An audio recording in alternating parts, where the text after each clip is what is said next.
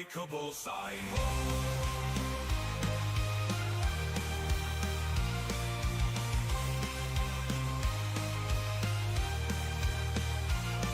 For Mordian and Satan, they raise he may be advanced. The Mordian spirit will never be chance. With faith in the Emperor, they fight as one, their bravery shone. Their bravery shining brighter than the sun. The night shining brighter than the sun.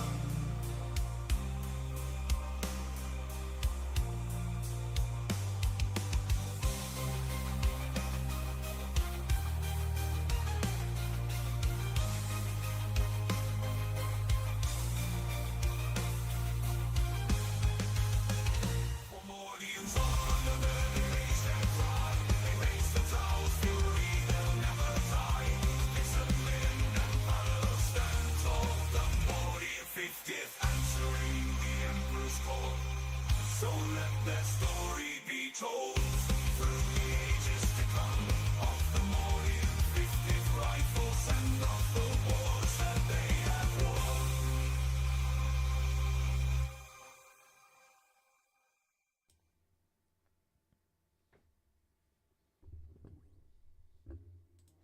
Hello again and welcome to another Mordian Glory live stream.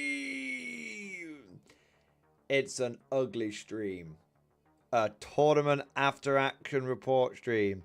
A stream hostile to narrative play as we know it.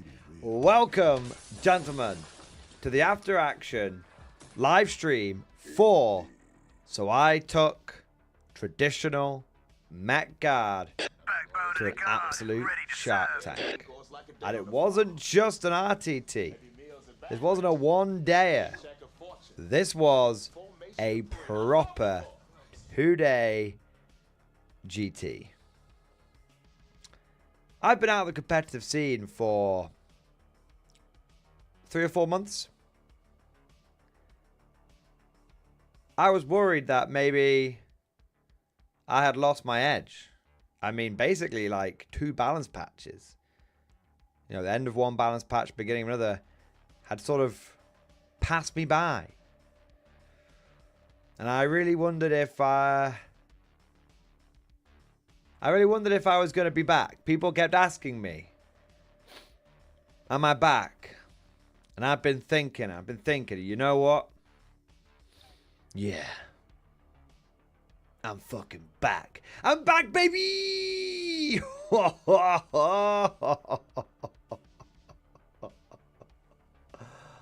Oh, man.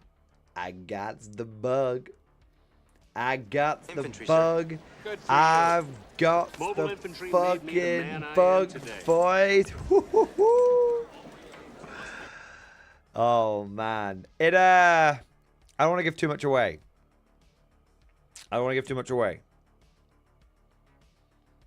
just going to say one thing. Bit of foreshadowing. Those of you that are in the Discord know how it went, but those of you that weren't in the Discord won't know. It went well. It went all right. So, for those of you that haven't seen one of these streams before, what can you expect?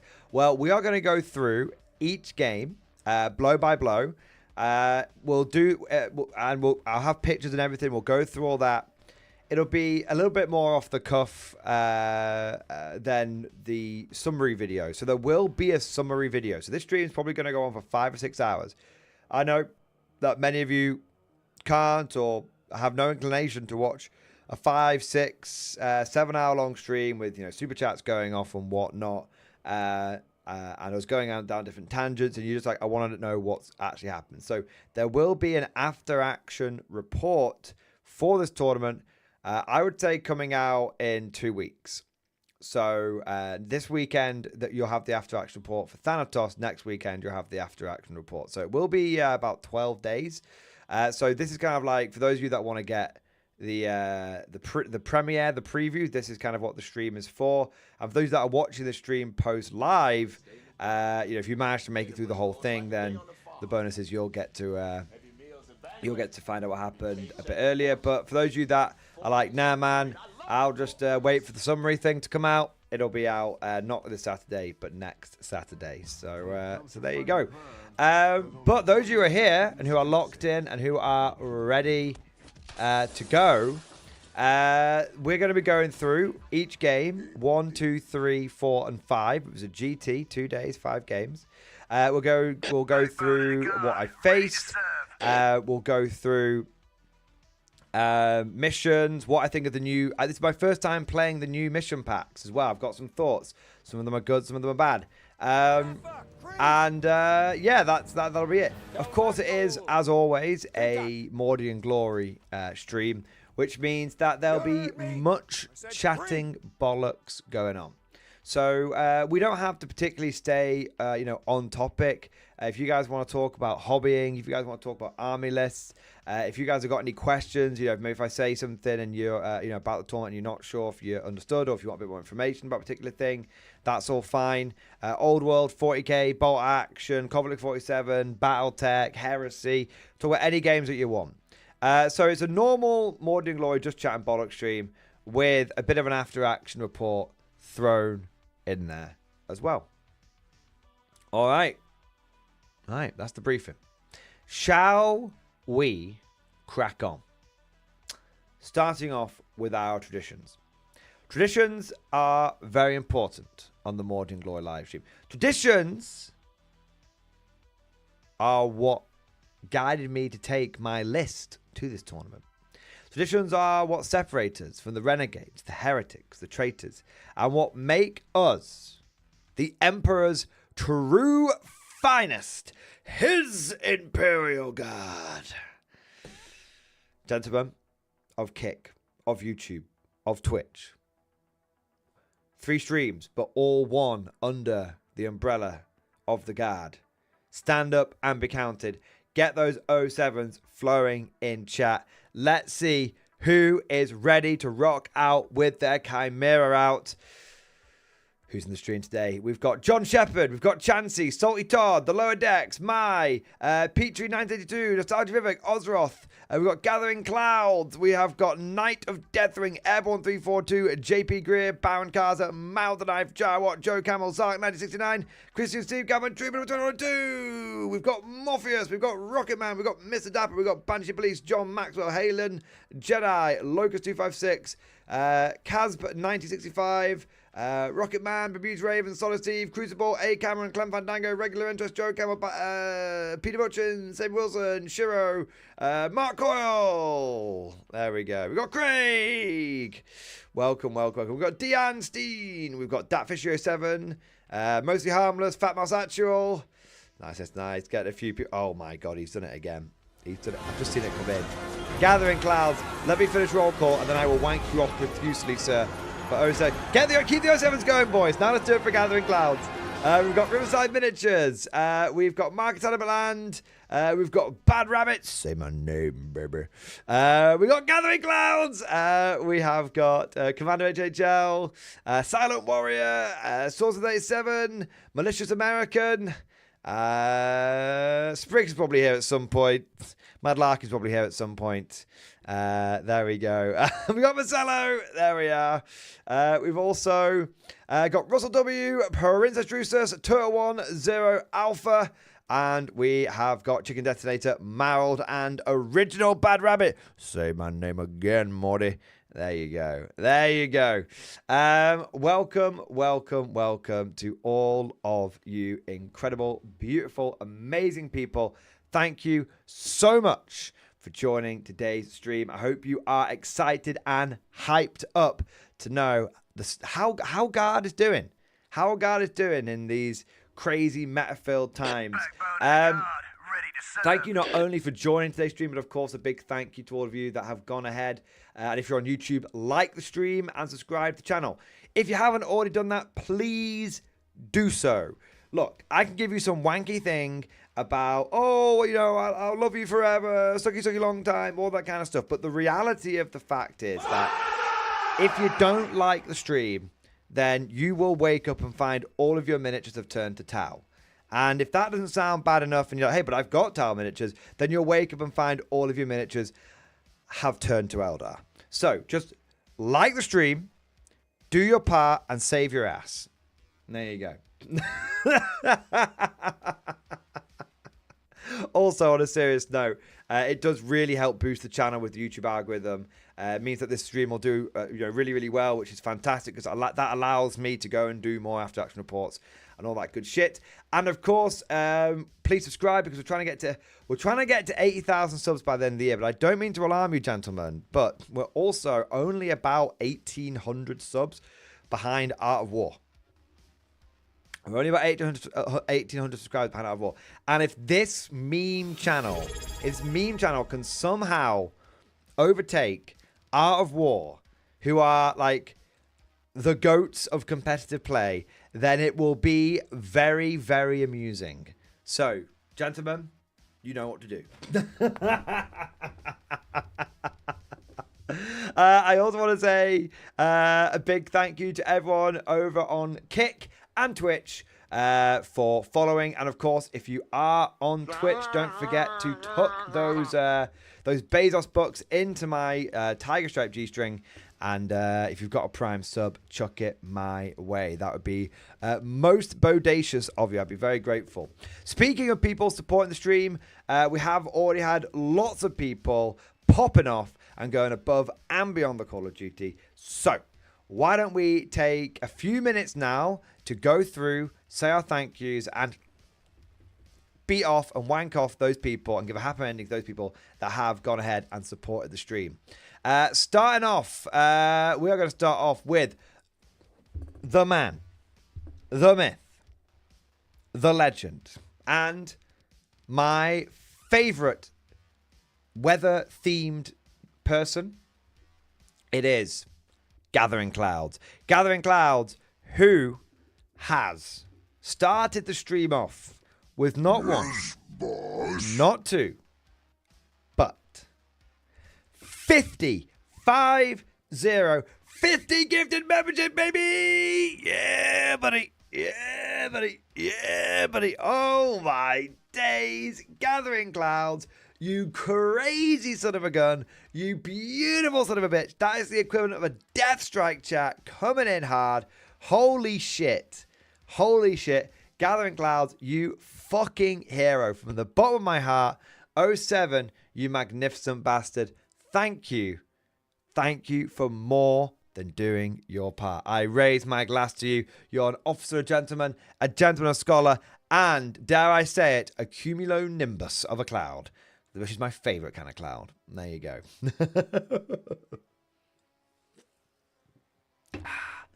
Gathering Clouds, thank you for your support. And whilst we're here, we might as well. Least we can do.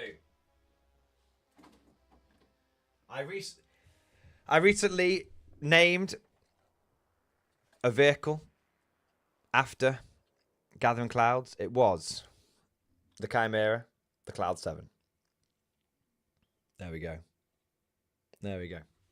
Which will probably be going to an after action report and some battle reports soon, Gathering Clouds. So keep posted, as it were. All right. Seriously though, mate. Thank you very much. It's very, very kind and very, very generous of you, and I really, really appreciate it. 07, you Glory for the first man to die! All right. I also want to say, I want to say a big thank you to 1 minute. I just want to check something. Hang on. 1 minute to talk with yourself for a second. That's okay. We're all good. I want to say a big thank you to the Lower Decks. Lower Decks, thank you so much for the 14-month... Princess Jesus, I love it. Lower Decks, thank you so much for the 14-month Flex, baby! X-Force, baby! The Dynasty Triumphs in stream discussion. Ooh, okay. Let's have a look. Let's have a look. Okay. Sir, while traveling to the greasy stripper pole the Legion has currently no doubt glued to, I've been able to tap into the Vox nets of the Dynasty and catch up on the news. I see that Bricks has become the most popular name for newborn girls in the sector, and the Dynasty is ignoring requests from both Exhibition and Mechanicus for answers after our recent escapades. But sir, I read about your triumphs. To enter your local RTT and beat the ever-living shit out of the innocent first-time tournament attending children? Bravo, sir, bravo. Truly the finest in Von Shithouse traditions. Here's the thing. It wasn't just one day of beating the shit out of children, Lower Decks. It was 2 days. It was a GT. So not only did I get to beat the shit out of the children, but I also beat the shit out of the pensioners as well. The TOs had never seen anything like it. They said it was seal clubbing on another level. I was doing 4 at once. I had hobnail boots and 2 hammers. There you go. There you go. Thank you very much for your support, the Lower Decks, and I appreciate the kind words as well, mate. Amazing. I want to say next a big thank you to Trooper number 202. Thank you for the super chat, man. 07, sir. Hobby update and stream discussion. All right, man. Let's take a look. Let's take a little look, shall we? So, here we go. 07, sir, and the community, I hope you're all doing well. Much hobbying was done over the weekend. I got to build a bunch of original 1990s and earlier Battletech models.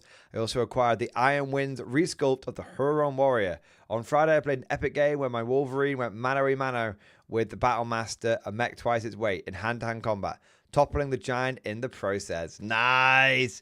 Receiving blow after blow from enemy firing fists, being crippled to non-combat effectiveness by the end, having lost almost all its arm and left arm, and having a crippled torso, he is awaiting in Valhalla. Witness him! Witness! Witness! Bloodbag! Witness! I love it, mate. Dude, that's so cool. That's so cool, man. Holy shit. Nice. Look at those classic battle mechs. Holy shit, man. Holy moly. Wow, look at all the damage. Fucking hell. That's amazing. That's actually amazing, man. Holy shit. Nice. So cool. So cool. I love it. I love it. Dude, thank you so much for your support, and thank you for letting me live my Battletech life through you. There you are. I want to say a big thank you next to Russell W. Thank you for the 500 bits over on Twitch. Yeah, Twitch gang rides up. Twitch Pinalisa rides up. Riot boys, riot. Get the toilet paper on fire. Start drinking the hooch. Russell W, thank you for the 500 bits and late. Indeed, I was late today, but I was almost very late. I almost didn't stream today because I'm very, very tired. I don't know if you guys can tell, but I'm looking a bit worse for wear. I didn't sleep or eat much over the weekend because I was just so fucking pumped. But so I am late technically, but I am early mentally. There you are. That makes me sound like I've got a child's mind. It's probably true. I also want to say a big thank you next to Marold. Marold, thank you for the gifted membership. Thank you for your customary gifted membership. Marold, as always, mate, I raise my glass to you. You're an officer, a gentleman, a scholar, a good sir, a kind sir, and dare I say it, a goddamn giga chad. There we go. Thank you, mate. We've got John Shepherd. John Shepherd, thank you for the giga chat. Work in progress stream discussion. I ate a wrap today from a shop. No use by date on it. Well, that was a bad move. It left me like an exit missile. Not the great decision. Oh no, John. I am very sympathetic to you. I had a bit of a dodgy kebab on the Saturday, and let me tell you, Sunday, not only was I fighting my battles, but I was also fighting my demons because I nearly shit myself twice at the tournament. I had to. So even Simon commented on it. Simon was like, "You're going for another shit," and I was like, "Mate, that kebab last night was dodgy." He was like, "Yeah, right, fair enough." So I feel it. I was feeling it, man. Still managed to finish both games with time left on the clock. That's my style, baby. That's my style. All right, what were we saying? Some hobby progress. Hobby progress. Let me find it, John. There it is. All right. Almost finished my Shrek team and Sniper team. Got a 3-man flamethrower team built and primed. And I saw this Conflict 47 tank and thought it looked cool. So, thought it looked cool. He's used fluoro paints and UV paints to Tesla weapons. Let's have a look. Hey, it's coming together, man. Loving the camo on the Panzer Shrek. That's cool as fuck. Nice. That Sniper team is badass. Hey, that is cool. Yeah, man. Yeah, conflict, baby. Forward, Conflict. you dogs, to victory! Oh, fucking love that. That's very, very cool. And this is the kind of shit that's going to make conflict pop off. I'm telling you. It's going to be big. I'm telling you, it's going to be big, boys. It's going to be big. It's going to be a proper scale, not a little squad-based game, proper sized, proper excuse to spend some money, get some big armies, sci-fi game. Not had one of these in a while. You know, not a proper one. Not one with a bit of rep behind it. It's going to be good. I want to say a big thank you to Peter Butchins. Thank you so much for the 19 months, man. X-Force, baby! Thank you for supporting the channel, man, for a year and a half. You fucking hero. Mordian Shark, do-do-do-do-do-do. Mordian Shark, do-do-do-do-do-do. Mordian Shark, do-do-do-do. Mechanized Shark, do-do-do-do-do. Mechanized Shark, do-do-do-do-do. Mechanized. I love it, Peter Butchers. Amazing. Thank you for support, bro. I want to say a big thank you to Souls with 87. Souls with 87, thank you very much for Super Chat, man. Finished up this unit today. Pictures in stream discussion. Here we go. Finished up my blood crushers for my July RTT. Nothing like just running Terminators over. Hey. Nice, man. I have been on the receiving end of some blood crushers, and they are nasty pasty. They are nasty pasty, yeah. So, I've got a healthy respect for these mothers. Healthy respect. I was able to beat a like 18 blood crusher army or whatever it is, but it was because I was using Scions, and it wasn't in Bridgehead. It was an Index, and I was able to beat them just because I had lethals against them, frankly, and it was pretty. Yeah, it was pretty good. Nice, but if I hadn't had Scions, I think I would have been cut. I think the guy had beaten another guard player before me like 20-0. So, yeah. All right. Nice. Nice one, Smith. You may be a heretical bastard, but you can paint. I'll give you that one. Take a 12 crush with the Red Master. That's a hell of a list. That is a hell of a list. I love it. I want to say, where are we up to? I want to say a big thank you to Nostalgia Vivek. Nostalgia Vivek, thank you for the super chat, man. Minor birthday drama and stream discussion. Okay. Let's have a look.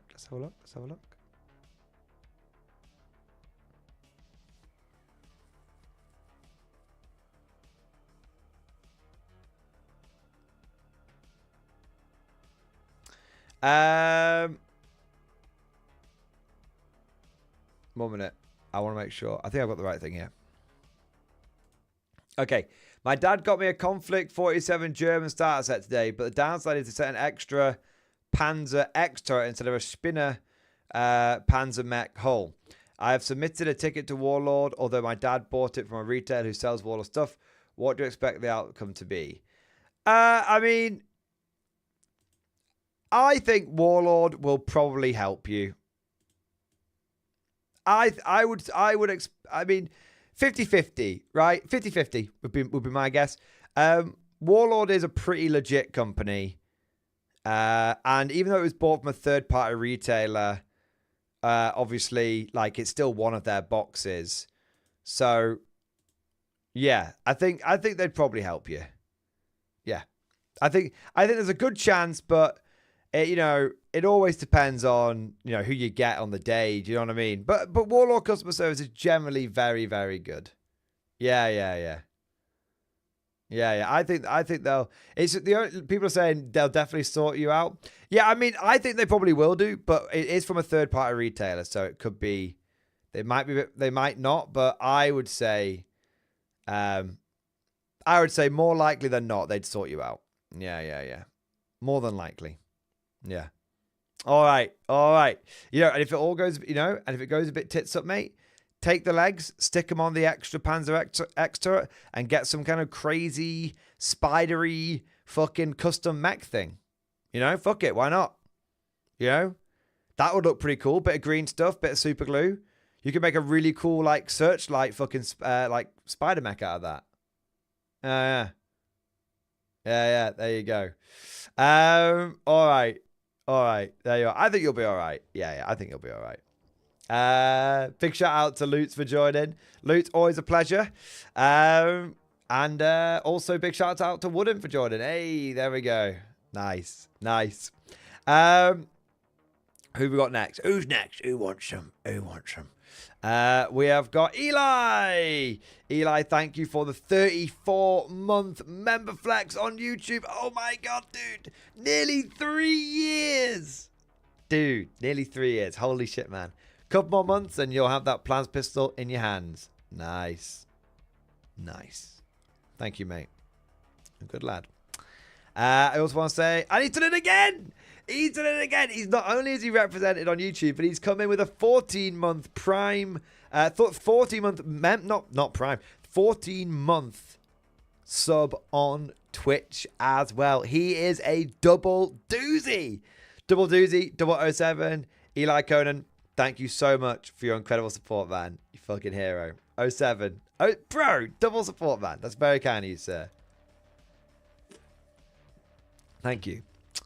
Okay, let me just check a couple of bits here. Boys.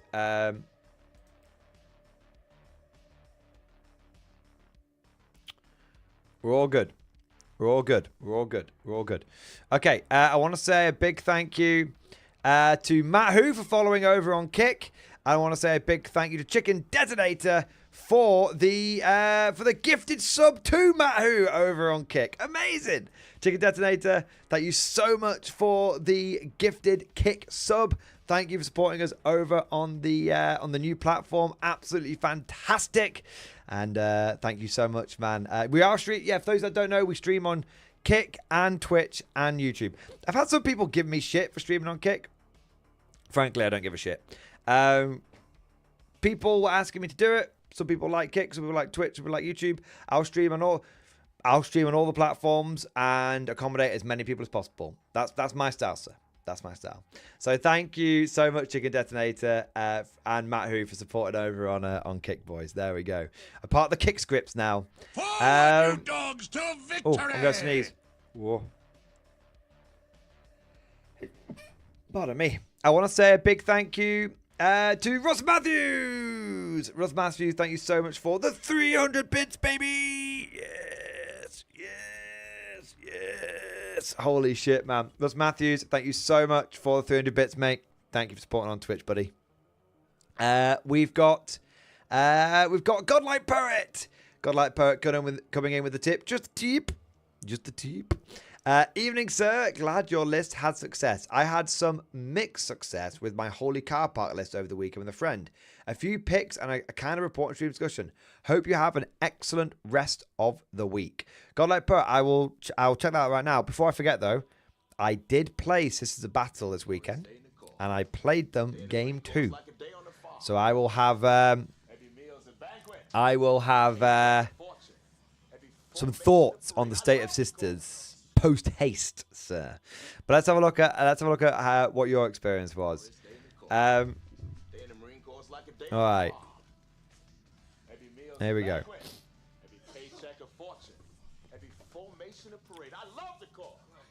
So I played some practice games with my Holiest Car Park list on Saturday. These are the first 2 missions of the RTT on Sunday. Found out some interesting things. Game 1 versus Starshatter Necrons, it fucked. Granted, a few of the rerolls were very lucky, but end of the game, I'd killed the Silent King, Void Dragon, 2 Doomsday Arcs, a Stalker, absolutely blown away turn 1 by a Cassie in the first shot of the game, and fended off a Wraith Brick successfully for 6 fight phases. And a few Incidental Scabs and Lockers got cooked as well. All he had left on the board was the Nightbringer and a Technomancer with 3 Wraiths. I still had all 3 Exorcists, 2 Cassies, and Val with 1 suit. Final score was 75-65. Big for me because my mate's a seasoned tournament player and I've never beaten him before. Hashtag Mech up. Hashtag Mech up. Game 2 against Gladius Marines was a complete collapse. The terrain meant I couldn't get any pressure on him, and everything I threw at him bounced, including Val. And in round 2, we both said, yeah, this game is absolutely over, because he sweeps down both flanks and picks up probably 1,500 points in one turn with his combined shooting and charges. All in all, an interesting day to get a sense that yes, this list has power, but also has severe limitations on certain boards and against certain opponents. Some pictures and then layout pictures. Top layout is game 1, Terraform and Sweeping Engagement. Bottom layout is game 2, Linchpin and Tipping Point. Any advice on board 2 in particular would be hugely appreciated, as it completely stumped me in making it work. Let's have a look. Okay. So, I have found Mechanized to be very good against Necrons. The reason why Mech is quite good against Necrons is outside of a couple of units, they actually struggle to kind of like kill a tank with like one of their units. They have to like they always have to throw 2 or 3 bits of anti-tank into one. And also it completely fucks the Wraiths. You took a Rhino into a Brick of Wraiths, that Brick of Wraiths is now fucked because they can't fall back and charge or anything like that. And you just keep tagging them and tagging them and tagging them. And it's a fucking Rhino, so you don't care. Yeah, so I find that that Mech is good at dealing with Wraiths, and it can be a little frustrating for the Necrons if they don't have enough anti-tank. So yeah, so it's interesting that your experience of the Holy Car Park was the same as my experience this weekend. You've got a bit more melee than me. This is a very expensive unit. This is like I think it's a 380 point unit. So when I was looking at building a Mechs list, I actually avoided Val. As crazy as it sounds, I avoided her because I don't think that is worth 380 points. You can get a lot for that. I wouldn't take that. We'll circle back around to it though. That's a cool picture. Nice. That's a cool picture as well. Infantry, sir. Good for you. So you were fine on game 1. It doesn't surprise me you were okay on game 1. You've got movement channels down here, movement channels down here, and because rhinos are relatively narrow, you've got movement channels round here. So realistically, you've got pathways of threatening all 3 objectives. None of the opponent can hold that objective from out of line of sight, but you can hold this one from out of line of sight, and you've got significant indirect fire. So even if you try to hold it from out of line of sight, you can concentrate and pound him. So yeah, that's that would go. That went well for you, and I'm not surprised it went well for you. That's good. Now this one is, yes, this one is somewhat gigafucked because you don't have a movement channel down here, and you don't have a direct movement channel through the center here. So what ends up happening is you have to basically do a double flanky sweep. So the problem that I would say that you've got here is I think your deployment is kind of fucked because you've got all of your armor here, but it can't draw line of sight to anything anytime soon.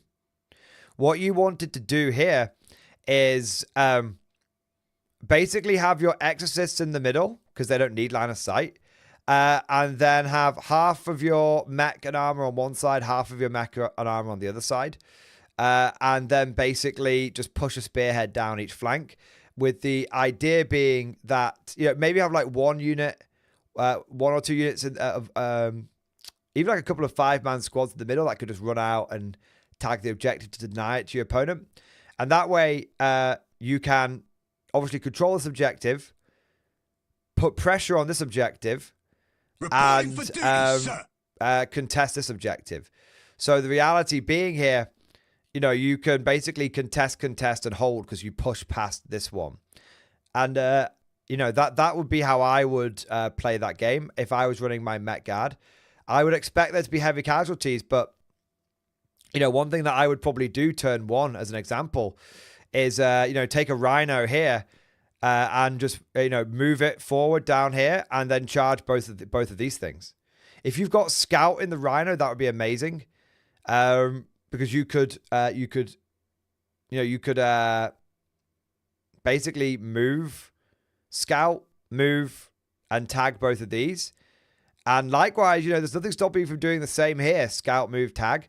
You could dump the infantry out first if you want to protect the asset. And then suddenly it's like, okay, well, these are tied up now. That would be very, very aggressive and wouldn't necessarily something you'd want to do straight away. But yeah, using rhinos to tag the fuck out of people is definitely a valid tactic. I did it in one of my games, and it was really, really powerful. The idea, that's how I would probably do it. So yeah, I would say you probably lost this on deployment. You've got no pressure. It doesn't feel like you've got enough pressure here. So I think you would want to have you'd want the Exorcist way further back here. You want Rhino. You probably want a couple of Rhinos stacked up here. A couple of Rhinos stacked up here. Castigator here. A couple of Castigators on this side. Push forward on 2 spearheads, and you'd probably be all right then. Yeah. I don't think this was a fault of the list, and I'm not trying to shit on you, but might as well give you the proper feedback, Godlike Poet, so you can, so you can win next time or do better next time. I think this was not necessarily a fault of the list. I think this might have been fucked up deployment, and it's very easy to lose a game in deployment. So don't be upset. Don't kick yourself. Just learn from it, and consider what you do. And try and do things different next time. All right. Good luck at the RTT, mate. All right. God, that kebab is still doing a fucking number on me. All right. We've got 1, 2, 3, 4, 5 more bits of support, and then we will be getting into the after action report.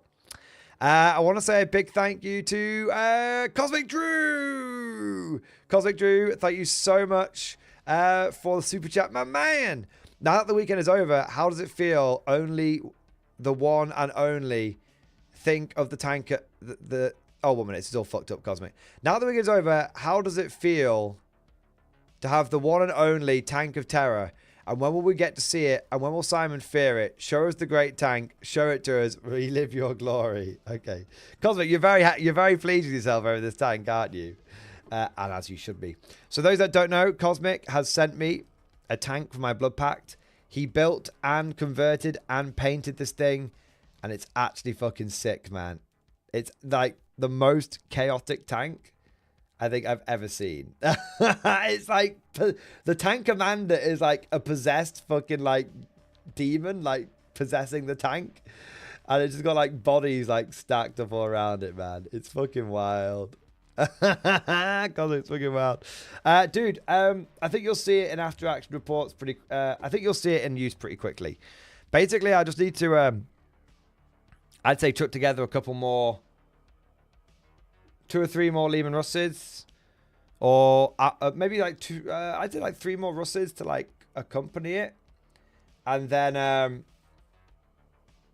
I've got enough infantry then to make up the diff, and then we can just sort of go. Yeah. So Cosmic, sooner rather than later, I would say. Sooner rather than later. Yeah, Simon will learn to fear the tank of terror. I told him about it. I told him, I described it to him, and he said it sounded pretty badass. So he'll get a look at it. He'll get a look at it soon enough. All right, I want to say a big thank you to Woodimp, man. Thank you for the super chat. Varak and I had a chat with Warlord, got the info on how the Rift Dice mechanic works. Also, we had the first playtest of our own game, Minis in stream discussion. Let's have a look. Let's have a look, mate.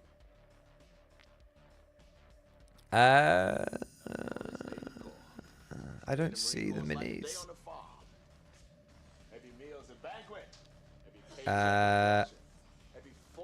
You sit on a bed of lies, Woodimp.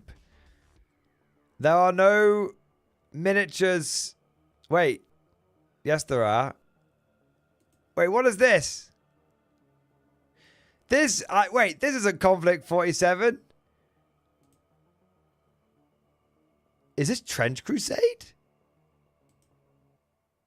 Oh no, or is it Pike and Shot or something?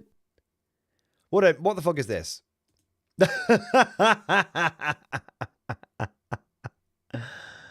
Oh my god. What the fuck is this?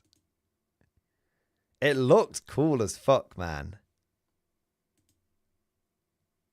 Wow, these trousers. Like, I'm getting like Trench Crusade kind of vibes, but then I don't know. I remember you showing me the Blood and Sands, a game Val and I are working on. Wait, are you guys making a game or playing a game? Your own game. Oh, how interesting. Sorry, when you said playtest of our own game, I thought you meant own game of Conflict 47.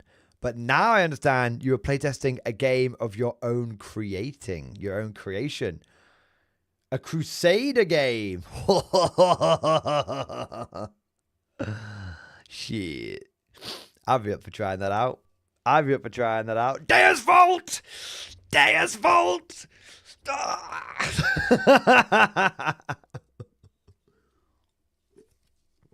Oh, fuck's sake. We got a sex. 1 minute, Woodham. We got a sex bot on kick. Be gone, sex bot. Be gone. There we go.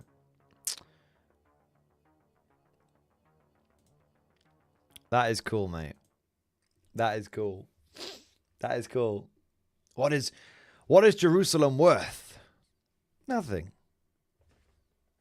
Everything. So good. An army that fights under the banner of Jesus Christ. Oh, hello. An army that fights under the banner of Jesus Christ cannot be beaten. To say otherwise is blasphemy. God wills it. God wills it. Blasphemy. I love it. We're on rule version 0.03 at the moment. When we get to 0.1, we'll send you the rules. Nice. Nice. That's cool, mate. Dude, I'm actually hyped for that, man. I love that kind of shit. I'm hyped as fuck. Yes, yes, yes. 1,000 times yes. All right. I want to say a big thank you next to the Whispering Monk. Our spiritual liege. The man is here to guide us through the tumultuous times, to keep our hearts pure and our ears clean. Whispering Monk, thank you for the super chat, man. Walnut Shrinking, Space Wolves release, happy Fenrica noises. The M Jod must flow. I'm guessing the M must be silent. The Jod must flow. Also, how long till Jetbike Elder Shenanigans? Not that long. Okay, so I have a giant care package from Willario. It's 5 of the big boxes. I'm going to be opening it tomorrow. And now I've been waiting on this package because I know he was sending me some like Eldar kill teams. So I wanted to see what if any Eldar stuff is amongst that, and then it'll be and then we'll be working on some cheeky Eldar. So there we go. There we go. So Whispering Monk, thank you for the support, man. And dude, good luck with the Space Wolves. And don't worry, Eldar, Jetbike. Now that I'm back on the 40k competitive train. Sorry, that wasn't a euphemism. There was an actual fly flying around. That wasn't a metaphor. Now that I'm back on the 40k competitive train, I've got my mojo back. I'm definitely feeling getting the Eldar on. There we go. This is the biggest one, Godlike Per. This is insane. This is the biggest. I couldn't think it could get any bigger, but it did. This is the one that was originally one box that was so large it had to be shipped over by boat because they wouldn't take it on a plane, and then customs wouldn't let it through because it was like too big. They were like, nah, like you can't, nah, not allowed. So it got sent back, and they had to break it down into 4 other boxes. Then he added another box on, and then he sent it back via airmail. Yeah, crazy. All right. That will allow you. He's a mad bastard, isn't he? Nick's Highlander. Thank you so much for the super chat, mate. Got a new pickup, a stream discussion. Just 29 more to go. I love that, mate. I love that. What I would do if you're looking at getting like the full 30 Kazakin, what I would do is actually just buy 3 boxes of Kazakin and then use this as a Castellan for the Kazakin squads. Because the idea of having like an ultra veteran sergeant being the equivalent of a Castellan for your Kazakin is badass as all fuck. Yeah. It's badass as all fuck, mate. So, dude, I love it. I've got one of those. I need to fucking get it built and painted at some point, mate. Amazing, man. Such a cool model. Such a fucking cool model. Fantastic. All right, we've got 2 more bits of support, and then we're going to get into this after-action report. Hey, it rhymes. I want to say a big thank you to Eli. Eli, he's done it again. So he's a member on YouTube. He's a sub on Twitch, and now he's a goddamn sub on Kick. You crazy, crazy bastard. Eli, 0007, thank you for all your support. Thank you for being an absolute giga Chad. Thank you for doing your part 3 times, sir. Thank you, mate. There we are. All right, I want to say a big thank you to YPYN Thundero. Thank you for the super chat, mate. Thank you for the giga chat. Reporting back in, Mordian. I'm sorry I let you down, but I lost every game at my first 2-day tournament. Feedback I got, I was too aggressive. Low power. Oh, no. Oh. You have my condolences, bro. Getting slammed 5 games in a row is hard. I've been there. And it's tough. But just know that every single one of those games was a learning experience. First RTT I went to, lost every game. First GT I went to, lost every game. I think I didn't win a competitive game until my 3rd tournament, in which I won 1. Yeah. And that was a GT as well. So I think I went 13 games. I went 12 games in a row competitively without a win before I got a win at 1. Yeah, 2 GTs and an RTT, I think it was. It might have been 3 GTs, actually. They always did 2-day events at the old Scythe and Teacup, which was the old place I used to play. So it was probably 14 games in a row before I got a win at a tournament. And maybe one of those was a 6-game event as well, so it might even have been 15. Point is, it happens to the best of us. Every loss is a lesson learned, and every loss teaches us hard lessons, which we use to get better. Yeah. So, dude, there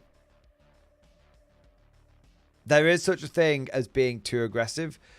You don't want to overexpose yourself. If you do that, 40k is a hyper-lethal game.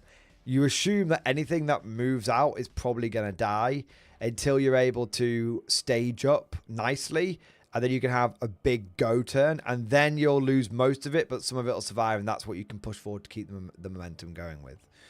Staging isn't just for melee armies, by the way. It's for everyone. So yeah, mate, don't worry about it. You'll get them sometime. Might not be next time, might be the time after, but you'll get them sometime. Thanks, mate. All right. The Blonde Demon, thank you for the member flex, baby. Thank you, the member flex. I would like to do some competitive RTT. Any advice? Yeah, okay, so first thing, so I've got some general advice for going to an RTT. The first thing you should do is go in there with no expectations of winning. Especially if you're going to enter the competitive circuit at this point in the edition, which is late in the edition. Most people that are going to tournaments, whether it's an RTT or a GT or whatever it might be, they're seasoned. They're going to know what they're doing. They would have been playing for a little while now. So don't go in there with any expectations of winning. Go in there with expectations of learning. Try your best to win, but take the opportunity to understand why you lost. Or if you do win, that's fucking incredible. But take any games that you lose, take the time to understand why you lost. Ask your opponent. Say, oh, mate, thank you for the game so much. You absolutely smashed it there. Do you think I could have done anything differently? Some people might be like, oh, no, mate, I don't know, But especially if you get the chance to play a properly competitive player who might beat your face in like 2 or 3 turns, A lot of them just want to share their experience. A lot of them do. Not every one of them, but a lot of them want to share their experience. So take your time. Don't worry about losing, but be like the mighty sponge. Absorbent. Absorb the information. Also be like the mighty slug. Avoid the salt. Try and get as much sleep as you can the night before. It's not uncommon to be very excited before your first tournament and get 0 sleep, but try your best. Take a list that you're familiar with. Very common mistake. People go to a tournament. They submit a list last minute, which they think will be awesome, but one they're not practiced with. Always better to take a list which you are practiced with than one that you think is awesome. You cooked it up on paper without playtesting it. When you're at a tournament, make sure you're wearing comfy shoes. If it's a club that's likely to get hot, make sure you're wearing shorts and a t-shirt. You just want to remove all possible environmental distractions. It's not rude to sit down whilst your opponent is doing stuff. Save your legs. Your legs will ache. Eat lunch when you're there. Make sure you drink. Nothing wrong with having... when you drink, I would recommend don't have too much sugar. Don't have too much sugar, but have a little bit of sugar.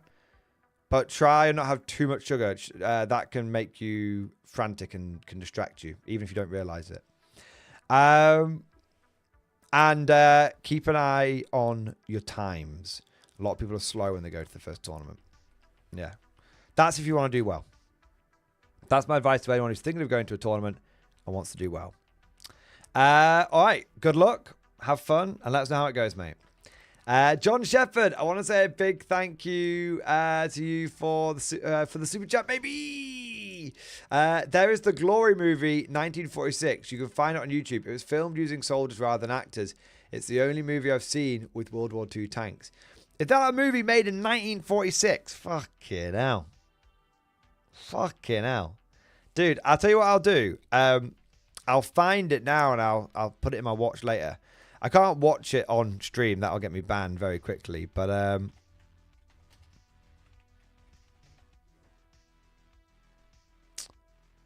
is it theirs? Theirs is the glory. Yeah. Theirs is the glory. Someone's used an upscale digital remaster of it, which is kind of interesting. All right, I'll put it on the watch later.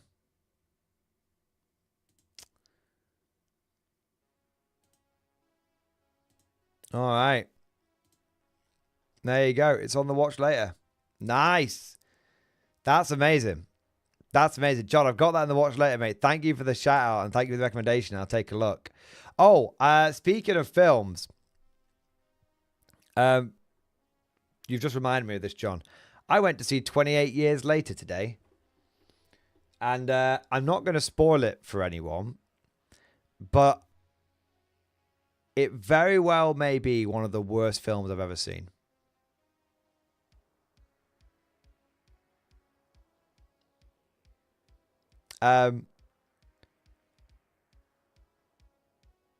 It's meant to be a zombie horror survival film. And me and my missus were having to stop ourselves from laughing throughout the entire thing. The best way I can sum it up, it is the Alien 4 of the 28 whatever series. If you go in there expecting a comedy film, the first 20 minutes is proper 28 days, 28 whatever later. The remaining time, if you go in there expecting essentially a comedy film, you won't be disappointed. Blonde Demon, it is significantly worse than 28 Weeks Later. Let me put it this way.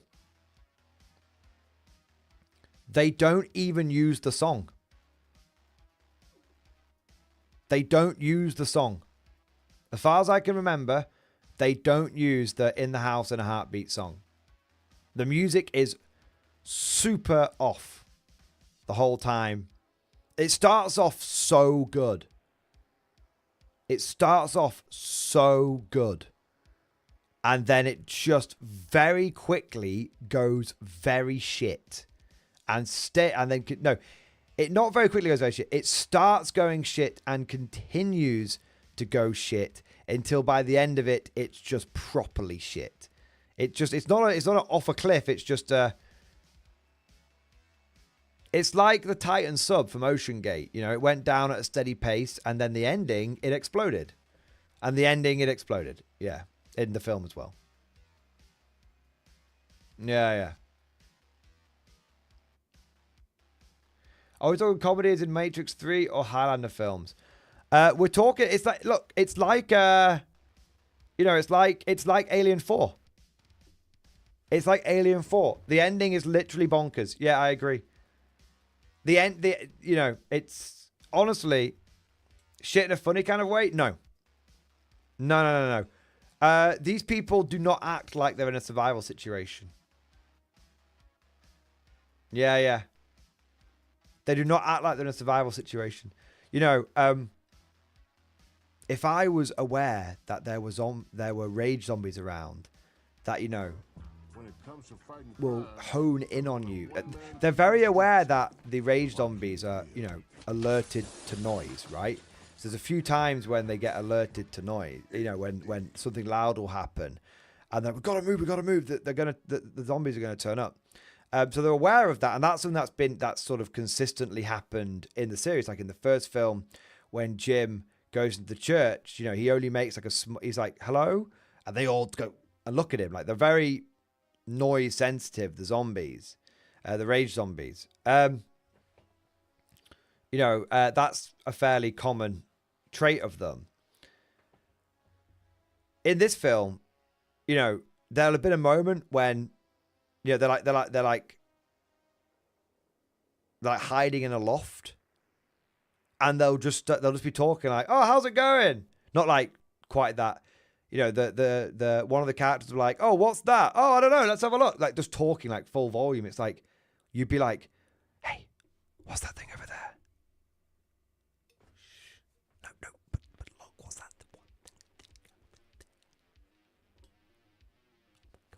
What the fuck is that? Yeah, exactly. But it's like, "Hey, what's that in the distance?" Oh, I don't know. No, like we should go and look at it. It's like, it's the middle of the night. Sound travels at night. What the fuck are you doing? Yeah. Yeah, I like... It's not even a trash movie. It's not even a trash movie to watch with your mates. I would never go and see it again. I would never go and see it again. I am disappointed I paid money to go and see it. Very bad. Like, the first 20 minutes, I would watch again. And then after that, I wouldn't watch it again. Yeah. It's very, very bad film. I would say it's worse than Aliens 4. And that's a bad film.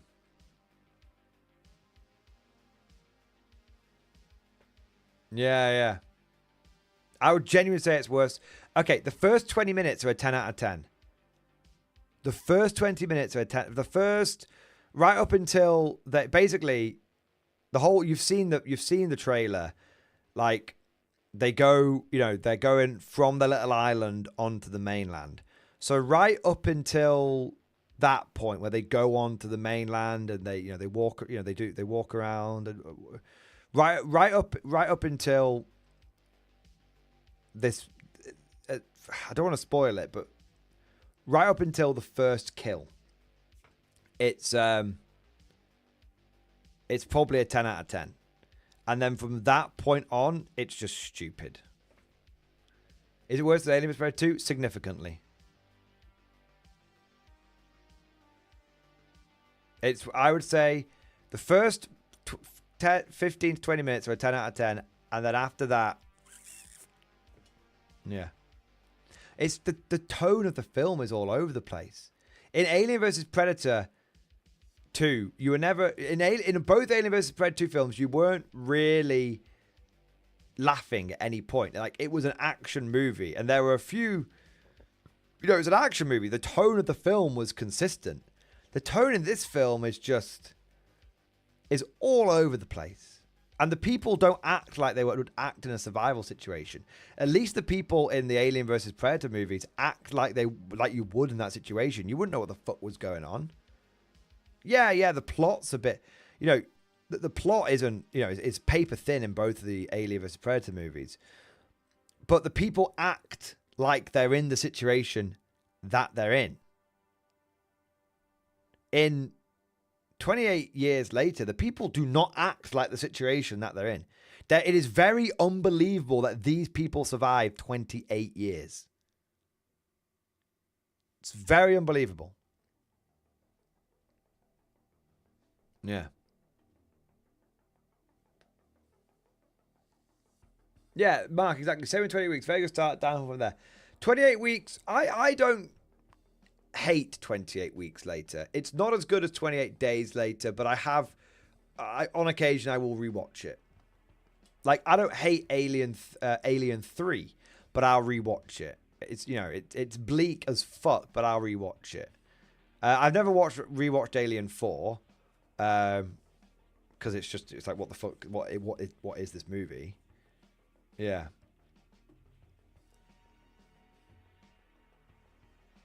Yeah. So I know we've got massively distracted, but like I said, I mean, you just can't help but laugh. I want to... Okay, I'm going to tell you why. Okay, I'm going to... Look, if you don't want to hear this, if you don't want to hear spoilers,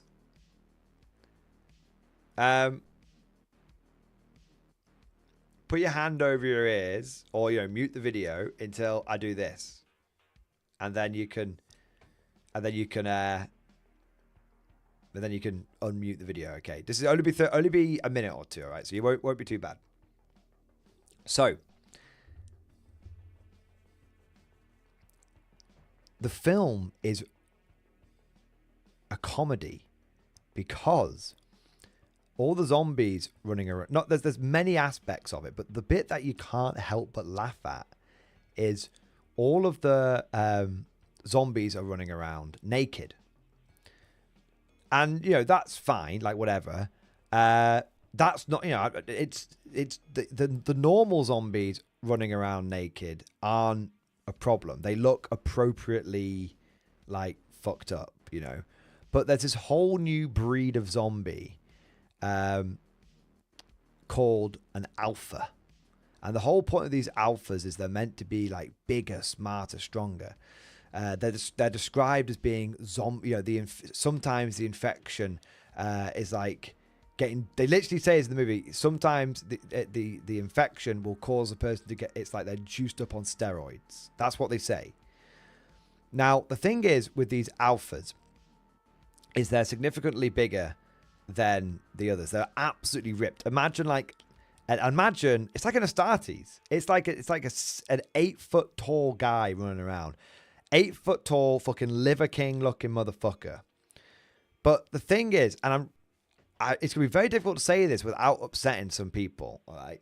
But he's got like dreadlock. The alphas have got like dreadlocks, matted hair. Like, no, the other zombies don't have this. They've got dreadlocks, matted hair, a significantly, I would say, darker skin tone, whether it's meant to be darker or meant to be like covered in like dry blood or something. And I kid you not, their dicks are this big, and it's the only men are the alphas. Okay, their dicks are this big. There's a meme going around that the film should be called 28 Inches Later. They're like this long and they're like this thick. They're like past their fucking knees. And whenever they're running, like the dicks are like slapping up and down. like slapping, like slap, like you can hear them like slapping around. Okay, and so you've got what's meant to be this like really tense chase scene where the alpha's like chasing after them, and there's this giant alpha with this giant fucking dick like flopping around chasing after them. And it's just ridiculous. You're just laughing. You're just like, what the fuck is going on? Like me and Mrs. Mordian were pissing ourselves with laughter.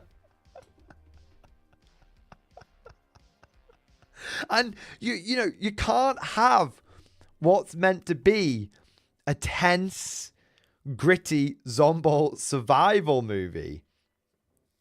You can't watch what's meant to be a gritty, tense zombie survival movie when you've got some absolute mega zombie, some absolute Liver King Astarte zombie running after the characters with this dong that is so comically large.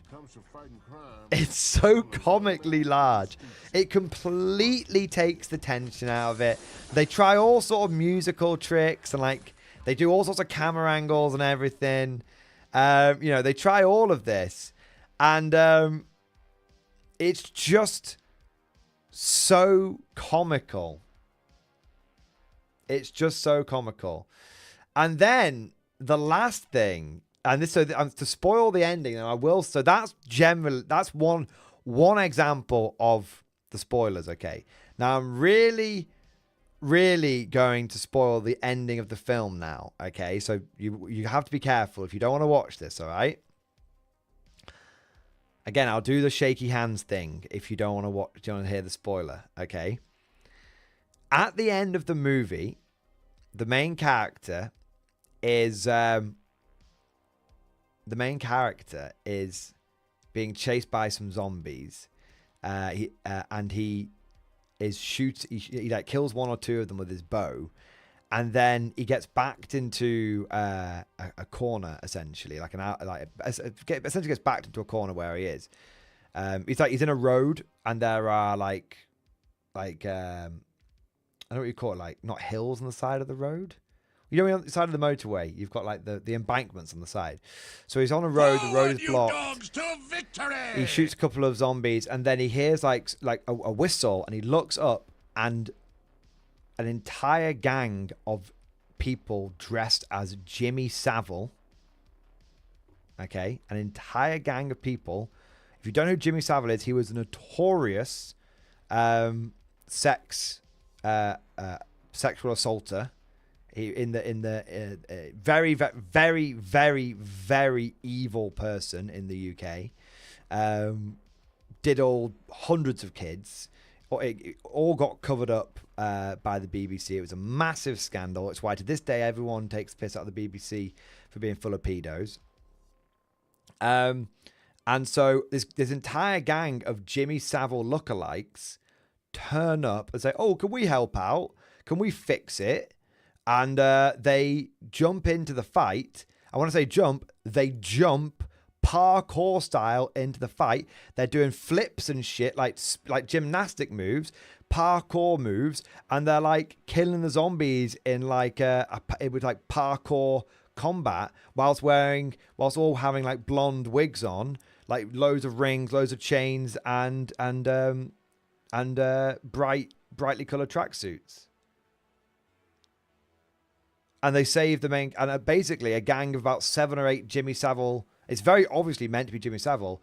7 or 8 Jimmy Savile lookalikes turn up and save the main character, and that's the end of the movie. That's how they end the movie. A wild gang of Jimmy Saviles turn up, do some parkour moves, and save the main character.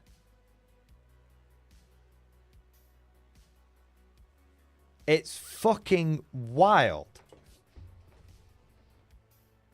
No, they weren't chavs. They were very, very obviously Jimmy Savile. Like, you can't say, "Oh, we didn't know." It was very, very obvious what they were doing.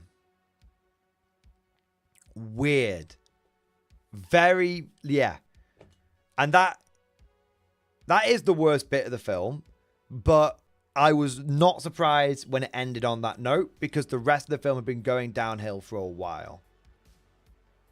Yeah. Anyway, that's it. No, spoilers over. Spoilers over. Spoilers over. There you go. Spoilers over. Yeah. Honestly, don't try not to give too much away in text chat, of course, but unreal.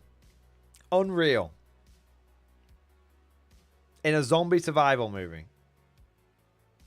Anyway, we have got 1, 2, 3, 4, 5 super chats, and then we're done. I want to say a big thank you to Cosmic Drew. It's Big Dick Randy. Yeah, exactly. I love it, Cosmic Drew. Yeah, exactly. I want to say a big thank you to X. Is my bonehead implant broken, or did you miss me? X, my boy. Thank you for the super chat, man. Of course we missed you. I mean, your bonehead implant might have been broken. I don't fucking know, but we still missed you. There we go. I want to say a big thank you to Clem Fandango and Squidfist. Thank you to both of you guys. Clem Fandango, Lord Solar Work in Progress Stream Discussion, and Squidfist 07 Sir Message and Stream Discussion. Well, why don't we head over to Stream Discussion, take a look at both those things. All right. First, we've got Clem Fandango. Let's have a look here. Work in progress of my Lord Solar. Big shout out to my step for his retirement from the Armed Infantry Battalion for 35 years. I presume stepdad. Big shout out. Well done. That's 35 years in the military. That is pretty fucking hardcore. Pretty hardcore to say the least. Well, he's definitely earned his retirement, man. He's definitely earned his retirement. Did I miss your other Super Chat X? Oh, I did. I'll come back around to it in a moment. I missed two. I missed two. I missed Lucas, X, and Chicken Death. I missed 3. Okay, so I'll come back to them in 1 second. Dude, he looks amazing. Holy shit, man. Holy shit. I love that sword, bro. Fucking hell. And I like the fact you took the sun off his helmet and gave him a... it's not a ponytail, but you know what I mean. Gave him a proper looking hat. Nice. Dude, the little scratches on the armor. That's sick. That's sick. So cool. So cool. Chansey, I just looked at the ending scene. I have no words. Chansey, I know. I know. It's so bad.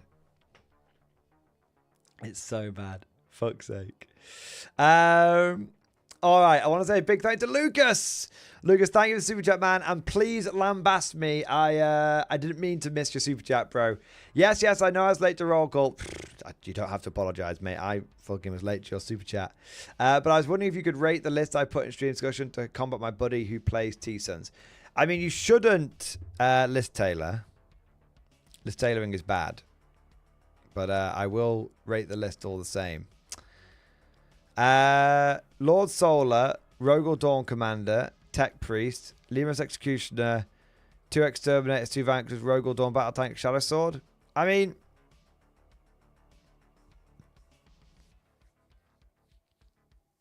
it's just a tank spam list.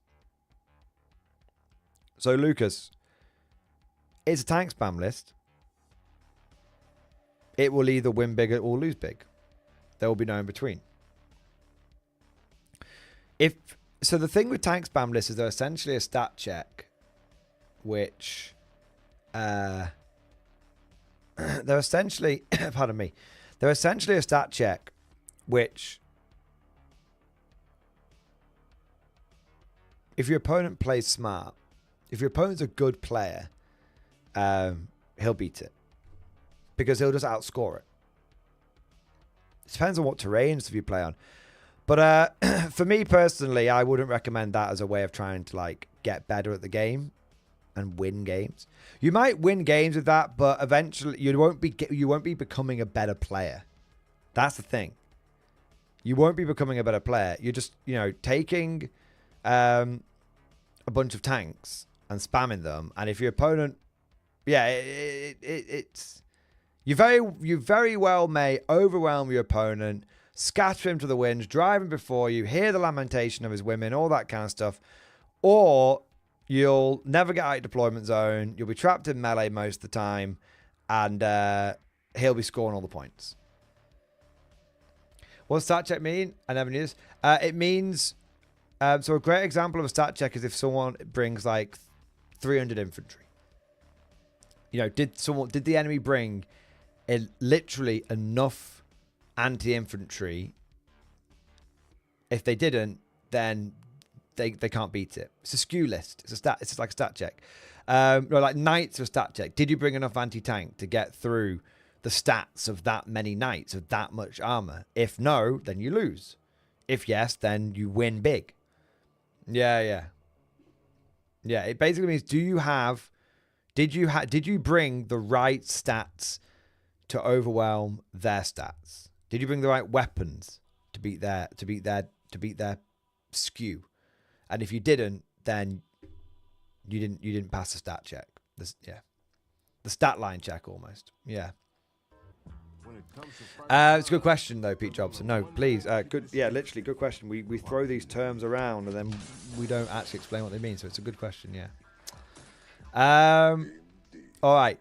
Next, I want to say a big thank you to X, my boy, X Lambast me, but also thank you for making me realize that I'd missed those super chats, mate.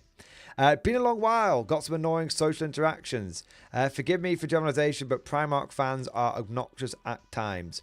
Lord Solar Proxy in Discord. Let's have a look. Let's have a look, mate. I mean, I'm not a fan of Primarchs because, it's... Okay, that's not true. I'm not a fan of some Primarchs because I feel like they are either overly mustache twirling villains or they are overly good guys. I think the best Primarchs are the ones that have got like a character arc to them, essentially. And I think Primarchs, I find Primarchs on the tabletop, I don't find them particularly epic. But that's probably because they're slightly overdone. Like, Angron, another day, another dollar. You know, if I see an Angron in a World Eaters list, if I see Mags of Thousands list, it's not epic. It's just, I actually am more impressed when someone doesn't bring them. Yeah. There you go.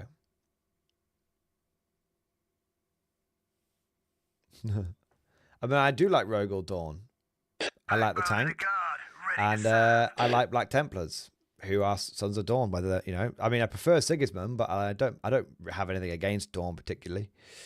X Lord Solar Proxy finish finally. The idea is that Miss Flaming Sword represents the melee profile, Mr. Intelligence Service the command point gain, and Mr. Captain the orders.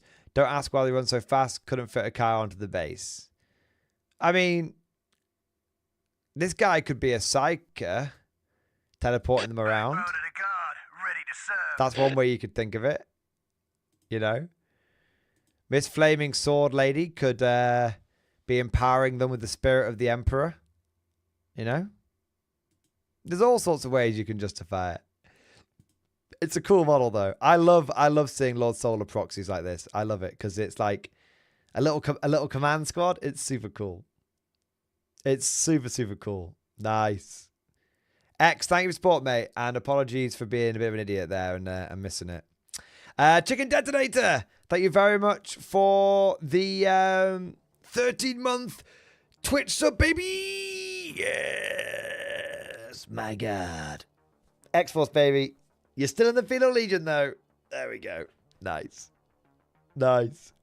Thank you, bro. Where are we up to? Nick Hatfield. Thank you very much for Super Chat, man. Tell Recon Attachment to stop catcalling me. It's after my combined arms cheeks, also for the Emperor. I won't, Nick. I won't. Recon, embrace the Recon. See, what you want to do is try out Recon, because what will happen is you'll love it and you'll discover a whole new way of playing, and it'll be fresh and interesting and exciting. You know, Recon, it's like having a side hoe. And then, if you hate it, then you can go back to Combined Arms with a new love and appreciation. So either way, it's a win-win. It's a win-win. Recon Attachment is coming for your booty, Nick. And you can do it the easy way, or you can do it the hard way. The choice is yours. But Recon Detachment always gets its booty. It's a booty warrior! Ed Bailey, thank you for the super chat, man. Buy Sharp's command or Tim will slap you silly and steal your 40k army. Or steal it and then sell it if it's Tau or Elf related. I mean, I'd add it to my Tau collection, in all honesty. Ed Bailey, thank you so much for the support, man. And don't forget, guys, we do have a whole bunch of sponsors for the channel. Check out the affiliate links down in the description below. And buy yourself some models, support the channel, and have a great day. There we go. Cosmic Dream, thank you for super chat, man. Add some milliput dongs to models. Do it. If I was to do that, I would run Custodes, and I'd run the old school naked Custodes. And then they'd all run around with the dongs out. I'm pretty certain there are some 3D printed models for that. So there you are. I want to say a big thank you to Trenchrat. Thank you for the 3 months, mate. Played my third games weekend. Result in Discord. Let's have a look, mate. Let's have a look. New to 40k, as mentioned to you last week. I spent some time in the infantry and it gave me an idea. I went to my local source weekend with a simple plan. Understand I barely understand this game, but I think real world tactics might really have their place with the guard. I agree. I just turned the board into an L-shaped ambush, arty and big guns in the corner, with quick response forces on the flanks. It tabled a Harlequin heavy list halfway through round 3. I lost about a dozen guardsmen, and that was it. Trenchrat, real life tactics have some transferable skills to 40k. That is true. There are bits that don't make sense, like a single man being able to stop a tank from driving through a small gap when the tank would just run him over, and that kind of stuff. But there is some. It's having a grasp of tactics allows you from one situation will allow you to grasp tactics from another situation, as long as you're open-minded about learning new tactics. I have seen many military people enjoy 40k, but I've also seen military people not enjoy 40k. And the reason they don't enjoy it is because they try and apply their real-world tactics unwaveringly, rigidly to the game, and then get bent out of shape. Well, that wouldn't happen, would it? It's like, yes, but you have to understand you're playing a game. So, yeah, it does work, but it's more transferable skills than a direct translation. Yeah. Squidfist, MG, you blue balling me? I am the new Larkin. Maybe. Let me have a look.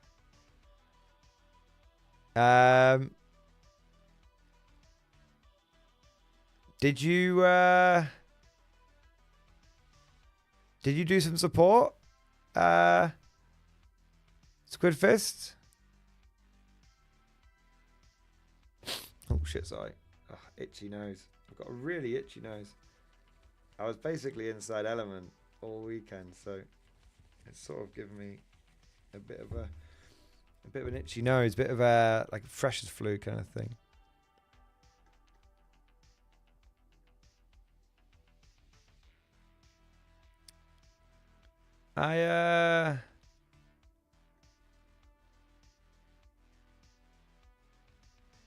Squiffers, I don't see a super chat or anything coming in from you. You did? How did you do it?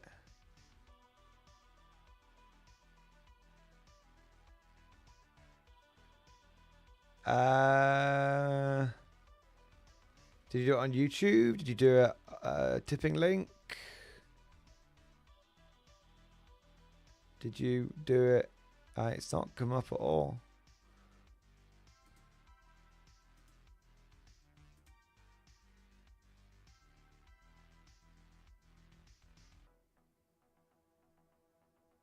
Oh, yeah, you did. 1 minute. 1 minute. Yeah, you did. Sorry, I've missed. That's the third time I've missed them tonight. My eyes are knackered, boys. No, it did. It's on my. It's me. My eyes are absolutely knackered. I'm very tired. I'm very, very tired. If you do some support and it seems like I missed you, just literally spam in chat. It's me. I'm a bit tired. I keep missing things. Please give me shit, but also forgive me. All right. Squidfist, thank you for the super chat, mate.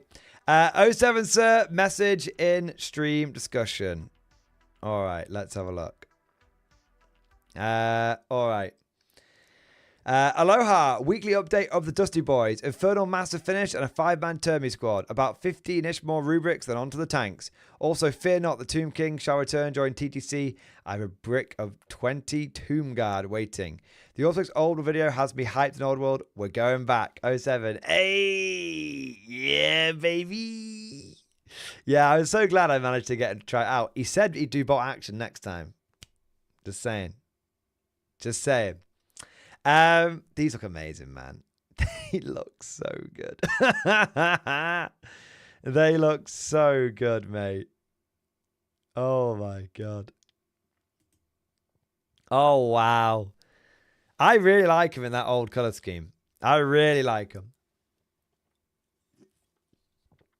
I really like him. Simon had the great displeasure of facing Tomb Kings this weekend, and yeah, he fears the Scarber cult now. He has a primordial fear of the Scarber cult. Squidfist, beautiful models as always. I think New Thousands are very good. I think you'll enjoy them. Nice. Mark Taliban, you did. Big shout out to Mark Taliban for the Baneblade super comment on the old video. Mark, I haven't had a chance to reply to it and say thank you, but I will do, and I'll do it here now as well. Big shout out to Mark Taliban. Deastal, thank you for the incredible support on the video, man. I wasn't expecting it at all. That was a very, very, very pleasant surprise, bro. Holy shit. Thank you, man. Thank you. Wowzers, trousers. All right. Lucas, I think I did your bit before. Let me have, Lucas, I did. But I think I missed it and did it recently. If you go back, yeah, I did. Lucas, I missed it, and then X pointed out that I'd missed yours and his. So, Lucas, if you go back about 20 minutes, you'll find me talking about it. There you go. Sorry, mate. All right. I want to say a big thank you to Bermuda Raven. Bermuda Raven, thank you for the 36-month member flex. Triple X-Force Plasma Pistol, baby. There we go. There we go. 3 years. Any chance of a quick list review? Always, mate. So I went to GT this weekend, didn't do great. Not terrible, but not as what I was hoping to. My main struggle was early game primary. I was able to prevent my opponents from scoring it as well, but over the course of the game, I slowly got choked out the mid-board. The meta was very fast melee-orientated, Emperor's Children, Blood Angels, World Eaters, and I was running a similar list to this, but it had a Hellhound that consistently underperformed and a Chimera Rogan that were okay but not standout. The idea is to drop those 2 units from the third Catachan Chimera and 2 squads of Rattlings to infiltrate and help slow down some of the fast-moving melee to give myself a turn to set up a stage. The rest of this is pretty happy with as it fits my playstyle, but well, always open to the options. Terrain standard is GW layouts in my head, so I found I prefer combined arms to Hammer the Emperor. The list has 2 infiltrate units and 4 to 6 scouting units, 2 to 3 scout chimeras, 2 to 3 scout rocks. Scout Sentinels, depending on what puts in reserves. I typically put a Chimera Scout Sentinel in reserve. However, you put in too much in reserve, I can tell you straight away. It's too much. However, depending on terrain deployment zones, if I need it, I can fit 1 Dawn, 1 TC, 1 external, 1 Scout Sentinel reserve exactly 500 points. That's way too much. That's why you get... Dude, that's why you're getting shut out. You're getting shut out because you don't have enough on the board to be fighting for the mid-board. And by the time it comes in, it's too late. If you go second... Your opponent has basically shut you out, has had 2 turns to shut you out the board, and then you've missed out on that two turns of being able to bring them in a meaningful way. Yeah, you're putting way too much in reserve. I don't even need to read I'm going to read the list, but you're putting way too much in reserve. Do you know what I put in reserve? 1 Commissar. That's it. Once I get the hang of it, I should have a decent say in where it can come in turn 2 to lay down firepower. Might help with the parking lot issues and getting caged. honestly, it you might just need to be more aggressive. If you're getting locked down like that all the time, if you're getting locked down, well, it sounds crazy, but you might find the Chimera is a better option, and you truly might find a slapping double heavy flamer on 5-6 Chimeras, and taking like 2 or 3 hellhounds, and having like heavy flamers or multi melters on your tanks might be the way to go. If you're finding yourself getting pressured, just build a list that's like, okay, well, if I need to stay in combat, I'm okay with staying in combat. Also, just start embracing the fact that you can like hop out and grenade someone, then tank shock someone, or do like a shitload of mortal wounds in one go. Yeah. Your list is Dawn Commander, Dawn Commander, Dawn Commander. I think that's going to be a problem. Yeah, you're far too spec'd into Dawns. Tepbrooks Engines here. 10 Cadians, triple Catachans, triple Chimera, Leom's Exterminator, 5 Ratlings, 5 Ratlings, Scout Sentinels, Scout Sentinels, Scout Sentinels. Yeah, so I think your big problem is you're getting shut out of mid-board because you just don't have anything for mid-board. Rogue Dawn Commanders don't like being in the mid-board. Why? They're not drawable enough. They don't have a blank. Rogue Dawns, great for going into the mid-board. Rogue Dawn Commanders, die like piss. I'll tell you, I'll come back around to this, but I was chatting to a mate of mine at the tournament, a lad called Kieran. He's a fan of the channel, and you know, we've had a few games against each other, and you know, I've learned some things off him, he's learned some things off me. But we both were at this tournament, and we didn't have a single Rogue Dawn. And there was a third guard guy there who had a Rogue Dawn, and he just got his shit pushed in every game. And Kieran played into him, and Kieran had double Vanquisher. I think double Vanquisher against this guy, double Vanquisher, double battle tank. He was in combined arms, and he had a Hellhound. He had Fields of Fire. So he was boosting those battle tanks up quite significantly. But this guy was running Rogue Dawns and Rogue Dawn tank commanders, and Kieran just went Vanquisher, Vanquisher. You're dead. Next turn, Vanquisher, Vanquisher. He killed both Rogue Dawns in 2 turns because you've got, it's not just the main gun, it's the las cannon. It's the he was running multi-melt response, and he was just getting him in there. Hunter killers. Yeah, Rogue Dawn tank commanders aren't job enough, so they can't Barney in the middle. So you've only got 3 units of infantry and chimeras. I'm telling you right now, if I had 3 units of infantry and chimeras this weekend, I would have lost every game. No doubt. We are going in with first wave. Your problem is you haven't got any damage dealing in the list because the exterminators spend no damage dealing. You've got inefficient damage dealing in the list because the exterminators need to set the Rogue Dawns up, but then that's 360 points of basically just setting up. The Rogue Dawns are too expensive for the damage dealing that they put out. You've got you can't lean into OC. So you've not got more damage dealing than enemy armies. You've not got more OC than enemy armies. And you've not got more maneuverability than enemy armies. So your list it's not doing anything. And I know it sounds like I'm being really hard, bemused Raven. It is because I'm a little bit in that meta mode at the moment. So please forgive me. Don't think I'm being a dick. Don't think I'm saying you shit around. I'm not. I'm being somewhat ruthless in pointing out why I think you struggled. And I don't think it's because of your ability. Look at it this way. I'm not saying you're a shit player. I'm not saying that you've got a good list, and if you did badly, then it's probably because it was you. I'm saying that you were probably not the reason you struggled. The list is the reason you struggled. I think you're slightly overspected. I think you're too overspected into Dawns because you've got not only the Dawns, but then you've got the exterminators to support them. You've not got enough mechanized infantry, so you've not got enough OC, and you've not got any pseudo indirect fire or indirect fire, and you've not really got anything that's cheap enough to stick in reserve, and you've got too many scout sentinels. You need 1 scout sentinel, that's it. Like, if I was to rewrite this, I'd tone it down on the Dawns, tone it up on the mechanized infantry, go down to 1 scout sentinel, and I'd probably try and aim for 5 mechanized infantry units, 5 tanks, 1 scout sentinel, 1 commissar in reserve, when I say 5 tanks, you're a mixture of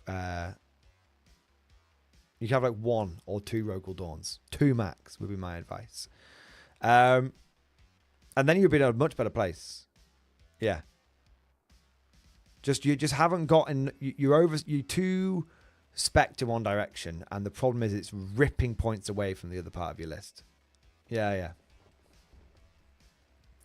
I'm probably Bermuda Raven. I am somewhat exaggerating the Exterminator, of course. I am somewhat exaggerating it. I am, but the point is that it does okay damage. And the thing is, you very well may have done decent damage. Don't get me wrong, but that's why I changed what I said. I said it's not you don't do no damage; it's that your damage is inefficient. You know, if you have to put an Exterminator and then a Rogal Dawn into something, that is like 500 points, roughly 400 points, something like that. 450 points, we'll say, to achieve one target. Well, 450 points gets you 3 Vanquishers. And there's a chance that one of those Vanquishers just goes pop and just deals with that on its own, especially if it's a vehicle. So yeah, I don't think you've got bad damage. I think you've got inefficient damage. That's the way I would describe it. But regardless, the damage may be fine. The damage may be fine. The main thing I think is you don't have you don't have mid-board competition. Whispering Monk, 1 Scout Sentinel is enough. Yeah. 2 is until we get some points breaks. I'd say 1 is enough. 2 is indulgent. Yeah, in my opinion, but that's just me. All right, I want to say a big thank you to Chansey. Chansey, thank you very much for the super chat, mate. So have you seen the new War Games Atlantic stuff? I have not. Let's take a quick look. And I really do need to get this after action report because I have been somewhat distracted. But it'll be relatively easy to go through. Oh, Sharp's rifles. Yes. Yes, I didn't see it fully, but I saw someone talking about it in stream discussion. What have we got? 5th of Foot. We got Minutemen and we got Sharp. Is it $24.95 for just 2? It's a bit of a piss take, isn't it? I suppose it must be a licensing thing. Because they've had to pay. It's not generic. It's Sharp. So it'll be very expensive. It's only 2 miniatures. It is a bit of a piss take for that price. But it'll be partially they know they can get away with charging it, and partially because they would have had to pay for the license. Yeah, that's fair enough. That's cool though. It's a jolly jump up. Yeah. Yeah, let's have a look. Now this is more like it. This is more like it. Holy moly. Yeah, let's get some of this going on. Nice. Yeah, nice. They're cool as fuck. Very easy, yeah. You could do some good they make good guardsmen, to be fair. Someone rocked up with a bunch of those. I would have no issue with it. They're a bunch of guardsmen as far as I'm concerned. And then we've got the Minutemen, the militia. Yeah, they're cool. You could definitely get away with like having that. If you were playing Heresy, they could be your proper militia, and these would be like your levies. Yeah, that's cool as fuck, Jancy. Nice. Don't forget, we have a War Games Atlantic affiliate link. Please consider using it if you're interested in those models. Shameless shilling over. Okay. And last but not least, I want to say a massive, massive thank you to Chaos. Chaos, thank you so much for the 20 gifted membership, baby. Yeah, buddy. Yeah, buddy. Yeah, buddy. Yeah, buddy. Woo! We are going in with the first wave. Means more bugs for us to kill. You smash the entire area, get the more than 2 legs you get me. We get you, sir. Oh. Nice. Chaos is killers. That's the name of your Starship Troopers regiment. Nice. Holy shit, man. Thank you so much for the whole platoon. The extra platoon of guardsmen. Thank you for doing your part. Thank you for keeping us freshly stocked with new conscripts. All right. All right, you beautiful, beautiful, crazy sons of bitches. Is it time? Is it time? I think it's time. I think it's time. I don't think if I've missed anyone's super chats, please let me know in regular chat because I've been very tired today, so I am definitely missing a little bit here and there. But without further ado, I think it's time to get our after action report on. So I am going to get a fresh drink and then we'll start. So I'll leave you with this picture. I'll be 60 seconds, run down, grab a drink, run back up. All right. But we're here now, gentlemen.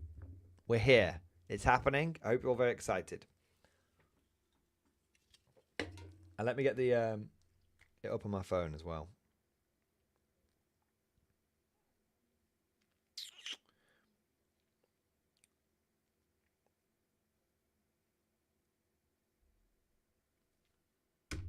Cool. Back in a moment.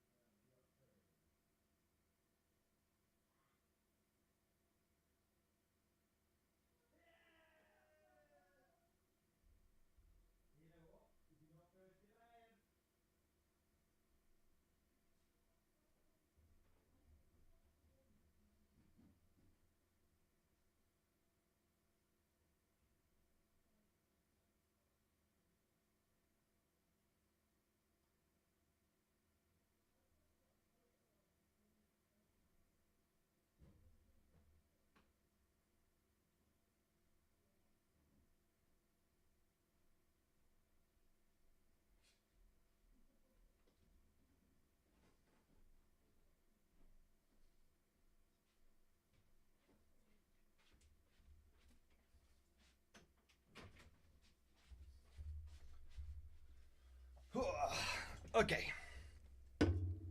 So, thank you for your patience. I've got my fresh drink, so we can just keep going.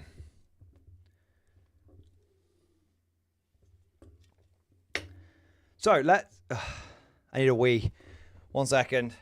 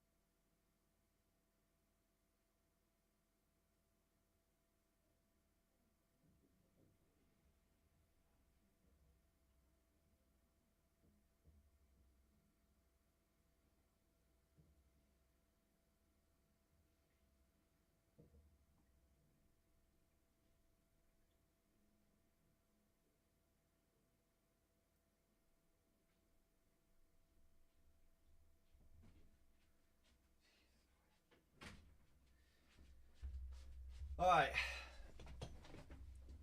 I'm back. I do apologize. No more delays. So, quickly rattle through the list and lay of the land, format, all that kind of stuff, and then we'll get into game number 1. So, my list was a traditional mech guard list.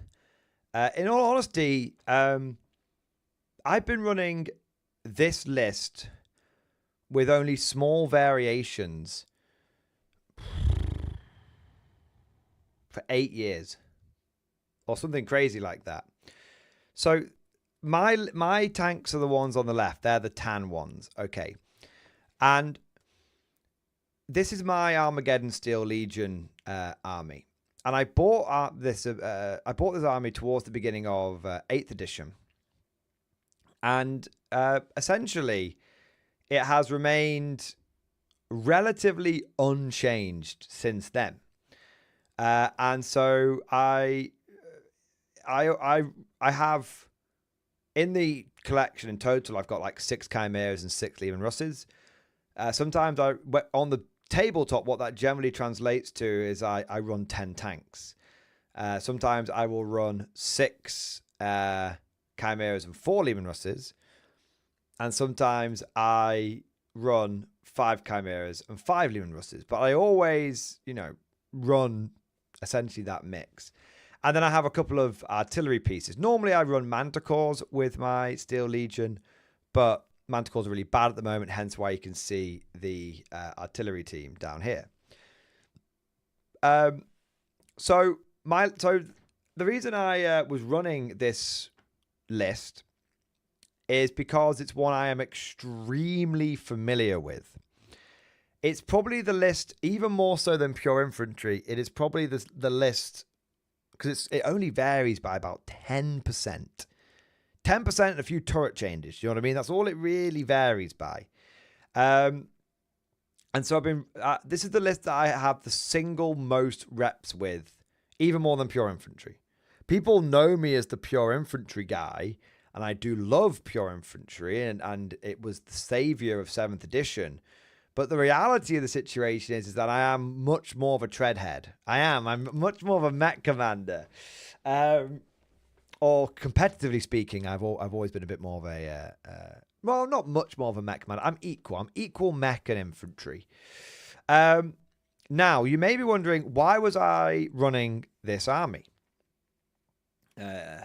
Well, it was because this was my first... I actually ummed and ahed about a couple of armies. I ran this army in combined arms. I thought about running hammer. I went with combined arms. And I was sort of torn between this list and then a more traditional combined arms list with lots of infantry in it. I ended up settling on this for basically one very important reason, which is I was playing the new GW missions for the first time. Kian, isn't this your beginner recommended army? It is. This army right here, if I tell, this is what I recommend to all beginners. Buy 6 Leman Russes, buy 6 Chimeras, buy 60 infantry. You might need to buy a bit more than 60 infantry, but because you might want to have different special weapons and stuff, but buy 60 infantry, a couple of indirect fire options, and that is my recommended beginner's collection. And that'll give you that gives you a bit of flexibility. So this is my beginner mech army. So I didn't even take a meta crazy mech army. This is a very basic, very beginner mechanized army. And the reason I took it is my first time running going to the new GW missions. So I'm very familiar with this list. I'm very familiar with WTC terrain, but I had no idea how challenge cards worked. I had no idea how the new mission scoring worked. And so my objective was I needed to control as many of the uncertainties as possible. So why don't I only have one thing to worry about, which is the missions? Because I know what this list can do. It's very well practiced. So the list specifically was 5 Chimeras with a squad of Catachans in each one, so 50 infantry and 5 Chimeras. 5 Leman Russes, 3 of which were Vanquishers, two of which were vanquishers, two of which were tank commanders. Tank commanders had executioner plasma cannons on the turrets. All 5 Liam Russes had las cannons in the hulls, plasma cannons on the side, heavy stubbers on top, and then obviously every vehicle had a hunter killer missile. I then had so that really formed the core of the list. That was my primary game. That was my screening sorted out in the forms of the chimeras. Every chimera had double heavy bolter and heavy stubber. The reason for that is I was in combined arms, so I wanted to benefit from lethal hits. If I was to take this list and run it in hammer, I would instantly switch over to heavy flamers. Okay. So with the 5 chimera squads, the 5 Liam Russes, that really takes up the bulk of the list. So the remaining points are the accoutrement. So I had 2 artillery teams with the heavy mortars. I want to say these guys were fantastic all weekend. They never overperformed, but they never let me down. So let me really sort of hone in on the artillery team just for a moment. Don't expect them to do miracles. They won't do miracles. But do expect them to perform extremely consistently. Extremely. They will finish off a squad. They will harass your enemy's backfield. They will do exactly what you want harassing artillery fire to do. No more, no less. Now, I had a Castellan to boss them around. I then had 1 Scout Sentinel, and I had 1 Commissar. Just a shout out, my Commissar was the Wallario Commissar model, and my Castellan was my CB Cooper Castellan. So a big shout out to those guys. So that was the list. And it was a very straightforward list. Chimeras up front, tanks back. You know, if we think of this in terms of the 3 lines, the Chimeras and the Sentinel form a first and second line. The Liam Russes form a second and third line, and the artillery teams are squarely in the 3rd line. Yeah.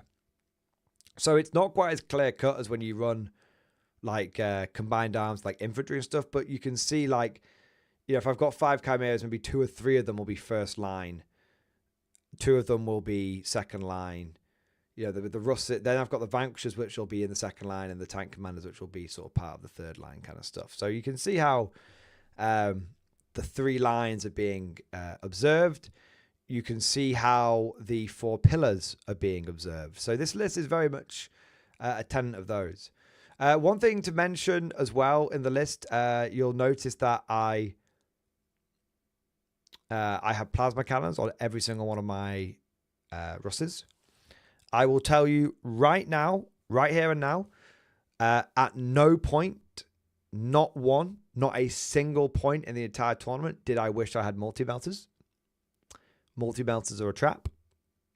And in fact, after the game that I played against Kieran, who is a genuine good mate and a supporter of the channel, he had multi-melters on every single one of his tanks.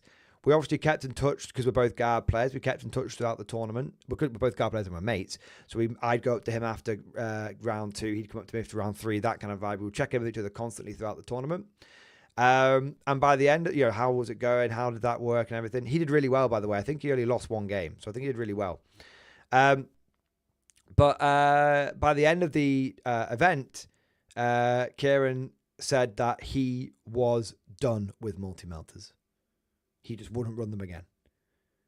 He was going full plasma cannon after this. And I don't mean to put words in his mouth. So, of course, Kieran, if you watch this or you watch the after action report, the summary video, please, you know, correct me. But I definitely feel like Kieran was converted to the cult of the plasma cannon. Last time we played, Kieran didn't have any Vanquishers, and I did. This time he had Vanquishers, and it made for a very interesting game.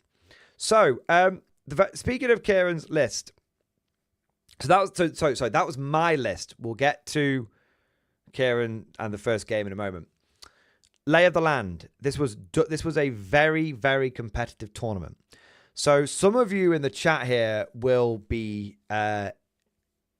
very aware of the Warlord teams tournaments. Some of you have attended them. I'm thinking of like Chansey and his crew. And they will attest to the fact that these events are absolute shark tanks. You will have 50% of 100% of the players there have been to multiple tournaments before. Or should we say 99%? There might be 1 or 2 people out of 80 who haven't. So great, 95% plus 99% of the people there have been to multiple tournaments before. A good 30% of the people there, if not higher, are tournament winners. These are people that play on Team England. These are people that play. We have international teams that come over. You often get, not only do you get international teams and stuff, but you also tend to get some competitive like content creator teams out there as well. So big shout out. Mikey from Hellstorm was there. Hellstorm Wargaming was there. Him and 2 of his teams. I think there are 2 teams there. So big shout out to them. They're good players. They know what they're doing. You've got the likes of Team Stonehammer who are there as well, who are phenomenal. In fact, Team Stonehammer won the event this time. So it's ruthless. It's brutal. There's not a single meme list there. There's not a single bad player there. Everything's meta. Everything's cutting edge. When you play Thousand Suns, if you play Thousand Suns 5 times, all the lists would be semi-identical with maybe 20% difference on the top. Okay? So, Chansey, hi, it's a Shark Tank, 100% Shark Tank, which makes my meme list all the more committed to run at this event. Yeah, it is. It's an absolute Shark Tank. You cannot turn up to these events with a meme list and expect to, if you win a game, you'll be lucky. It's that simple. Yeah. When it comes to fighting crime, there's only one man keeping the streets safe. So it's a Shark Tank. In terms of the scoring, it's WTC scoring. So that means it's not, it's still out of 100, both players trying to score out of 100, but it's based on points differential. So basically, if you win your game by less than 5 points, that is a draw. It's called a 10-10 draw. There's 20 WTC points available between both players. If you win your game by 5 points, it becomes 11-9 to you. So you got 11 of the points, but they still got 9 of the WTC points. If you win your game by 10 points, it's a 12-8, so on and so forth, with a 20-0 being, if you win 20-0, it means you absolutely smashed your opponent. Or if you get 20-0, it means it basically the enemy bent you over, fucked you in the ass, and didn't have the goddamn common courtesy to give you a reach around. 19-1 is they gave you the reach around. 20-0, they didn't give you the reach around. So this is at this point, because I'll forget to mention this. So I want to mention this now.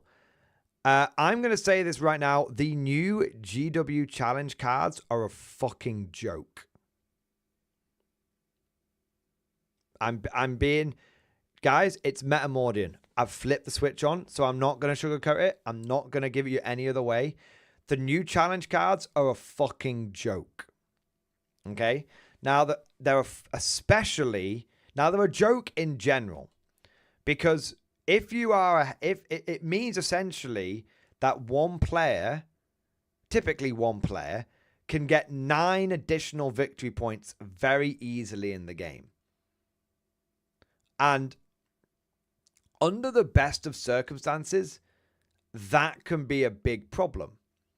Especially when you think, because basically how it works is from round 3 onwards, you can pick a challenge card. No one ever does the stratagem part of it. Everyone does the mission part of it, and each mission's worth 3 VP, and they're ridiculously easy to get. So, for example, one of them is if you attack one enemy unit with 2 of your units, get 3 VP. That's over the course of, that's not in one phase, that's over the course of the turn. So, for example, you could have let's say a Taurox and a unit of guardsmen or a unit of Kazakin or Katachans, if they both shot the same unit, you would get 3 VP. One of them is, do you have one unit which is 18 inches away from any enemy units? One unit in your entire army. One of them is do an action, get 3 VP. Just do an action, get 3 VP. Now, these are really fucked in these are fucked in the best of times, because imagine you end up losing a game by 1 point and your opponent got a challenge card and you didn't. Or your opponent got 3 challenge cards and you didn't. They've had an unfair advantage. They have basically been given some free points and then end up winning off that. Now that is that's a feel bad. You didn't lose the game because your opponent played better than you. You lost the game because your opponent at some point got 3 VP because, and by the way, the way you get access to the challenge cards is your opponent is 6 points ahead of you, 6 points or more. So if you're only just losing the game, you still get a challenge card. You still get the chance to get 3 VP. It's participation awards, but it's actually worse because participation awards these are actually worse than participation awards because the participation awards don't take away from first place. Now, this is fucked at the best of times. This is 100% turbo giga fucked in WTC scoring when it's based off points differential, where if your opponent gets 3 VP, it could take a game from being a win for you to a draw. Because they might have been 7 points behind, and then they get the challenge card last turn. They complete it. Now they're only 4 points behind. It's a draw now. They're actually fucked on WTC. Like, they're actually fucked on WTC. Everybody at the tournament, this is a Shark Tank tournament. This is not full of noobs. This is not full of Redditors who just talk about the game and don't play it. Every single person at the tournament acknowledged how shit the challenge cards were. Like not like they weren't like salty about it. They're so dumb.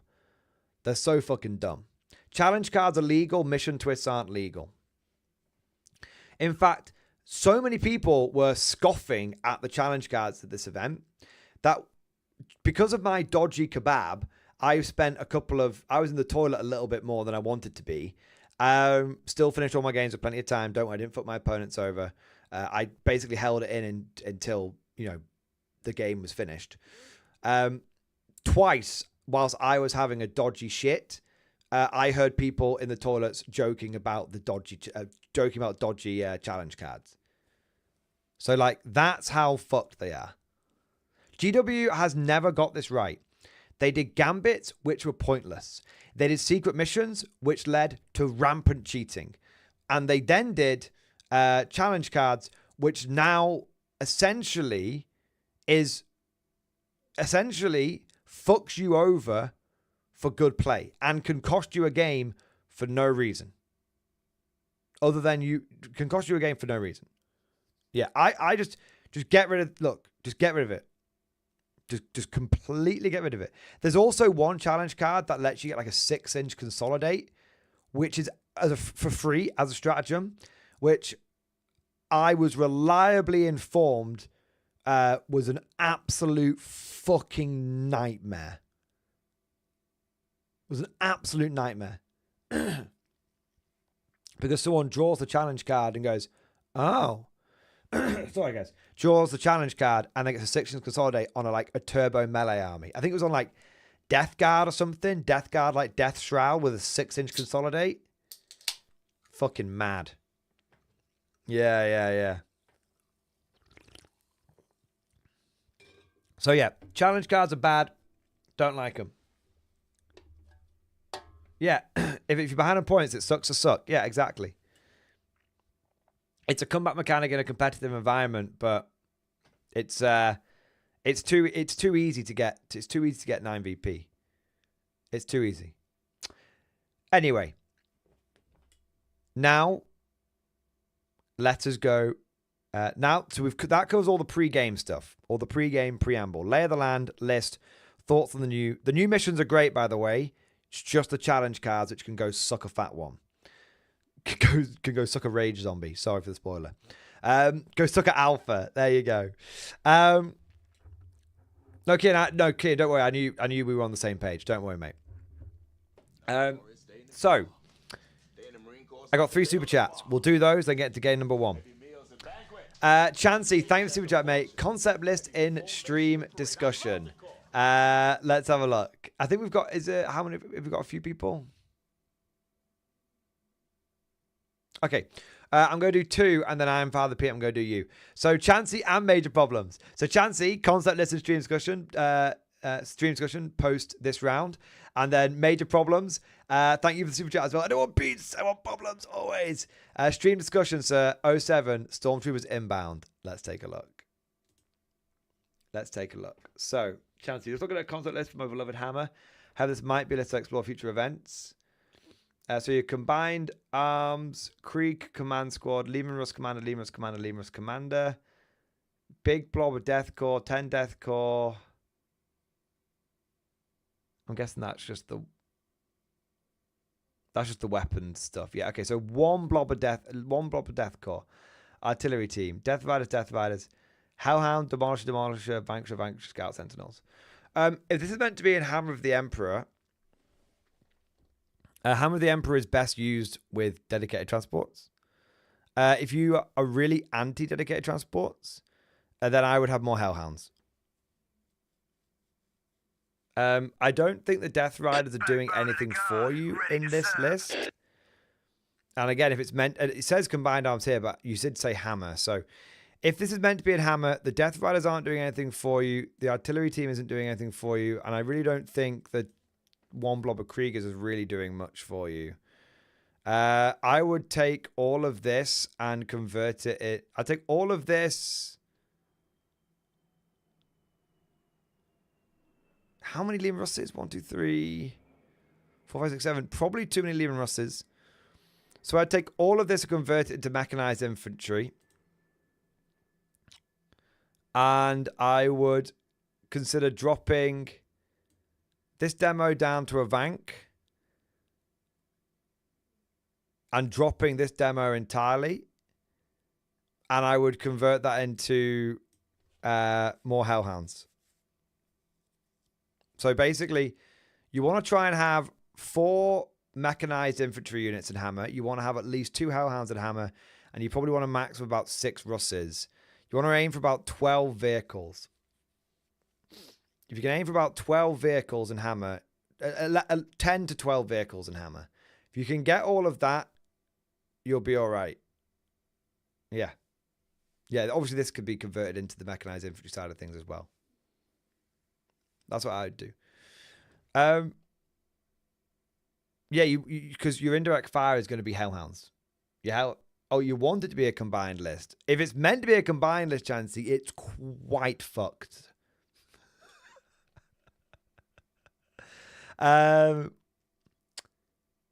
It's quite fucked because you don't have enough infantry. These don't do enough to even with these included. You don't have enough indirect fire. You're too specced into tanks. Maximum of 5 tanks in a combined arms list. 5 Lehman Russes. Or 4 on a Rogel. But maximum of 5 tanks. Then you want to have 4 blobs of infantry. Or 5 mechanized infantry units. I'm not just telling you my list. I'm just telling you. You're just overspecting tanks. It's bad fucked. Yeah. It's just too specced into tanks. You need one of the most important tricks that I have in my list, which I think you would miss in your list, is the ability to go fuck off. I'll put 20 OC onto an objective. Consistently, that made a massive difference. Now, I think the minimum number of units to do that in a mechanized style list would be, you want 5. If you went down to 4, I don't think that would be enough. If you're in a hammer list, it's slightly different because you can burst through walls, which means that, and you have hellhounds in a hammer list, which can kind of do it as well. Yeah. If you wanted to take that many Russes, Chansey, my strong advice to you would be to go hammer and go 6 Russes and 6 Chimeras and fuck. I mean, I bet you could fit 6 Russes, 6 Chimeras in. Or 6 transports. It might not necessarily be Chimeras. 145 times 3 for the Vanks, because we start off with Vanks, we can always upgrade later. 235, 235, 235, 15. Yeah, so if you took... That's it, 1 minute. If you took 6 Lehman Russes, 3 Vanquishers, 3 Tank Commanders, 1 with the extra order, this is under hammer, and then took 5 Chimeras, it would come in at 1,905 points, which would leave you enough for a Scout Sentinel and a Commissar, or a Priest to go in reserve. So you would have that would be one way of doing it, if you want to go down that route. Personally, I would go like this.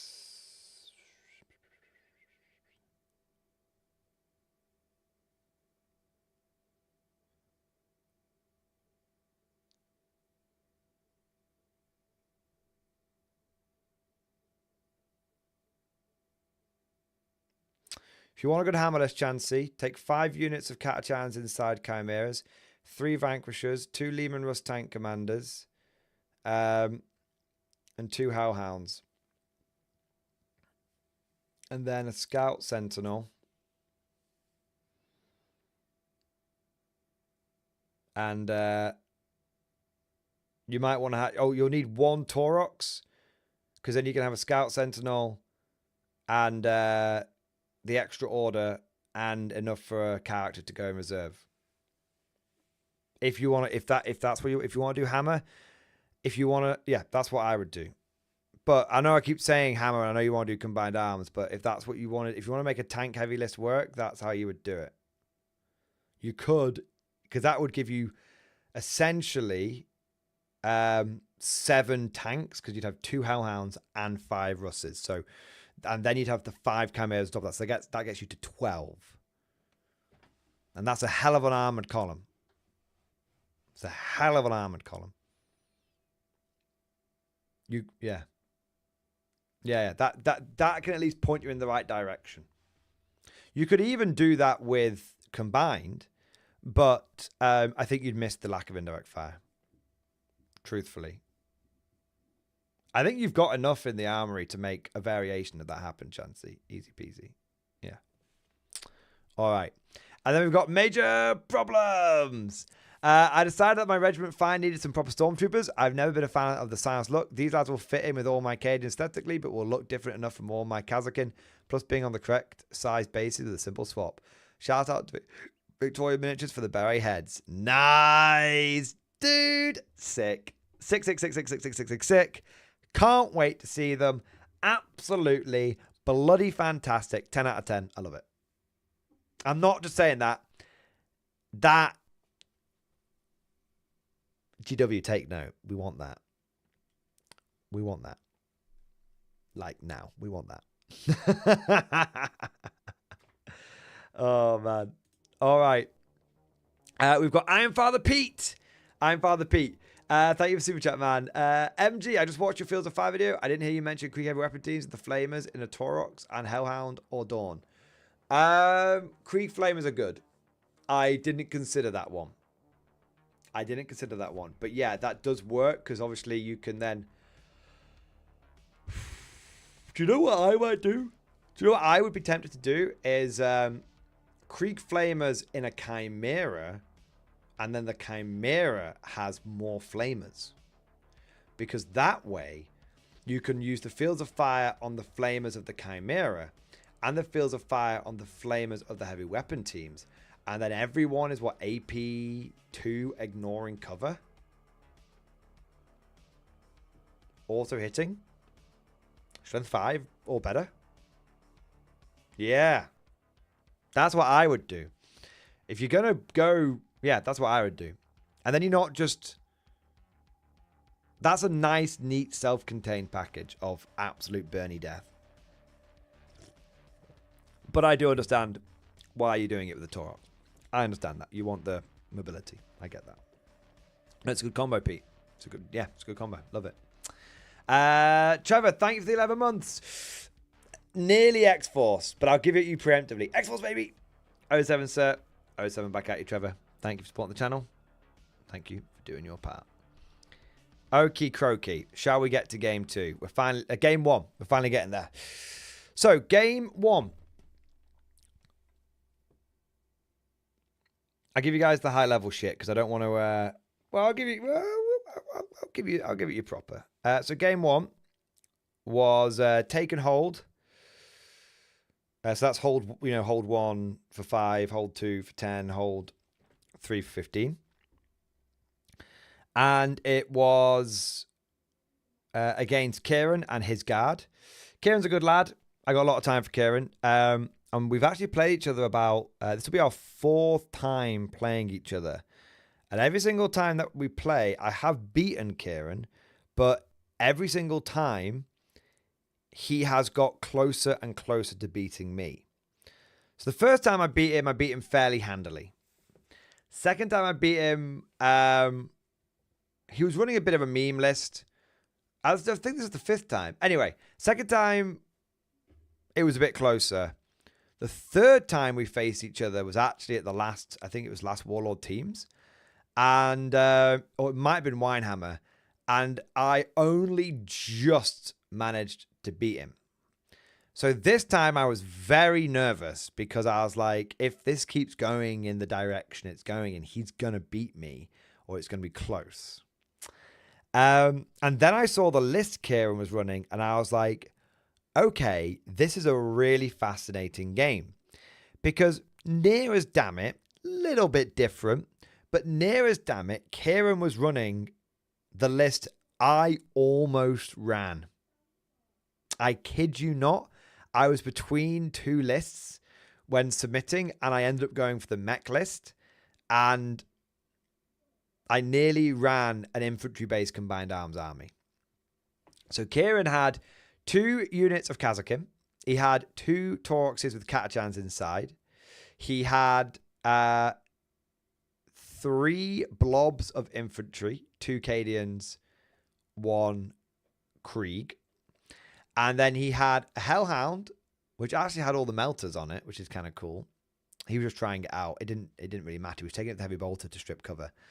And then he had 2 Vanquishers and 2 battle tanks. And he had Creed and a command squad. So his whole thing was doing the Creed command blob. Now, when I first saw this, I thought he'd only put Creed in a 10-man squad. And I was like, so I can attack that. When I was reading his list, I was like, I can attack that and break it apart, which is what I did to him last time, which is how I was able to beat him last time because he had his Lord. He didn't have any indirect fire, and I did.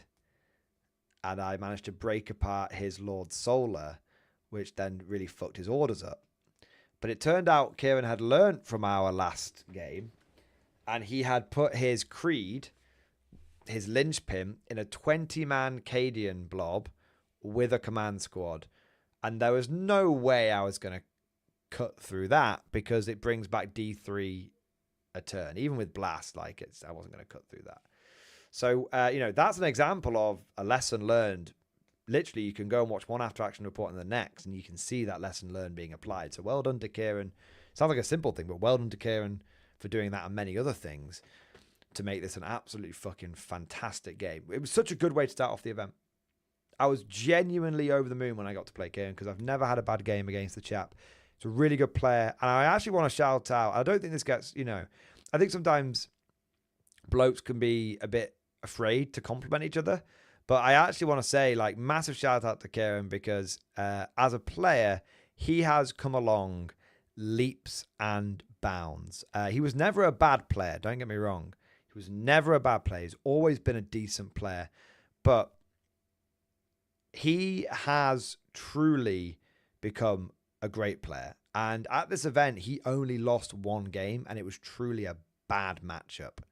That was it. It was a matchup that if I had got it, I probably would have lost. Do you know what I mean? So he's a good player, and he's come along a long way, and I think he deserves credit and recognition for that. Every game he gets better. Every game he applies his lessons. Every game he builds his list a bit better, plays his list a bit better. Yeah, really good. So now, game one. I end up getting first, which is really, really bad in take and hold, because if you get first, then your opponent has a very simple chance of gaining 15 points at the end of the game. Yeah. Because you could just hold this one and then jump out onto this one and onto this one. So that's 15 points. And then the rest of the time, both sides are fighting over it. So it's like no one really gets much primary. And then last turn, you get a 15-point big uptick. So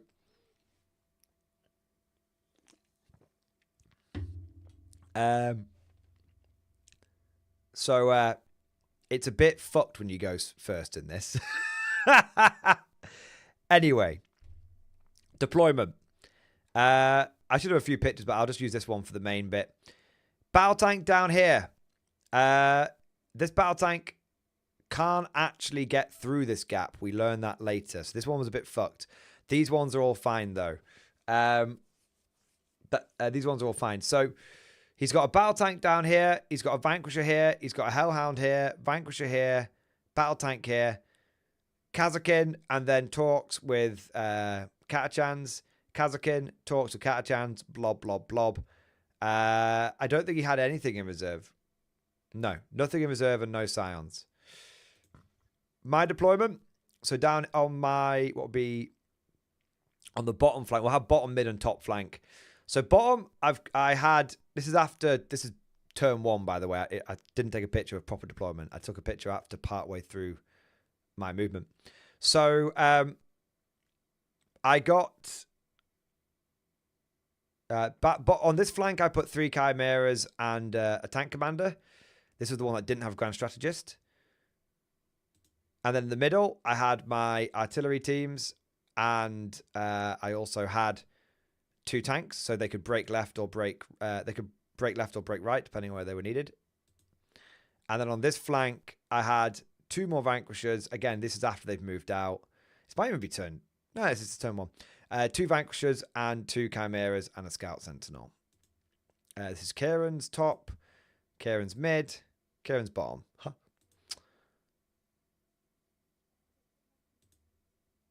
Can I have an overview picture, please?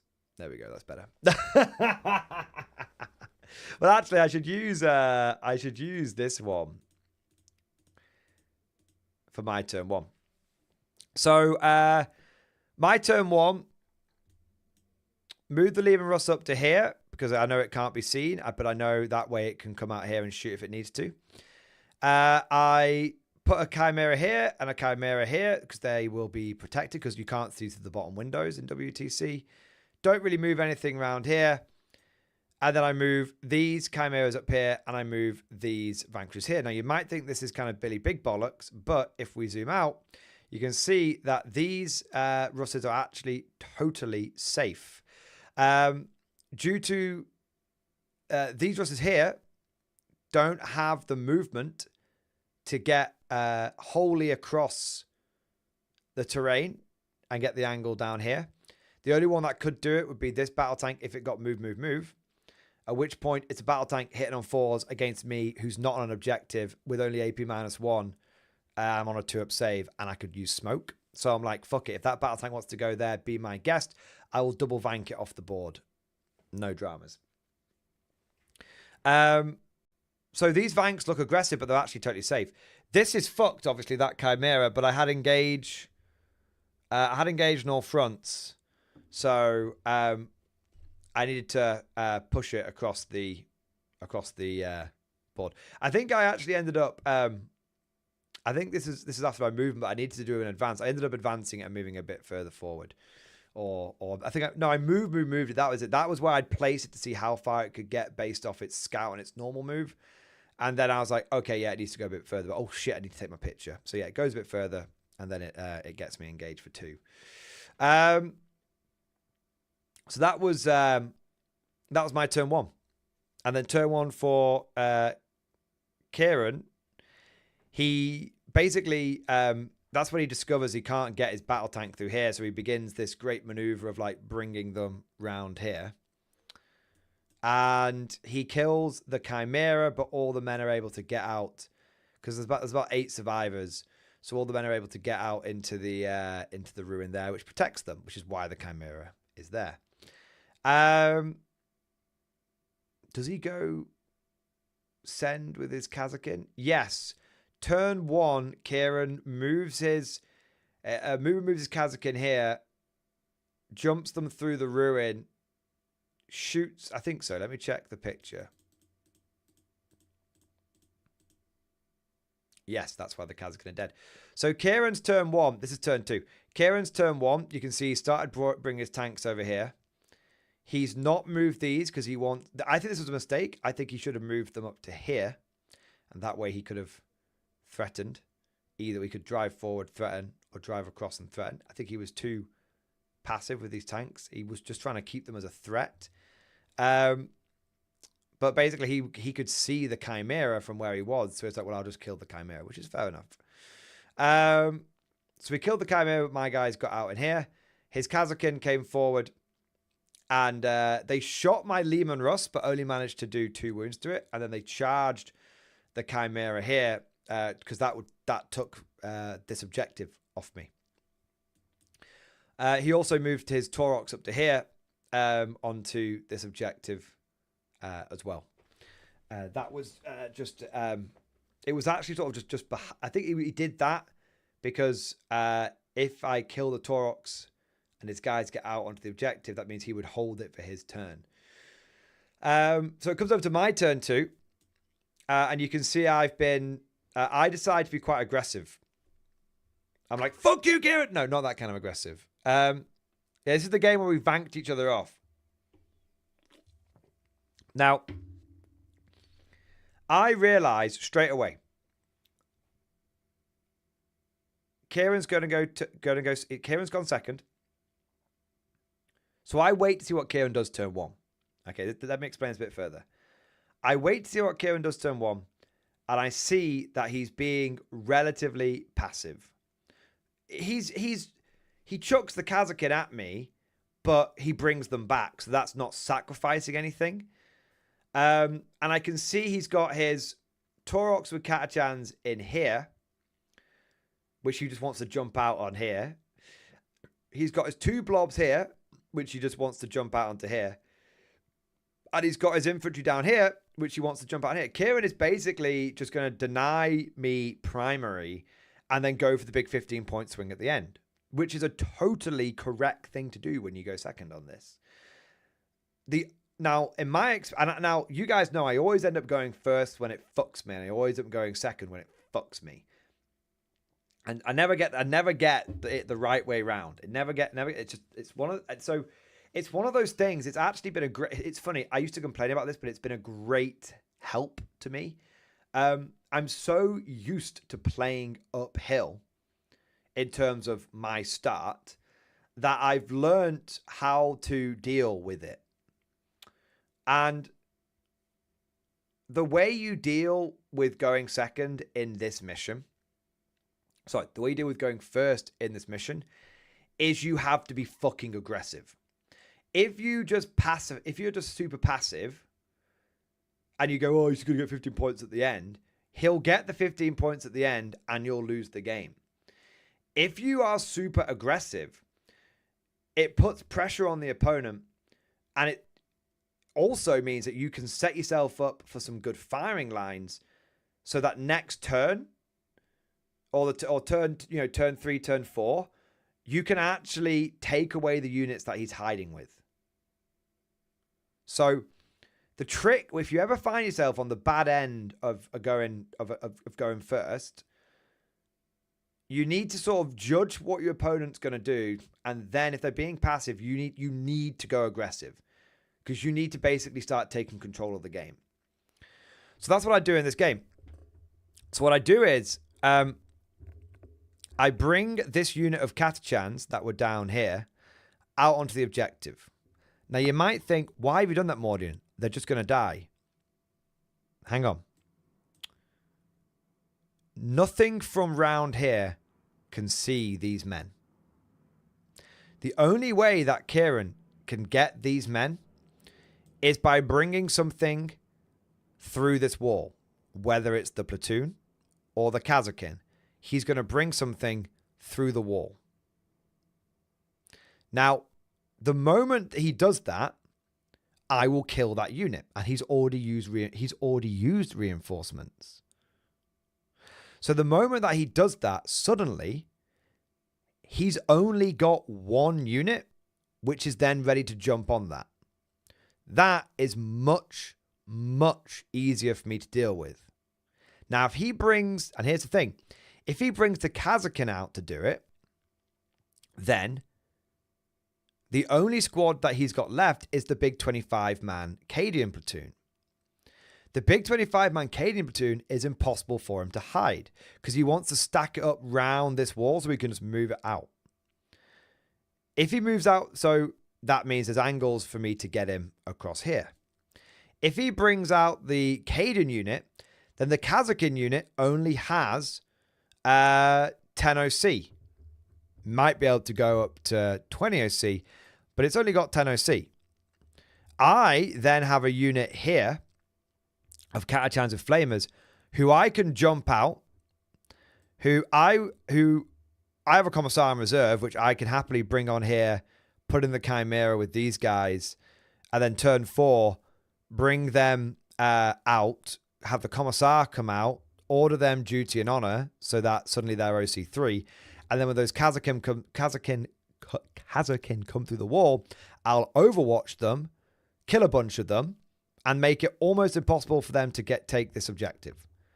So it really puts, by doing this, it really forces, and Kieran can't not come and get this, right? He can't just go, I'll let you have it. Because if he lets me have it, I'm getting 5 points a turn. So he has to respond with something. It's just a case of what does he go with? Does he go with the Kazakin, or does he go with the Cadians? Cadians are harder to hide, but have more OC. Kazakin are easier to hide, but might not have the OC to get the job done, especially with Overwatch being a thing. So there's that. I also bring this Chimera over to here. Now, this Chimera here, being here, again, I've got my unit of Catachans here. What this means is, if he kills me, but only brings enough firepower out, or only brings the angle of firepower, if he just like goes, I'll pop the Chimera, I'll put 10 dudes on the objective behind here, and I will control that. What this forces Kieran to do is he has to not only kill the Chimera, but he also has to have the firepower, and he hasn't got indirect. He has to have the firepower and or the angle to make sure that the guys that get out don't keep hold of the objective. Now, he can do that one of two ways. He can do that by bringing a blob forward, but he's only got 3 of them. Losing a big blob that turn, that's a big asset to lose. Or he can bring his Catachans round from here, which essentially means he gives up on this objective here. I put 2 units on this objective with the Sentinel and the Chimera, so that he can't just like put the Taurox on here. You know, he can't just like come round, charge Taurox, like tow on there. He can't do that. And then I've got this unit here, which is able to jump out and start. And if he puts the Catachans here, he's already used reinforcements. So next turn, I can just fucking fuck those Catachans up with my Chimera here. So it's all about basically setting up really big dilemmas for Kieran. He can't leave me on all these objectives. I'll run away with it. But by clearing me off these objectives, he's being forced to give up the advantage of going second. So, see, we've got another. So here's the overview picture. I believe this is actually Kieran's turn 3. It is Kieran's turn 3 because he's got his Kazakin. It's not Kieran's turn 2? No. Or was it my turn 3?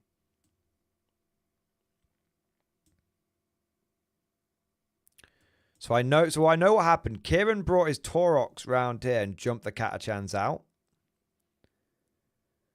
And then he brought the Kazakin over to here and killed them. This must be my turn 3 going to Kieran's. This is Kieran's turn 3. Yeah, this is Kieran's turn 3. Okay.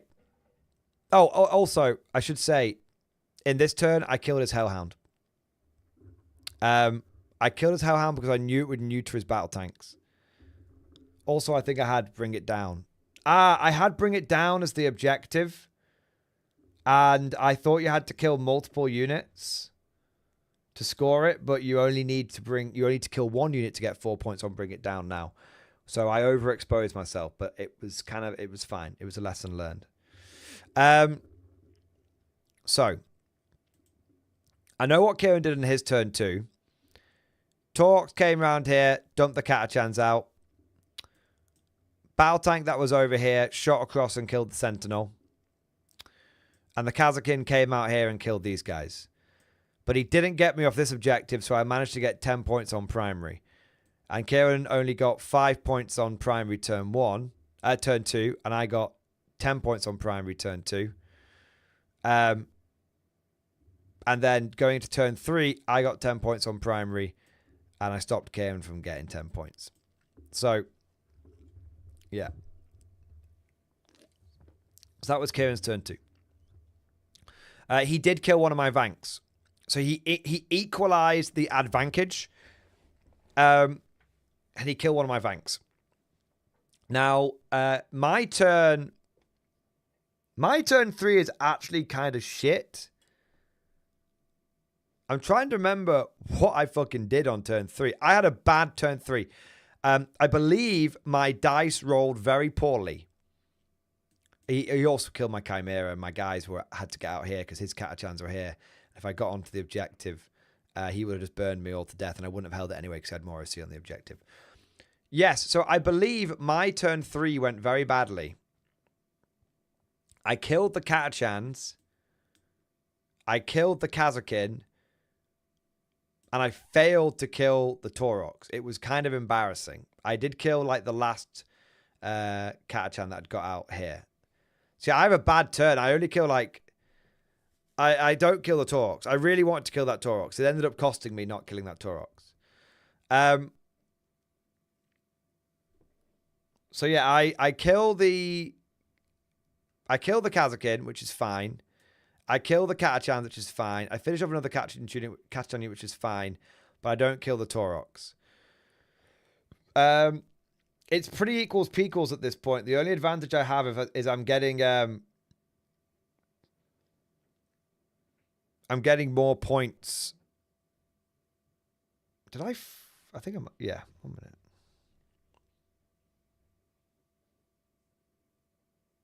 Anyway. It comes over to Kieran's turn 3, and he brings his Kazakin from reserve here, and he goes after my artillery team, which is a really, really smart move because I've only got one thing holding my home objective. His Kazakin, though, I think he was putting first rank fire, second rank fire on all of his Kazakin because I think he wanted to generate more lethal hits.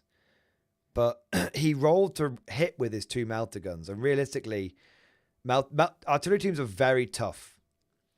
And he rolls to hit with his 2 melter guns. And he rolls a 1 and a 2.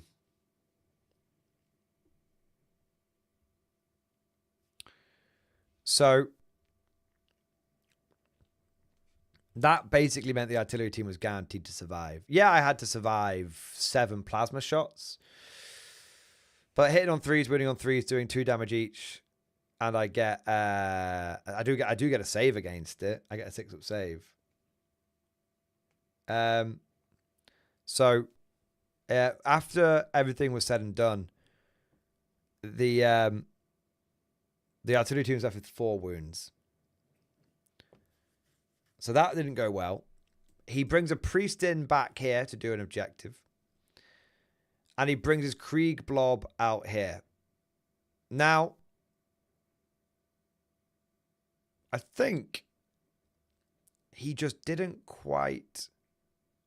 It didn't make a difference. He didn't get the Krieg blob on the objective. I would say this was a mistake. And we had a good chat about this afterwards. I think bringing this Krieg blob out was a mistake because he didn't get onto the objective. So it wasn't going to score many points. And I think he advanced them.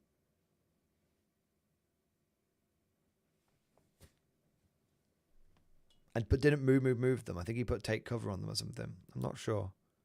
Anyway, I think bringing this blob out turn 3 was too early. I had nothing on this objective. I wasn't going to score it. All this did was hand me a blob a turn early and throw away 40 OC. 40 to 60 OC.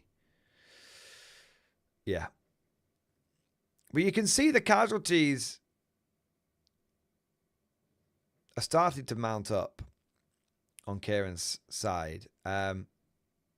He has lost all this, and I've only lost this and this. And the Scout Sentinel so far.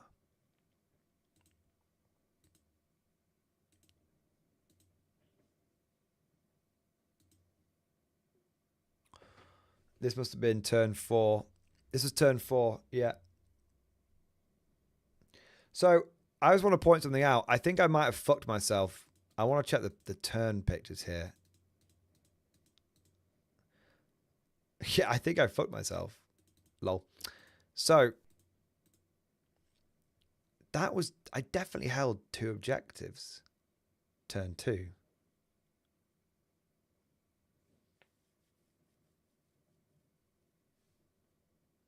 Huh. We'll come back to that at the end. I only gave myself 5 points turn 2 for my primary because I forgot that holding my home objective counted. But anyway, it didn't make a difference in the end. Well, it did, but not massively. So this is turn 4. So this is turn 4 for me and Kieran. So end of round 4.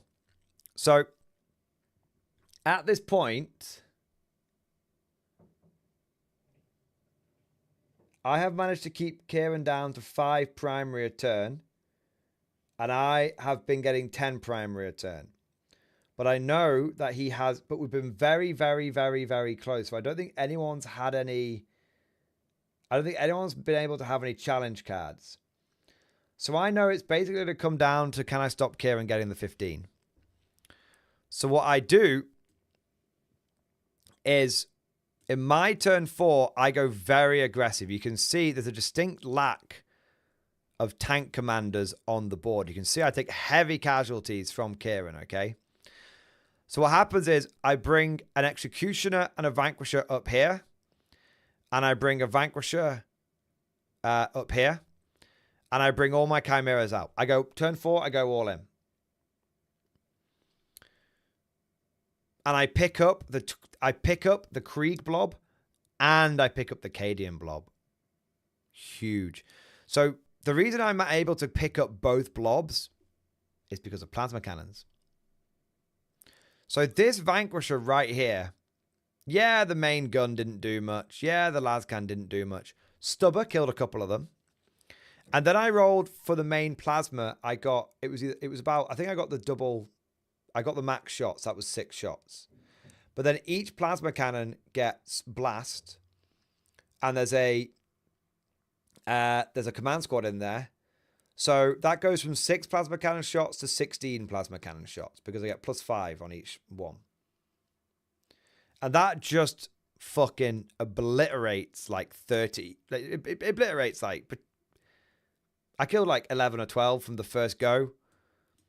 And then the execution that was up here draws the angle down here. Because I've moved the executioner up to here. And then up to here. And the executioner just finishes the remaining ones off. Because I think there's still +2 on the blast. Everyone and I get all right quits. numbers. And the executioner Don't just do your happily job, I'll finishes shoot off you. the last. I think the platoon commander and one guy survives. And I fucking blow him up with the artillery team. Just go bang, bang. Just blow him with the artillery team. So that's 2 blobs down. The Taurox ends up dying. The Kazakid end up dying to incidental stuff. And then on Kieran's turn, so Kieran's really reeling at that point because he's got 3. He's basically at that going into turn 4. Kieran's got 3 tanks and his blob. So, but he comes out and he just really punishes me. So I lose all of my tanks, but I lose all of my tanks, but his Vanquisher. And I lose all of my infantry except for this Chimera, which has some in. We start getting low on time, and we're both pretty experienced, so we end up talking out the last turn. We're very fair with it. As you'll see from the final score, we didn't talk it out and suddenly end up with like 90 points each. And Kieran says, okay, he can hold his home objective, no problem, but he's not going to out-OC me on this objective because he's got nothing to do it with. He's got his last blob, which he can bring out here and grab this objective. So I'm like, okay, get 10 points on primary there. And then for his secondaries, he has cleanse and secure no man's land. I'm like, well, obviously you just, you can cleanse that one and you can secure no man's land. Because you'll be able to cleanse and secure a bit of no man's land as well. To be fair, he could probably do both because he has this blob, so he can just like string the blob out onto 2 objectives, cleanse that one, control that one, and then he can cleanse that one with the tank. You see what I mean? So yeah, he gets some cleanse, he gets some secure no man's land, and he gets 10 points prime at the end. Which brings it to the final result was a 76-72, which means that it was a draw. I got 76 points. Kieran got 72 points. But because it's WTC points, I wasn't ahead by enough.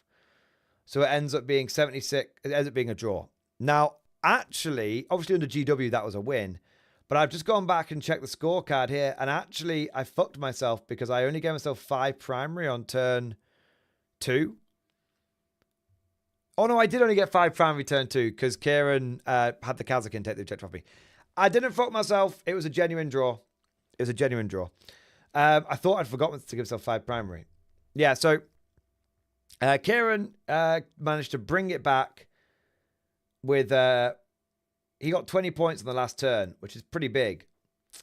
But it's important to note if he had got the big 15 on the last turn, which he wasn't quite able to do, if he'd got the big 15 on the last turn, he actually would have got 77 points, and under GW would have beat me by 1 point. So it goes to show how close the game was. Yeah. And that goes to show how important it is. If you can deny your opponent getting that 15, it's big. Yeah. It's big. So, yeah. So it ended up being a draw on the WTC. Victory on the GW. Very, very good game. Very close game. And well done to Kieran for giving me a good start to the event. That was a toughie. Hot Vank on Vank action there. Some artillery teams. Last blob. Oh yeah. I got on the Wall of Honor. So Element. This is not related to 40k. when I won the Old World tournament, I got me and I don't know why they put Sepp Jepsen. I wonder if they would have done it off BCP. So I wonder if Sam's name really is Sepp or if Element fucked it up slightly. But they immortalized. They put you on the wall of honor in a brass engraved thing. So I am now on the wall at Element Games. I'm an Element legend. There you go. Right, now we're gonna get to game 2. Before we get to game 2, a couple of super chats. So yeah, game 1 was a tough game. Yeah, game one was tough, but what was really, before we get to super chats, I think number one lesson learned from that game was I was worried when I saw how dense the terrain was. I was worried that I'd fucked it slightly by going mech, but I was very happy with that game because it showed me that it showed me that my mech list was equal to essentially, nearest damn it, what would have been my hybrid list. So it was really interesting. And just for you guys who are curious, Kieran got 2 wins, 2 draws, and a single loss with that list. So if you're curious, like how it would have gone if I'd run, you know, my typical sort of 5 tank, 80 infantry, 2 artillery list. If you're curious how that would have gone, it probably would have ended up 2-1-2, which is a very, very respectable outcome. And big shout out to Kieran. The one game he lost, he faced 80 Khorne Berserkers. And which is a stat check, and I think basically that was the game that he said he really wished he'd had plasma cannons because he just didn't have the volume of fire to kill them.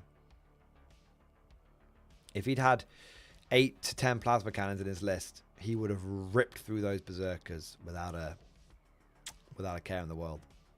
If I had faced 80 berserkers, I don't know how it would have gone, but I think my Lehman Russ Tank Commander executioners would have been eating good. Very fucking good. Yeah. So we'll see. But he did beat Thousand Suns. And that's very, very respectable. Thousand Suns are very good. So, 2 super chats. Big shout out to Squighood Sean.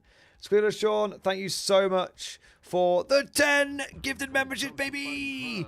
The 10 Boingy Boys. The Boingy Boys. Thank you so much, Squighood Sean, for the incredible support.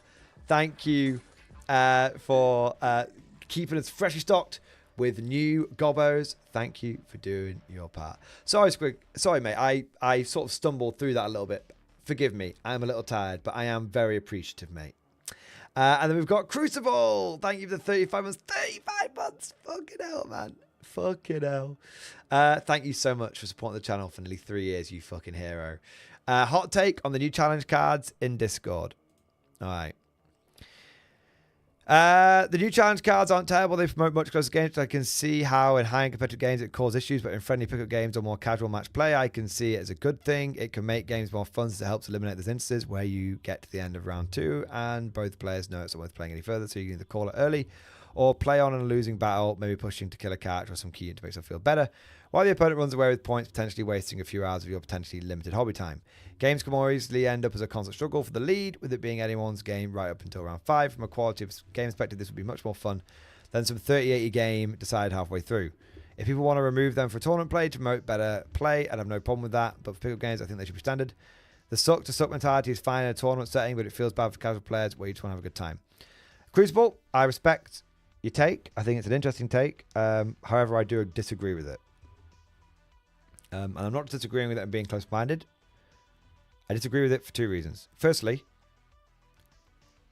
someone getting 9 extra points in a 30-80 game isn't going to make them feel any better. If you're getting fucking bummed in a game of 40k, 3 challenge cards and 9 points isn't going to make a blind bit of difference. Think about it. It's not going to make a blind bit difference.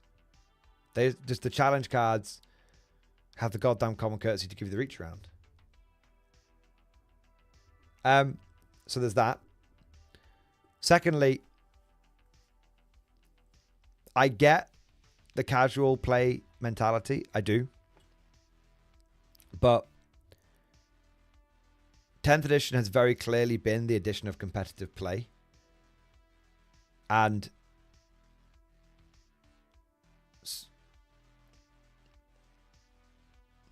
10th edition is the addition of competitive play. GW needs to just rip the band-aid off and stick to that. This feels... It feels... On the one hand, you could say it feels like they're adding a bit of casualness back in. Cool. On the other hand, you could say it's a competitive game. You should go in there eyes wide open. There's that. That could feel like a very cutthroat mentality. And you could definitely push back on that. Saying, but more than that's your meta Mordian switch turned on. Yeah, it could be. I wouldn't push back on that. However, but mate, my main thing is, if you lose a game because your opponent got 3 challenge cards and you didn't get any, that doesn't feel good. Your opponent was given 9 VP and you had no way of being able to get that. None. Think about that. Imagine if you went first, which is decidedly a massive disadvantage. You play your fucking heart out. You manage to get a lead on points, which is what you're meant to do. Going into turn 3, you're ahead by more than 6. Going into turn 4, you're ahead by more than 6. Your opponent gets the challenge cards both times. Then it comes to turn 5. You're still ahead by more than 6. And your opponent picks up the classic 15 VP for going second because they get onto the primary. They manage to pick up a couple of good secondaries, which they can do easily again because they've gone second. So let's say they get another... I say easily 8 points off that. Could be 10. And then, but let's say 8. Let's say 9. Let's split the diff. They get a 5 and a 4. So now they're on 24 points. And then they get another 3. And then they get another 3 VP for challenge cards. And let's say that last challenge card means that they win the game. Your opponent got 9 victory points.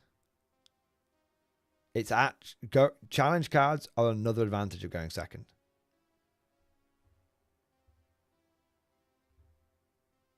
That's how I see it. And so you played your best game and somebody beat you because they were given 9 VP and you couldn't do anything about it. Yeah. So, I don't think that's good for casual play. I think my advice to you would be, and if I'm saying, if this is my pushback on this would be, and I'm presuming you've not played a game with them yet. Please tell me to fuck off if you have done. But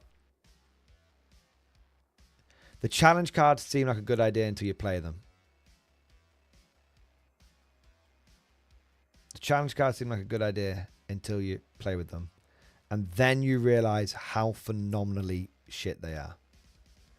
It's a good on paper, bad in reality situation. It's a classic Theorycraft versus Table Hammer situation. Counterpoint, in a less competitive setting, a swing of 9 points keeps a close game as close. You've played 3 games with you once? Fair enough. I just think giving someone 9 points is shit. I just do. We'll have to agree to disagree because we don't want to get bogged down in this.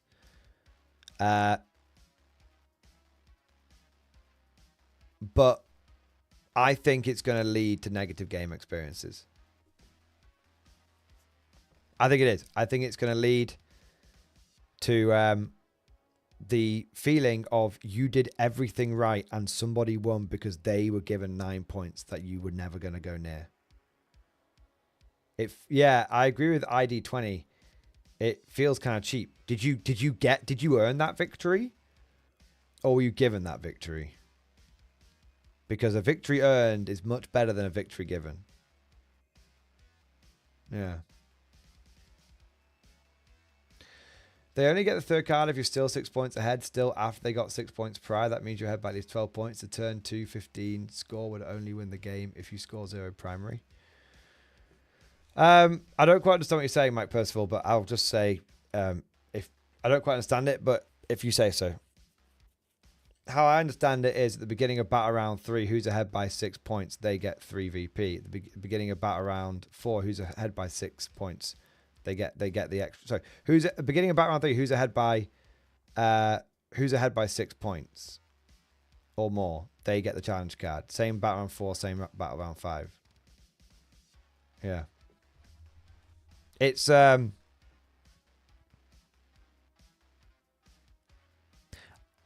know if I lost I know I'm not going to speak for other people.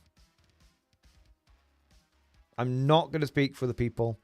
I'm not going to speak on behalf of other people. I'm going to tell you my thoughts and my feelings on it. Okay? I think that if I lost the game because of challenge cards, I wouldn't like it. And if I won a game with challenge cards, I would feel like I'd have to apologize to my opponent because of it. Because it would feel like a shit maneuver.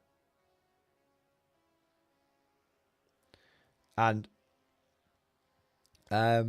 Crucible saying in his game, I played nobody got all 3 challenge cards, and none of them, and one of them we both scored some. In the games that I played, either nobody got the challenge cards or someone got all 3. In that first game with Kieran, nobody got the challenge cards because it was a close game. And we didn't need the challenge cards to keep it a close game. Yeah, I'm not going to speak for the people. I'm not going to disagree with you. I'm changing my sort of stance on this because I don't want to speak outside of my. I don't want to speak on behalf of the people. I don't want to speak out. I don't want to speak outside of my lane. I'm just going to tell you my opinions, and then you guys can sort of have your opinions, and that's fine. That's the better way of doing it. So apologies if I was a little bit like you're wrong before. I don't mean it in that way. I'm revising my sort of approach and mentality to it. I don't like them. If you like them, that's fine. But I don't like them. I think that it's going to feel... I feel like someone's going to win on a challenge card and it's just going to feel like shit. Yeah.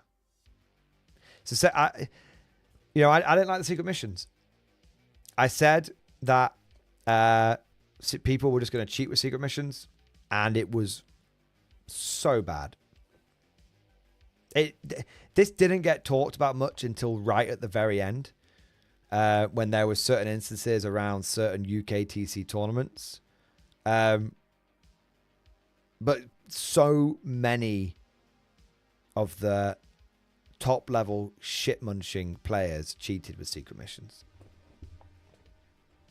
Yeah.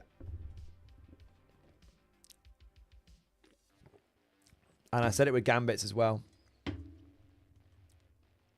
Gambits were actually the best because they were so shit nobody ever used them. Don't think anyone ever won a game on a Gambit.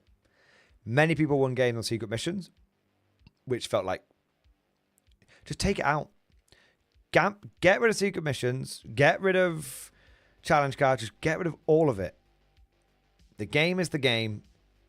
It's that simple. Lastly, I want to say a big thank you to Bobby3000. They misspelled Mordian on the brass black. Hey, I love it. I love it. Thanks, man.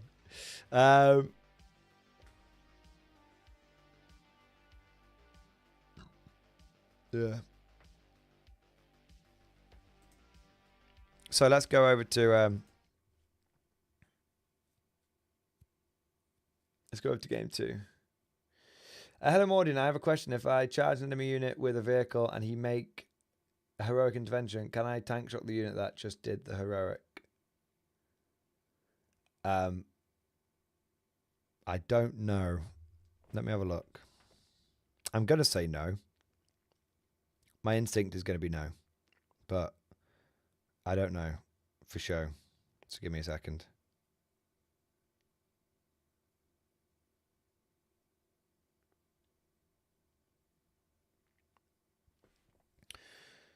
Tank shock. When your charge phase, just after a vehicle unit from your army ends a charge move, target that vehicle unit. Effect. Select one enemy unit within engagement range of your unit and select one vehicle model in your unit that is within engagement range of that enemy unit. Roll a number of d6 equal to the toughness characteristic of the selected vehicle model. For each 5+, the enemy unit suffers 1 mortal wound to a maximum of 6 mortal wounds. Yes, I'm going to change my answer. I presumed, foolishly, that the tank shock stratagem would say select one enemy unit within your engagement range that you charged. But it does not say that. So the answer is yes. If someone heroics you, you can tank shock them. Reporting for duty, sir.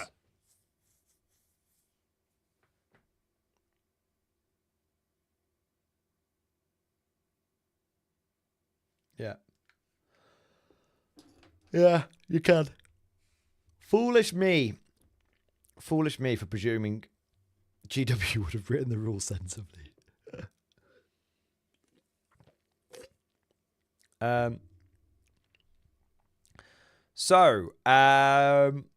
Let's get to game 2, shall we? Game 2 was against the man, the myth, the legend, Jez. Those of you who have attended Thanatos or who have been to any Warlord events will know of the absolute Giga Chad, which is Jez. Jez is... He's just a nice guy. He's just a nice bloke. He's a great bloke. I have an yeah. See Chansey straight away. Jez, my lad. You can't not like Jez. He has played 40k since Rogue Trader. He used to go down to Warhammer World and play against like all the people that like designed the game. Like I think like is it like what's he called? Jervis Johnson and all that kind of stuff. Yeah. He's yeah,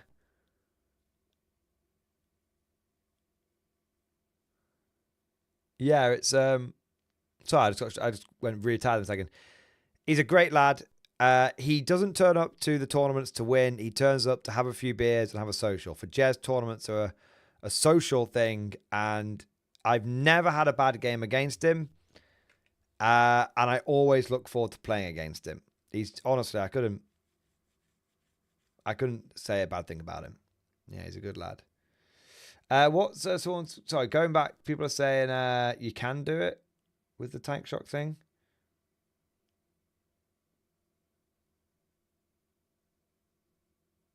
I don't, maybe not.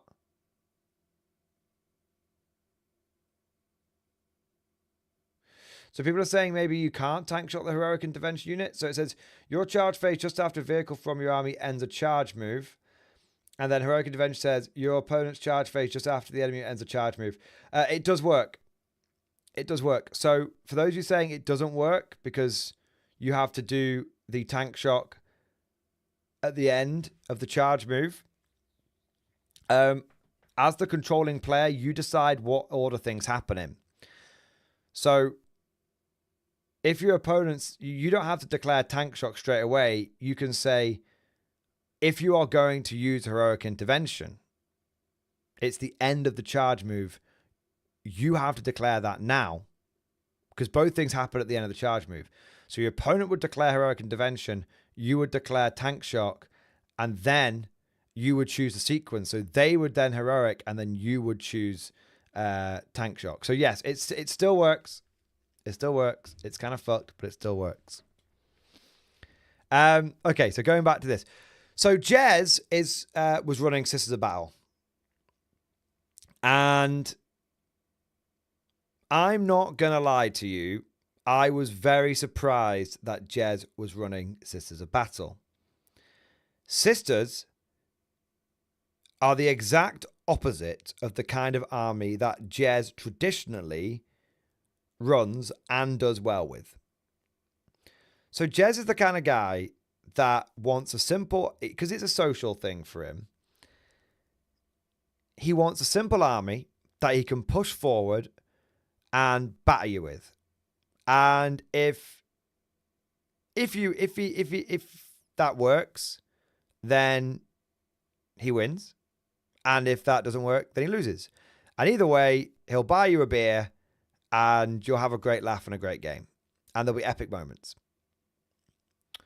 Sisters of Battle, to give you an idea, Jez's normal go-to armies are Corn Demons and World Eaters.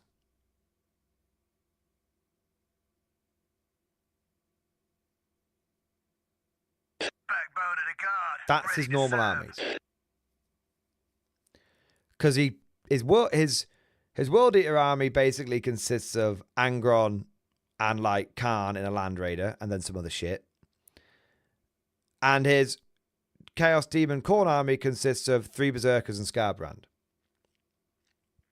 These are both armies where you just rush the enemy, chop them up, and that's it.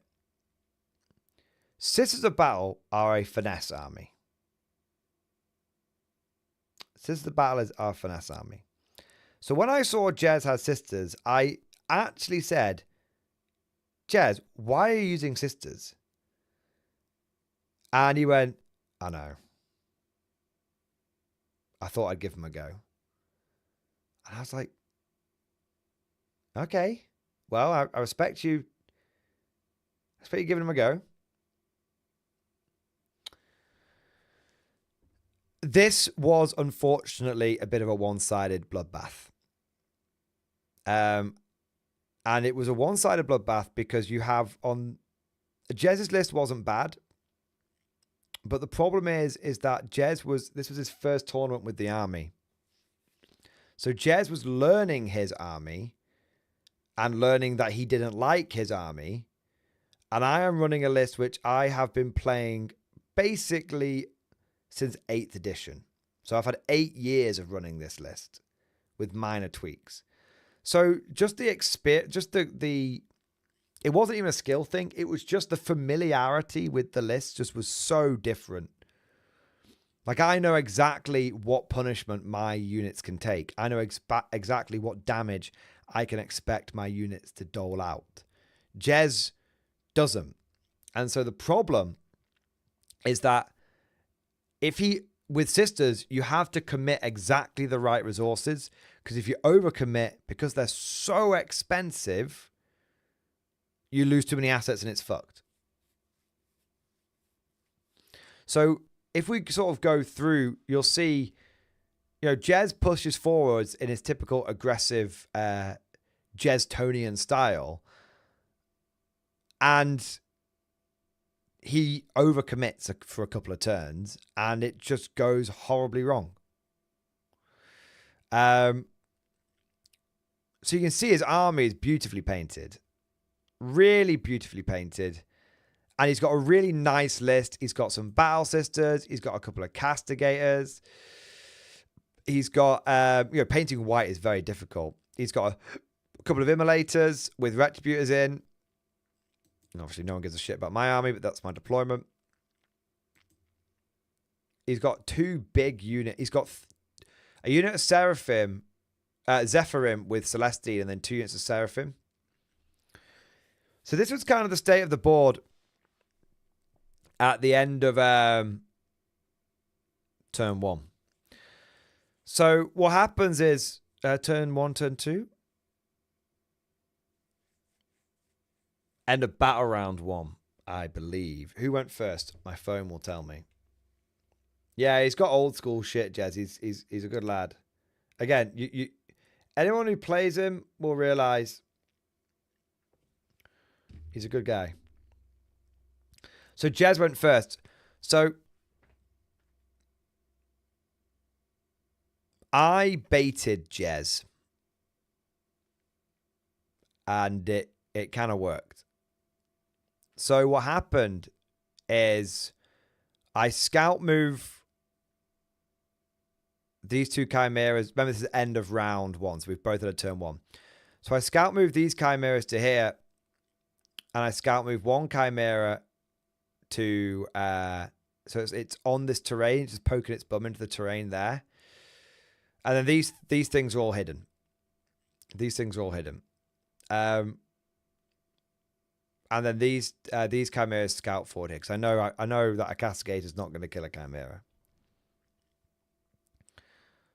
Jez on his turn 1 pushes a castigator out here, pushes an immolator, arcoflagellants down here, and pushes Val's unit down here. That was really... oh, and he pushes this castigator forward as well. Pretty aggressive move.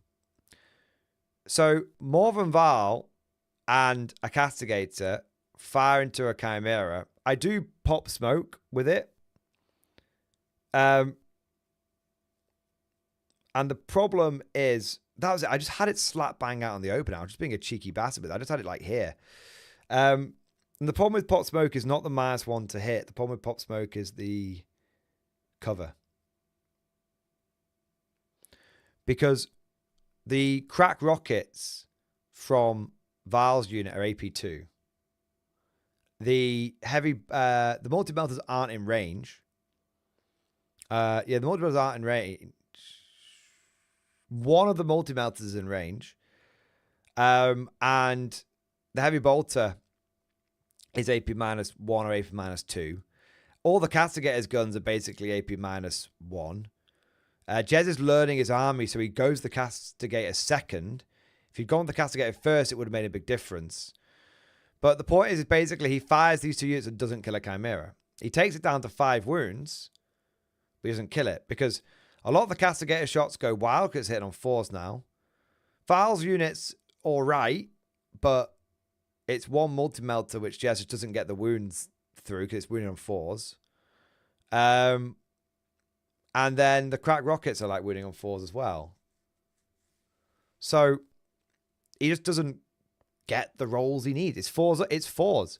How many times have we had, has a 4-up not gone the way you wanted it to go when you've needed, oh, I just need a 4 to wound. Oh, didn't get it.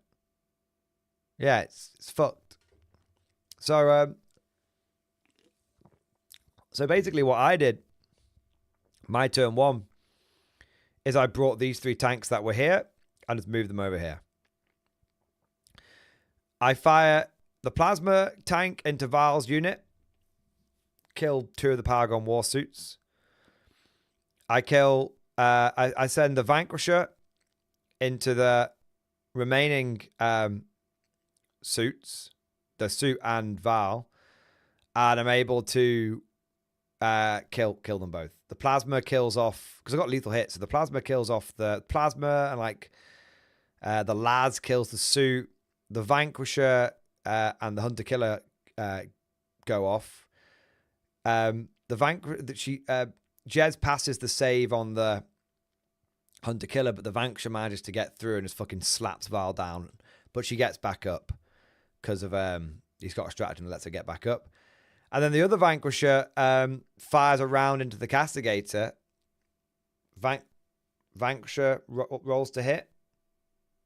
Rolls to wound. Jez doesn't make his 6-up save. And I roll a 6 on the damage. So, pop. And that's why you take Vanquishers. Any other tank wouldn't have done that. It wouldn't have done that. Sure, Vanquishers are very swingy, but when they pop, oh boy, do they pop. And I still had the Las Cannon, the Hunter Killer. Obviously, the Hunter Killer is technically fired off, but I still had to fire the Las Cannon, the Hunter Killer, and the Plasma Cannons. So, yeah. So the Castigator died, the Paragon Warsuits died, and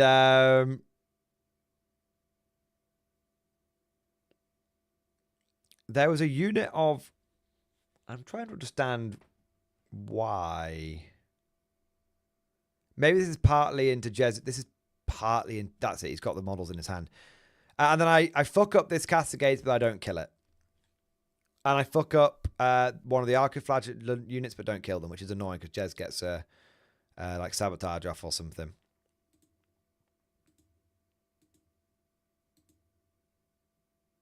Oh, yeah.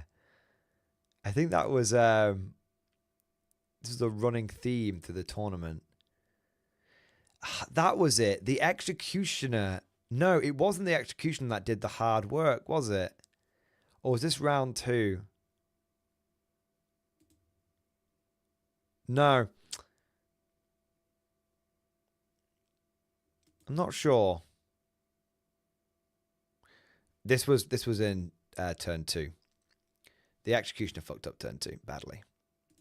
So, we're slightly ahead. This is like towards the end of the game. I didn't take many pictures of this game because I was just chatting with Jez. So what happens turn 2 is Jez jumps out a unit of Retributors here and smokes the Chimera, but doesn't have anything to really follow up with it. He jumps out a unit of Retributors here and smokes the Sentinel. And then he retreats with this Castigator, but blasts one of the Chimeras, but doesn't do enough damage. Comes over to my turn 2, and I kill the Retributors there, kill the Retributors there, kill the Immolator there. I vanked the Immolator off the board. And so we're going in, and so at the end of battle round 2, I mean, look how much the Sisters have lost. Look, the Sisters have no anti-tank left. They've got 2 Mortimators and a Castigator.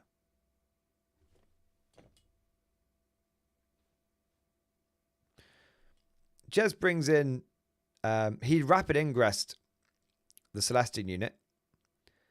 And he comes over and butchers. I think he manages to butcher, I think it's just a unit of like 10 guardsmen or something. But he had nothing else over here that could have done it, realistically. And where else would they have gone, like, in all fairness? There was no good place for them to go, but... He butchers the guardsman here. He takes his objective here. He's trying to reduce my primary, but that's basically it. And then it comes over to my turn 3, and this is the state of the board end of turn 3. Turn 3, there was Celestine and a couple of characters left, and a unit of Sisters back here. That was it. Also, Commissar Walario was down here in this corner having a great time. Just waiting for a secondary to come along. Yeah, so that was turn 3. It was, you know, it was just over. It's a bad matchup. It was a bad matchup, and I'm pretty certain that Jez is not... he said by the end of this game, he was like, I just don't like Sisters. And he said, it's nothing about playing you, Tim. I've just learned very quickly in 2 games, I don't like Sisters. And he got to the, I genuinely don't know if he won a game at the end of the tournament. He might have got 1. But yeah. I think in this game in total, I lost 2 Chimeras. Yeah, I lost 2 Chimeras and 20 Guardsmen. And a Scout Sentinel. Lost a recon platoon, basically. Did I lose a Vanquisher? 1, 2, 3. Maybe a Vanquisher as well. Yeah. We had some cool moments, though. Like, you know, me and Jez had a good time. Don't get me wrong. I'm tired now, so I sound pissed off now. I'm not. Like, he had a sword on one of his characters, which was anti-chaos 2-up. And he's like, are you chaos? And I was like, yeah, I'll be a traitor. And he was like, oh, well, it's my rules. I went, Jez, I honestly don't mind if you want your anti-chaos sword to wound me on 2s. I will tell you right now, I'm feeling quite traitorous. Do you know what I mean? Like, it's a tournament, but Jez is a mate. We're going to try and make sure that we have fun with it. And, you know, I think that's how he killed one of my tanks. He killed the Vanquisher down here because I just kept letting him wound it on 2s because I thought it was funny.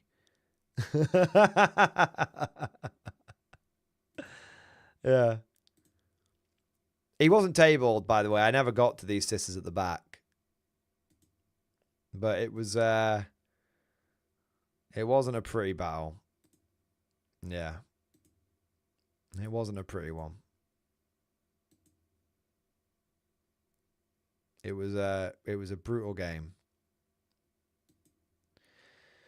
It was a very brutal game, but fair. I think that was the last picture of that game. Oh, nearly. Yeah, basically. Saint Celestine heroically trying to take on 3 Lehman Russes. Yeah. It was a tough one. But hey, sometimes that is Warhammer. In truth, I think Guard is a really bad matchup for sisters, even for the best of players. I've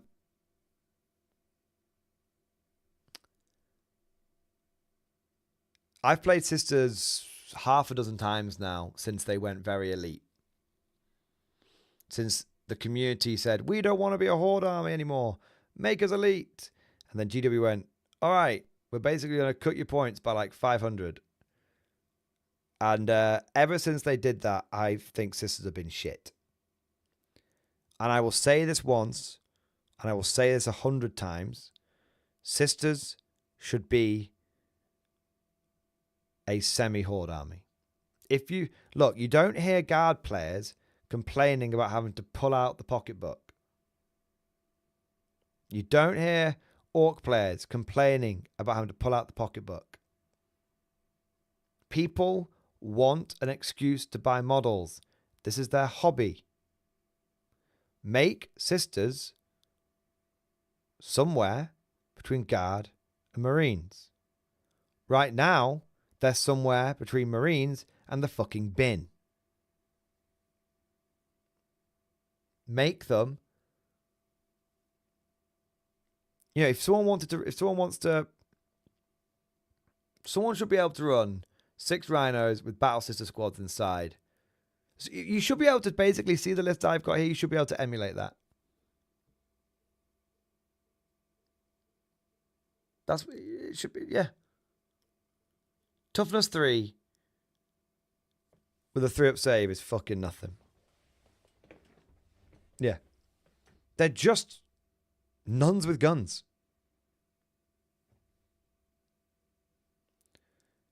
The last time I struggled against sisters was when it felt like I was outnumbered by them. And they were a pure infantry army and I wasn't. So they were able to basically throw wave after wave of sisters at me. And it was a very, very close game and I was only just able to beat them. Ever since they've gone down this let's make sisters elite route, they've been a bag of shit. Just fucking... The people that say sisters should be an elite army are people that perpetually live online. Ignore them. Look at Godlike Poet. Does he ever complain about having to collect more sisters? No. Look at Godlike Poet, a true sisters player.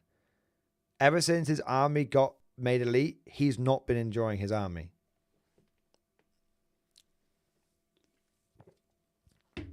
They need to fix them.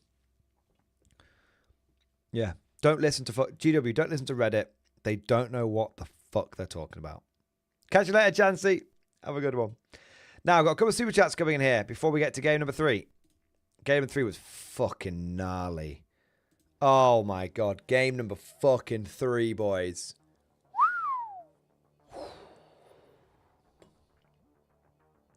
Might have been the toughest game of the entire tournament, game 3. It was a phenomenal game. Absolutely phenomenal. But before we get to it, Godlike Poet, yeah, it's rough times. Yeah. It's rough times. It fucking sucks, man. Sisters should be able to, you know, they should be able to. A Mech Sisters army should be able to basically keep up with the Mech Guard army. And it can't. I won 1 and 2. Yeah, although technically 1 was a draw because I was only ahead by 4 points. And it was WTC scoring, but I was at GW win. GW win, WTC draw. So super chat here. Mike Percival, thank you very much for super chat, mate. Sorry it's taken a little while to get to you. As a guard player, have you looked at Agents Abductors? Seems like it would be a good, cheap alternative to Bulgrin. 11 bodies with a 4++. Yeah, they're good. I've actually played against them once. If you have a look at... If you type in Mordian Glory Auspex Tactics, you'll find a game where Auspex is using guard with allied subductors, and I using my Tyranids. And the subductors were really good.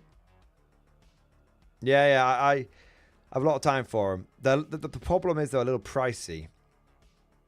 So right now they're like 100-ish points. And you get 11 bodies with a 4++.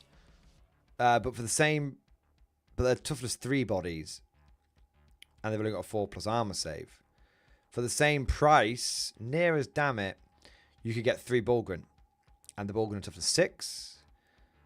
They've only got 3 wounds each, but they've got a 6-up feel no pain. And they reduce damage by 1. And they've got a 3-up save. So the problem is that subductors they're not bad. The problem is that the guard doesn't need them. Because we have Bulgrin. Both fit inside the same transport. Same price transport. One can go inside a Rhino. One can, the other one can go inside a Torx or Chimera. They're all, yeah.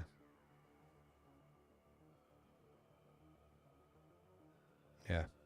So, yeah, they're good. I like them. But there's no point in them when you've got Bulgrin.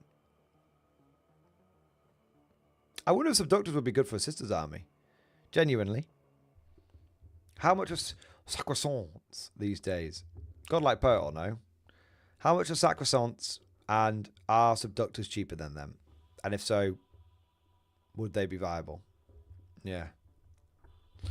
Godlike Poet's so angry right now, he just can't fucking spell overcosted.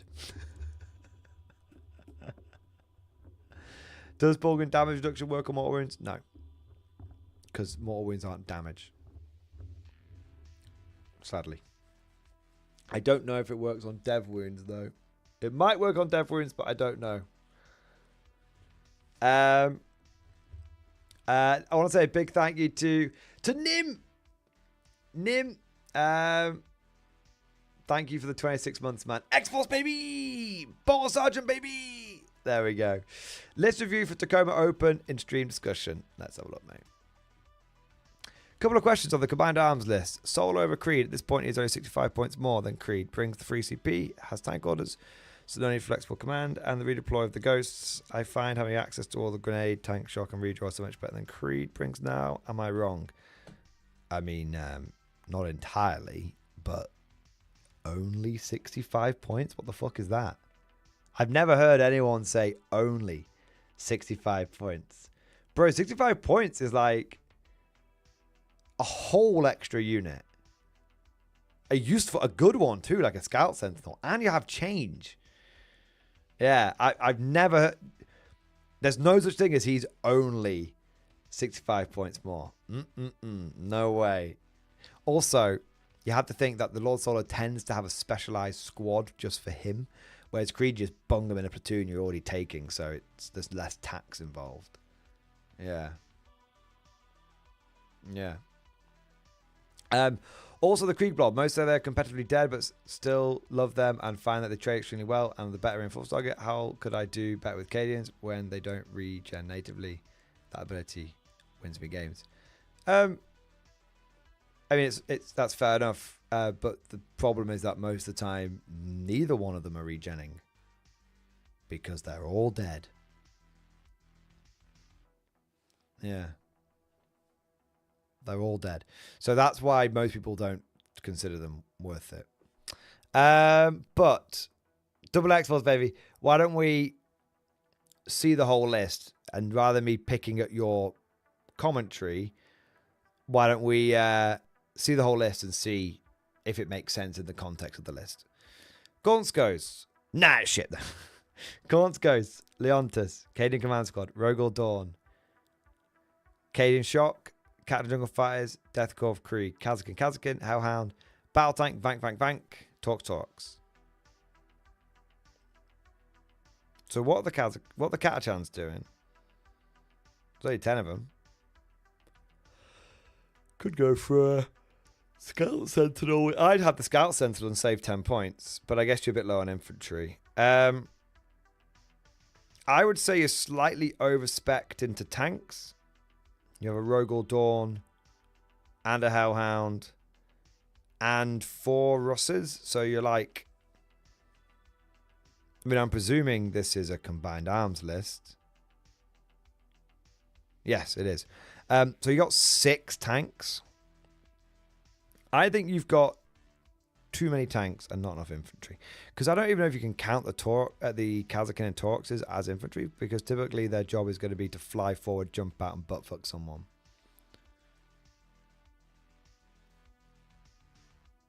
So, like, what do we have that can play in the middle of the board and dump OC into the middle of the board? Oh, yeah, 10 Catachans and 20 Death Corps. That's what I think is your biggest weakness in your list. I'm somewhat concerned if it's a combined... If this list was in Hammer, I might be more sympathetic to it. The problem with it being in combined arms is you have no indirect fire. Now, if you're in Hammer, you don't need indirect fire. Because you just take that Hellhound and bang it through fucking 2 walls with a move, and an auto advance on it, go fucking 19 inches and just go through the side of a fucking wall where your enemy's hiding behind and go, surprise, cockface, and then fucking blast them with flamers. Yeah.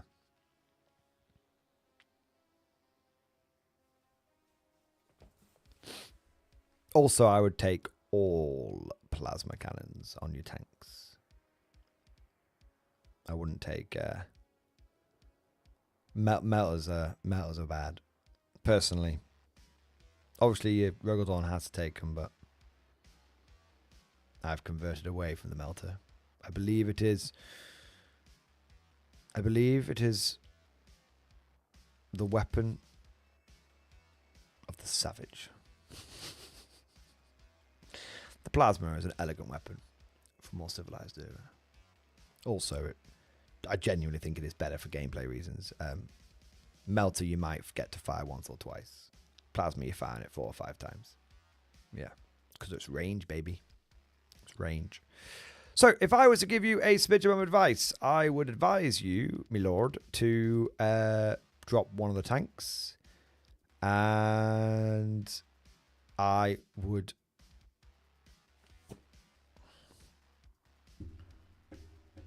Gaunt's Ghosts are too expensive.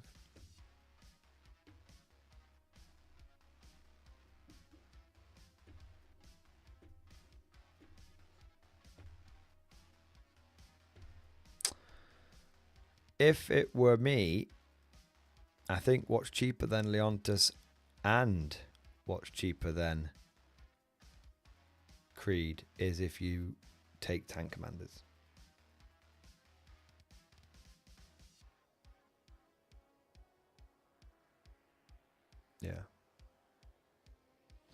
Yeah, I think, number one, okay, in summary, I think that your list is extremely short on OC primary game infantry. And I think that what you will find is you will not have an issue doing damage to someone.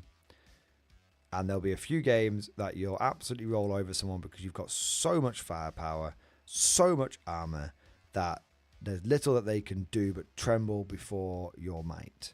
But I think there's going to be, at one point in the event, a very distinctive moment when you can't just bulldoze someone and one or two things are going to happen. Your lack of indirect fire is going to fuck you, and someone's going to play into that and outplay you. And the other option is going to be that someone out damages you. And the third option, there's 3 options, is you encounter someone who you can't overwhelm with just damage. So a good example of this is of someone who out damages you, you go slap bang into Eldar, who come in and pick up 4 Russes in one turn. Because they just go like, fire dragons! And they just obliterate you. And then the other side of it is you encounter Death Guard. You know, it's when you can't overwhelm with just damage. You encounter Death Guard, and you're just like, oh, well, this is great. I just fired my entire army and killed fuck all. Yeah. So, strong advice would be tone down the firepower a smidge, tone up the primary game a smidge. If you are going down a lot of tanks and infantry inside vehicles, I would strongly suggest you consider Hammer. And the fact you're taking Lord Sol Leontus, I would strongly consider going in Hammer. This list would be very different in Hammer. Like faux show. If you basically took this list and stuck it in Hammer, it might be just totally okay. Even with the multi-melters. Because you're just like, oh, I can't get to that thing. Fuck it. Boom. Fucking through the wall. Oh no, someone's trying to move block me, so I can't go through. They're trying to move block me. Oh, just fucking go through the fucking wall. Yeah. You know what I mean? So yeah. You might take the exact same list, stick it in Hammer, and just have a great time. But if you're going to do that, I would suggest with the Kriegers, you switch over to like another unit instead of Taurox because you want everything to be mech'd up. Yeah. Yeah, so you keep the Lord Soul how he is. You keep the Lord Soul how he is. You bin off 1 tank. Or, no, maybe you don't even bin it off. Okay. Bear with me. Keep Lord Soul how he is. Because now you are wanting that extra CP for, because Hammer loves CP. We go to those Deathcore Kriegers. I know you love them, but we go to those Deathcore Kriegers and we go, that could be another unit inside a transport. So we just convert that straight over, whether it's a Taurox or whether it's a Chimera, we convert that straight over. You go to that Lehman Russ battle tank and you turn it into another Hellhound. Because Hellhounds are fucking sick in Hammer. And then you go, I'll have another transport, please. Probably looking at Tauroxes, if we're doing it this way. Probably looking at Catachans and Tauroxes. And it's like, oh. So now, I've got 4 units in Tauroxes. And I've got my Command Blob. And I've got Gaunt's Ghosts.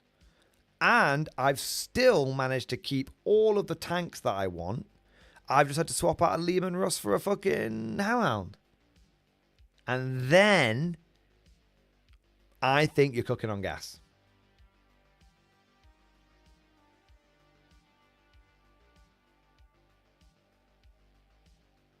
That's what I would do. That's what I would do. All right. Okay. If you don't do that, you need to start rewriting the list a bit more significantly because you're going to have to fucking bang more infantry in it. Yeah. Yeah, no worries, Nim. Off you go. Try it. Mech Hammer with a skew towards tanks is actually quite fucking terrifying. Not over tank, you still got to have the infantry, but a skew towards tanks is fucking terrifying. You might lose your first game. That's because you've not used it before. If it goes badly, look for what worked and what didn't work. Don't look for Hammer shit. Okay? There you go. Bob M, thank you for 28 months, mate. Got a X-Force, baby. Double X-Force, Portal Crew. Got some setup in stream discussion. Cadia still stands. Let's have a look. Haven't been able to pay much recently with work and a move, but I got my bookshelf set up for now at least. Hey, now that is a proper bookshelf. Wowzers, trousers. That's a proper bookshelf right there. Shit. Shit. I didn't even see the Malcador at first. Look at that absolute fucking sexy mother lover.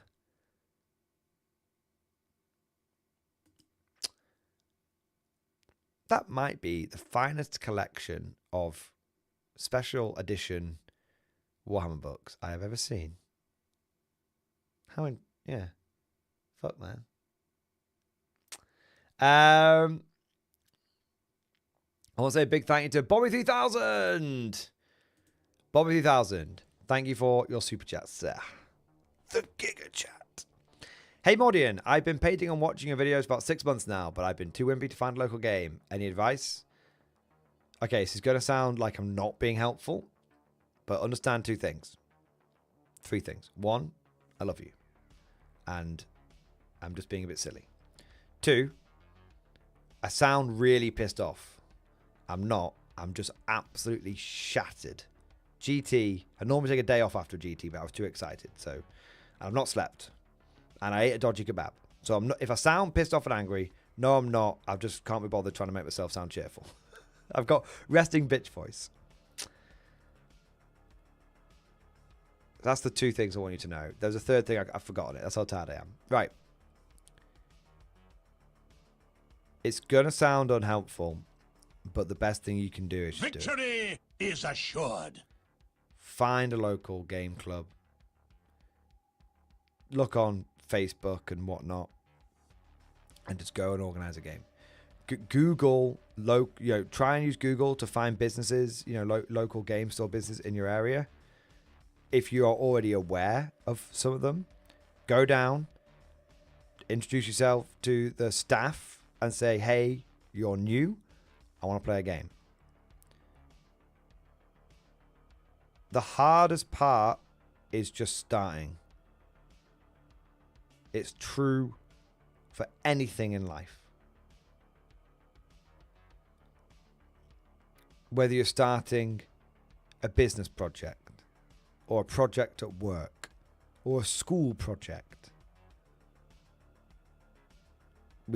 Everybody puts things off, puts things off, puts things off, and then the last moment they do them or they flake out. And the reality of the situation is, if they just fucking done it, then it would have been really easy. So it's the same with, I give this advice for people that want to start making YouTube videos. The hardest thing is just starting. Because everybody's like, oh, but what if my videos aren't any good? And it's like, who gives a shit? It's your first video. No one's going to expect you to be a fucking Mr. Beast. It's the same with Warhammer. Oh, it's my first game. What if I don't know the rules properly? Be honest about it. Say, I'm looking for a beginner game. I'm looking for somebody who can help me. I've got my army. It's painted up. I think I've got a list together, but I might even need a bit of help with that. Is there anyone who wants a game who could just help me? I want to learn. I want to get better. And you'll have people. The fucking store owners might help you. They might, the point is, go there in person and do it. And no matter how scary that seems, don't be wimpy about it. It's just fucking, it's just a fucking game. And it's fun. And even if you get your ass beaten in, it's still fun. Okay? I know it sounds obvious.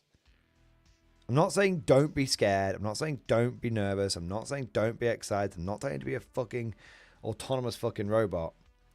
I'm just saying, like, no matter how nervous you feel, no matter how scared you feel, no matter how wimpy you feel, just make yourself go into a few gaming stores, introduce yourself to the staff, and ask about playing a game.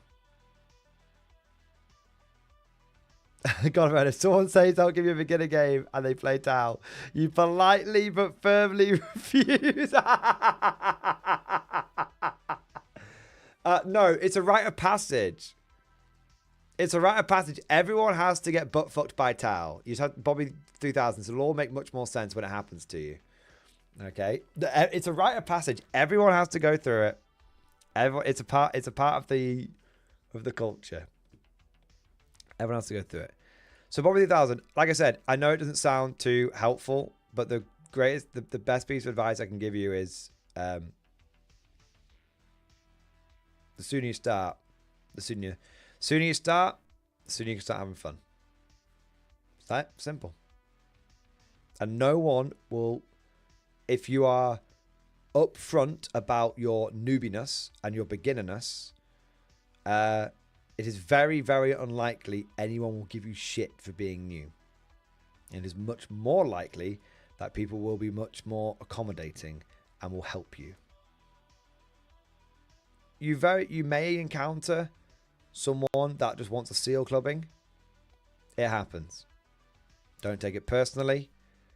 Pick yourself up and try again.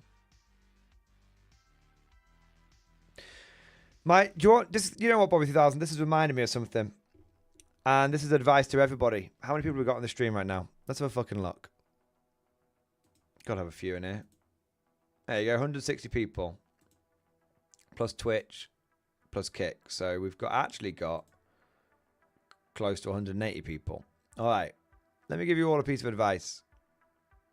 Do you want to know how to get good at Warhammer? It's really simple. Turn up, get smashed, get better. It's that simple. You turn up, you play, you lose, you learn. You turn up again, you play, you lose, you learn.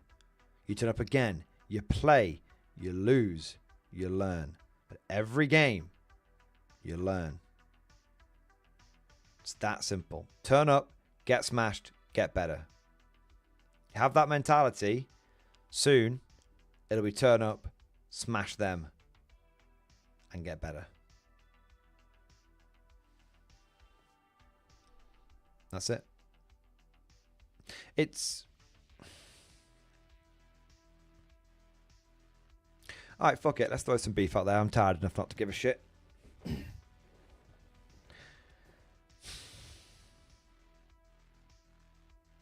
Warhammer coaching is a fucking scam. I'm just going to say it. It's an opinion. It's not a scientific fact. Your opinion may differ. You may think that Warhammer coaching helps. Bobby 3000 may think it may be helpful for him. I don't fucking know. Personally, Warhammer coaching is a giant fucking scam. The only way to get better at Warhammer is to play games of Warhammer. And to have an open mind and to not get salty when you lose. It's that simple.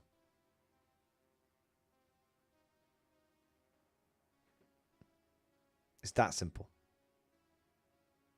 No one who is a Warhammer coach... Maybe put this again. Nobody who is a Warhammer coach got coached. It's that simple. Online courses, selling Warhammer coaching, it's just fucking bag of shit. The only time when I would say Warhammer coaches are useful, if you are someone who has and this is the only time, you are someone who has a limited amount of time, but you know you want to be competitive.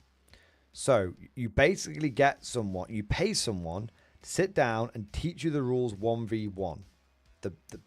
Basically they teach you the rules 1v1 and they give you a list. And then after that, you go to tournaments. You just play. That's it.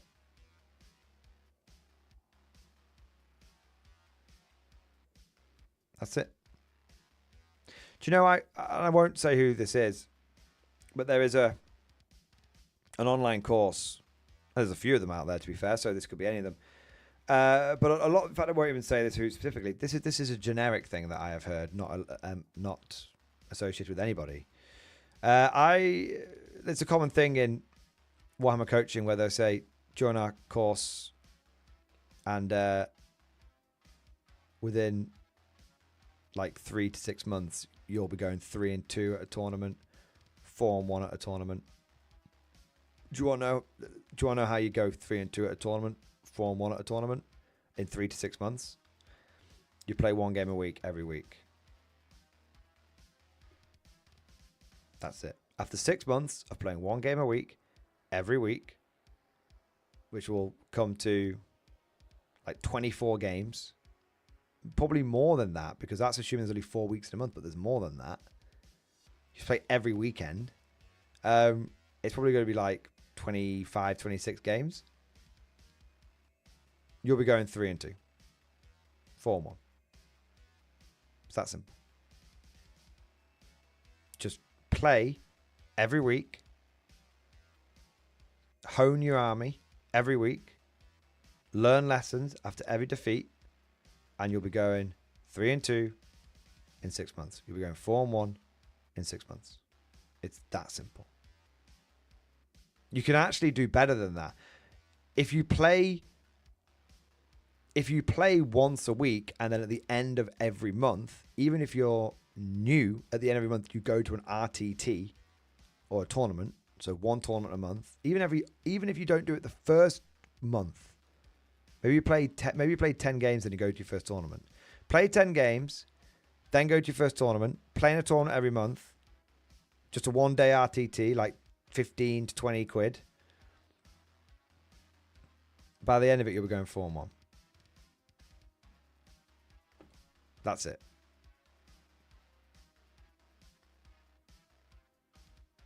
That's it. It's my opinion. Some people strongly disagree with that.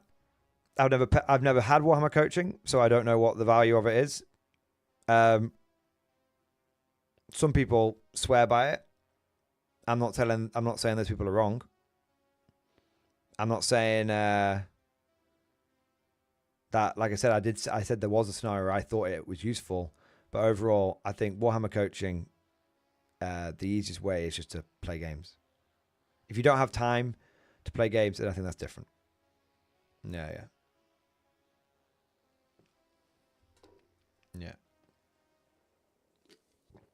There you go. So, let's get to game 3, because game 3 was fucking gnarly. Fuck me. I've never... You know what? I'm going to say it. My opponent was lovely. Properly lovely. And actually somebody, another person who I knew. So, I played Sophie. Now, Sophie is the one that plays at Just Play. And we've seen each other across the gaming hall dozens of times, but we've never lined up against each other. So this was actually, when I got paired into Sophie, I was like, you know what? I'm really looking forward to this, because I like getting the chance to finally cross swords with someone who I haven't crossed swords before, but who I know is a very good player. She's won tournaments at Just Play. And I know she's got a good grasp of the rules. She's a good player. She knows what she's fucking doing. And fuck me if this wasn't possibly the worst matchup on the worst fucking board with the worst fucking mission. This very well may be the biggest uphill battle I have ever had. Maybe. Let me give you the fucking details. All right. So, Sophie was playing Necrons. Her list was 4 Catan, 2 Transcendent, 1 Nigel, 1 Void Dragon. Nigel the Nightbringer, for those of you that don't know what Nigel is. Nigel the Nightbringer. Then we had 2 unkillable bricks of Wraiths. Okay. And that was pretty much it. It was like 6 unkillable units. And then there was a unit of flayed ones. Then there was for infiltrating shit. Then there was a unit of a single destroyer. And then there was Imhotep. The Storm... Imhotep. The Stormlord. That was the list. So I was like, okay, this is a hard matchup, but I have a great advantage. The advantage being I have a lot more OC than my opponent. It turned out that this advantage was worth the square root of fuck all, because the mission was Purge the Foe. Now, for those of you that don't know how Purge the Foe works, it's very simple. You get points for holding one objective or more objectives. If you hold one objective, if you hold two objectives and your opponent holds two objectives, you don't get points for holding two objectives. You just get 4. You just get 4 points. So my whole plan of I'll win on objectives started going very badly wrong from the beginning. The other way you win at Purge is by killing one enemy unit or killing more enemy units. Now, killing one enemy unit is doable unless your opponent's entire army is 6 unkillable units, because these things are very, very, very, very tough. So not only was I not really able to score more on holding primary, but I was almost guaranteed to give up the kill more every turn. This was quite fucked. However, I did have one ace in the hole. It's a very important ace. Do you want to know what it was?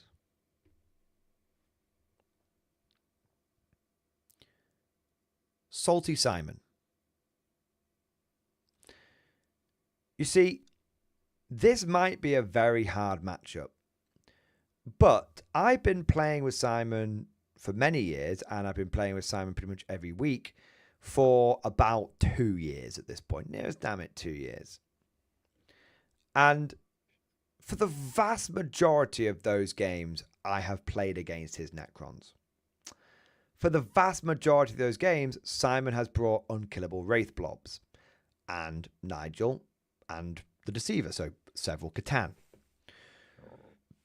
So the one thing I had going for me, and also, even when I haven't played against Simon, every single time I go to a tournament, I play against Necrons. They're an unfathomably popular army in my local area. But GT, RTT, don't matter. I once went to an RTT and it was a 40-person RTT. Every game I played was against Necrons. True story. You can see it. I didn't have to actually report on it. I thought I was going to cry by the end of it. Not only that, I play against Hypercrypt a lot as well. And my opponent was using Hypercrypt. So the one thing I had going for me is I know how to play into Necrons. That's the one fucking thing. But as it turned out, this was a very, very important ability. A very important ability.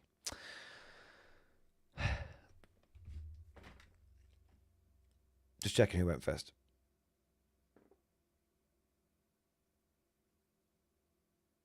Oh, I had one other thing going for me.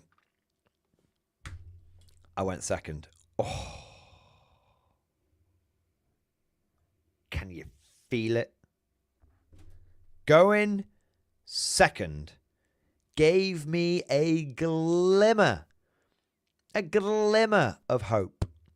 Because going second means that at least at the end of the game, I should, in theory, be able to hold more and get 4 whole extra victory points at the end of the game. In theory. Anyway. So. Deployment is, as you can see, so there's one mistake. I put this Lehman Russ wasn't actually deployed here. I put it down, then forgot about it, and then it's meant to be here. So if you see this Lehman Russ teleport, it didn't teleport. I just literally forgot about it. I realized like just before round 1 started, I was like, oh, that's not meant to be there. It's meant to be there. But fortunately, because I deployed so much after my opponent, it was like it didn't make any difference to the game, so don't worry. Just thought I'd mention it in case you see the Lemurus moving around in a weird way. So this is after... This is before before turn 1. I've done my scout moves. So you'll notice that I have a kind of standard deployment at this point. I have chimeras, 2 chimeras on each flank, 1 go in the middle with the scout sentinel. And then I sort of try and have 3 tanks on one flank, 2 tanks on another flank. I've done that literally every single game so far. So I scout forward this chimera to here. Scout forward this chimera to here. Scout forward this chimera to here.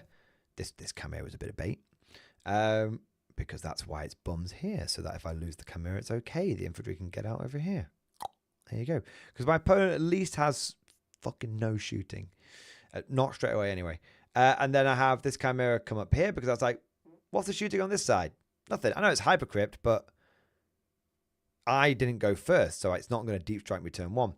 And then I've got a chimera to scouts around the corner there. There you go. Get a good sense of the deployment. Wraith blobs in the middle and on the flank.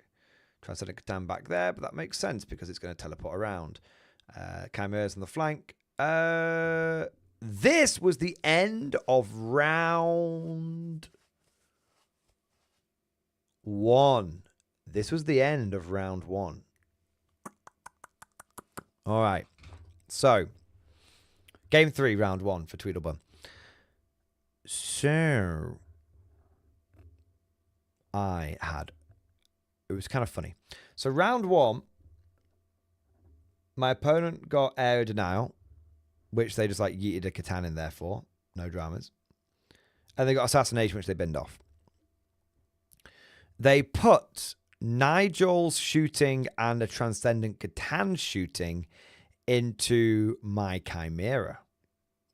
But I popped smoke. Who would win?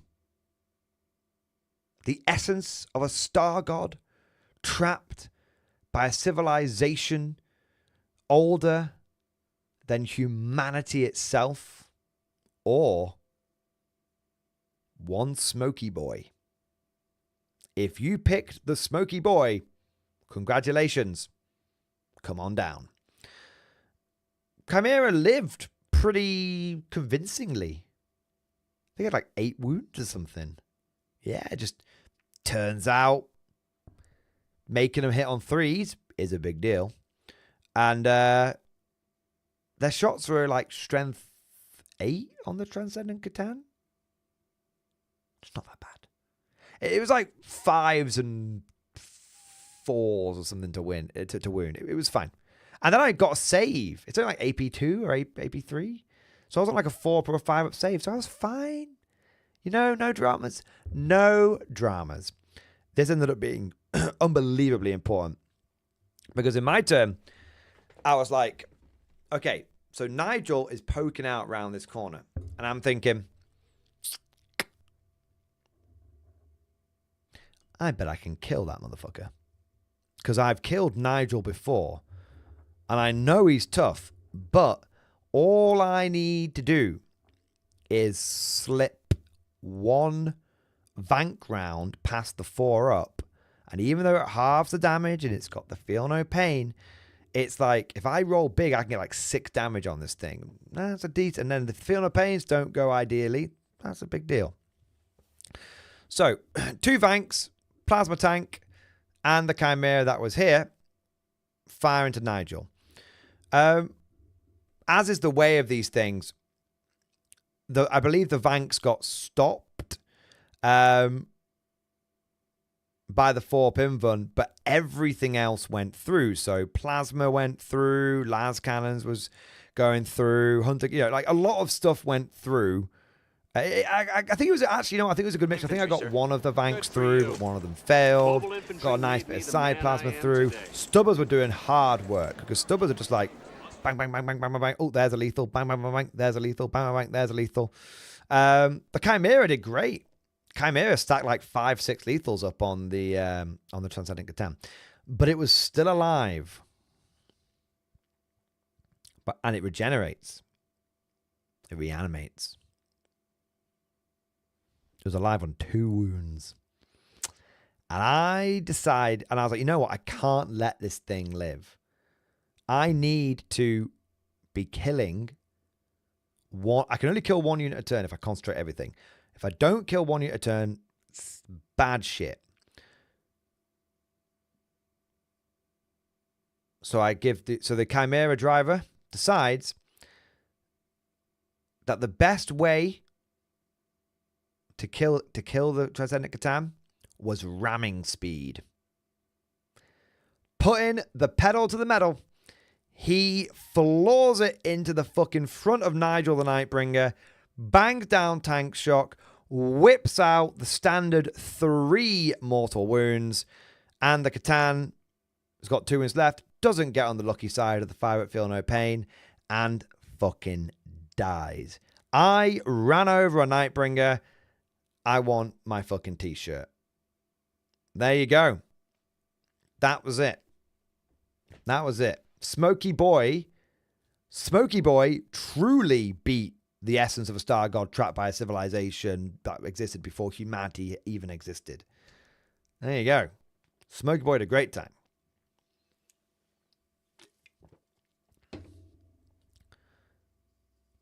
Going over to... Also, I caught my opponent off guard.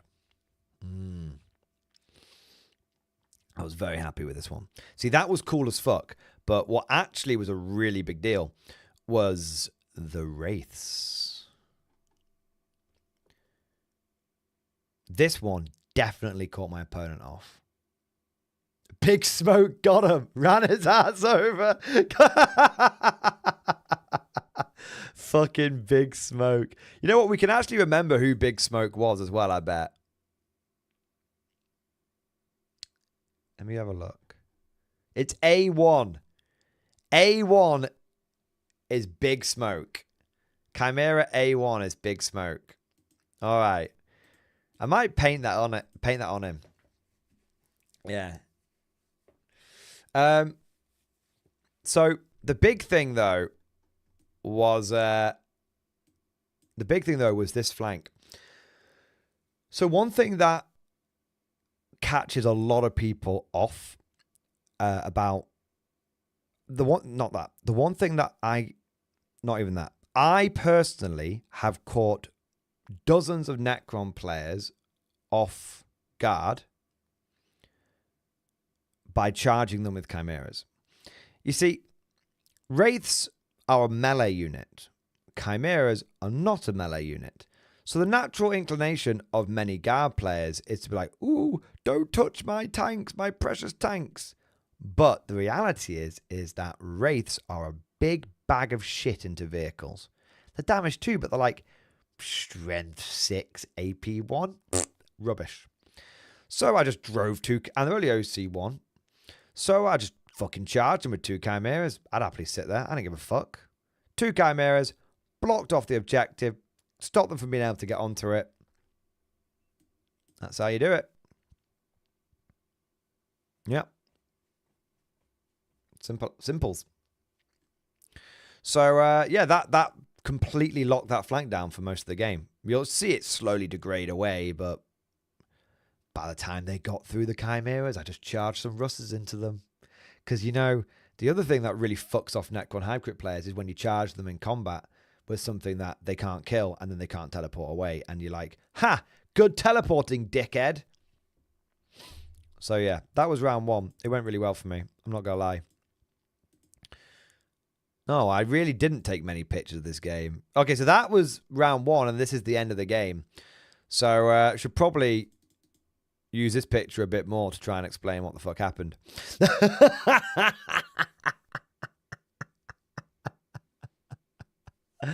Maybe the back picture would be better.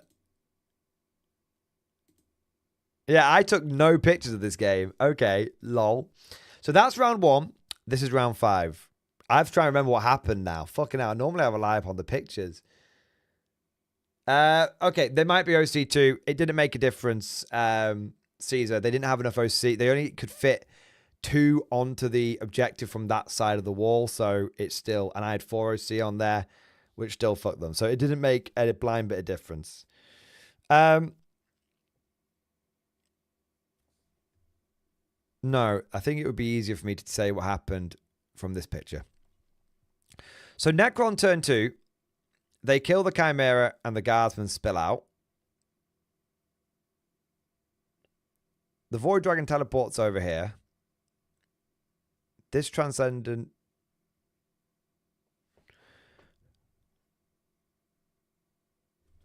Okay, yeah, I know what happens. So, turn 2 for the Necrons, they kill the Chimera with shooting and then charge the Wraiths in, butcher the guards, and they kill the Sentinel with shooting. And they charge the Wraiths in, butcher the Guardsmen, and go on to the objective.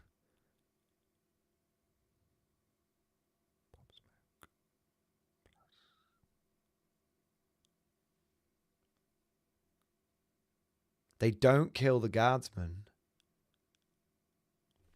A Guardsman lives. I'm pretty certain 1 or 2 of the Guardsmen live. And that's important because then I reinforcement them. I'm pretty certain. Yeah. Or maybe I didn't pop smoke turn 1. I can't remember. I had enough CP to do reinforcements on a unit of Guardsmen. It might have been this turn. It might have been the turn after. But anyway, the point is that the Wraiths are here. And this Transcendent Catan...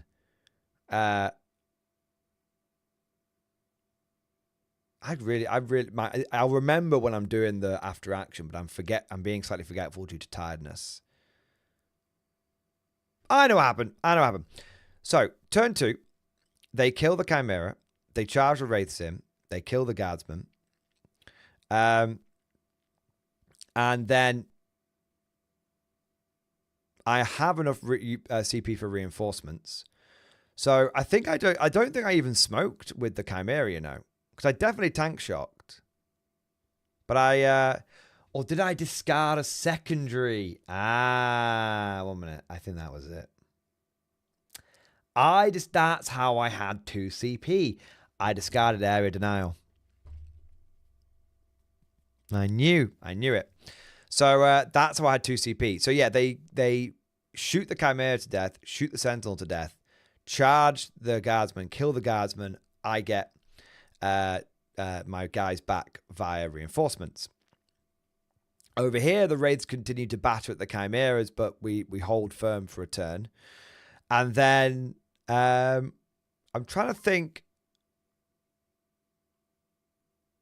I think one of the Catan. This one comes over here.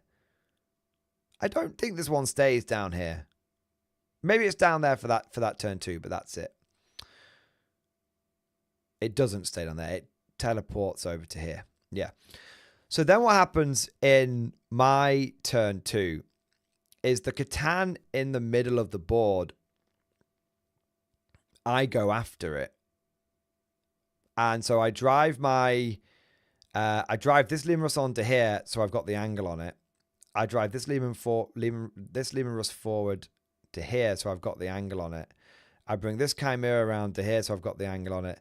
And then this Chimera from here can get the angle on it as well. I don't think I can get the angle on it with either of these Russes this turn.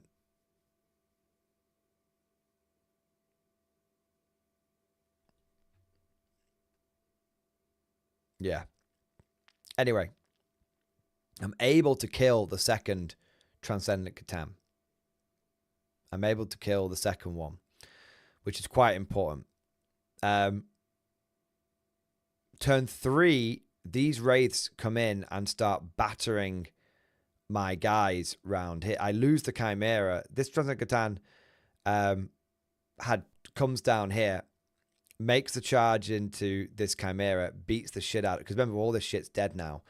It comes in like down here, makes a charge into the Chimera, kills it, and my guys spill out. And the Wraiths get greedy and they try and charge 2 units and they don't make the charge. The Wraiths just sit there in the middle, which is bad for my opponent.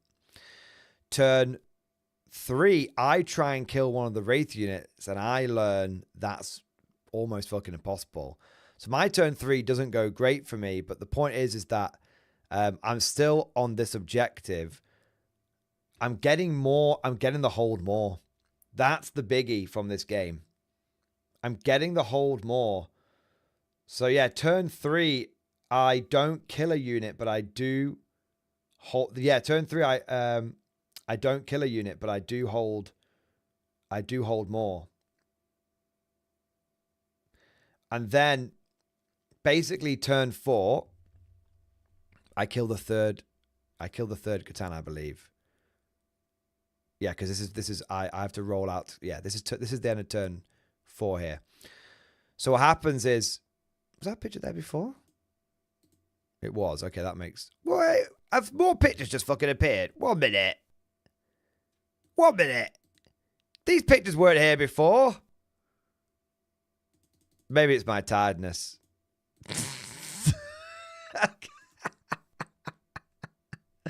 Okay, I don't know what the fuck's going on in the pictures. Let's have a look. Maybe I can explain it. Yeah. So we kill the second Catan, turn 3. Turn 2. I don't kill. Oh man, I can only apologize. I have definitely fucked the description of this game has been absolutely amateurish. I want you all to give me so much shit that I never forget it. I should have had tonight off. I shouldn't have streamed. Lambast me, gentlemen. Lambast me. All right. I know what happened. So turn 1, we killed Nigel. Turn 2, we went after the Wraiths and failed. Turn 3, we managed to kill the Catan. Turn 4, we managed to kill the last of the Catan except for the Void Dragon. And we basically charged the Russes into the Wraiths. And so by the end of turn 5, the Wraiths are both tied up. And the Void Dragon is only 1 unit and can only do so much. And that is how the game basically ends up like this. So you can see the only Catan left on the board is the Void Dragon. And you can see both Wraith units are basically like, Sophie started taking them off. This unit was pretty fucked up, but both Wraith units are still alive. But with the Catan gone, the ability for the Wraiths to do any meaningful damage to the tanks is gone, and I out-OC them, and they can't get more for killing me because the Void Dragon, like, it's just struggling to. It's only 1 unit. See what I mean? So what ends up basically happening is at the end of the game, as you can see, because I think this is the end of the game. Yeah, at the end of the game, as you can see, there's 2. My opponent's got 3 units left, and I have got 1, 2, 3, 4, 5, 6.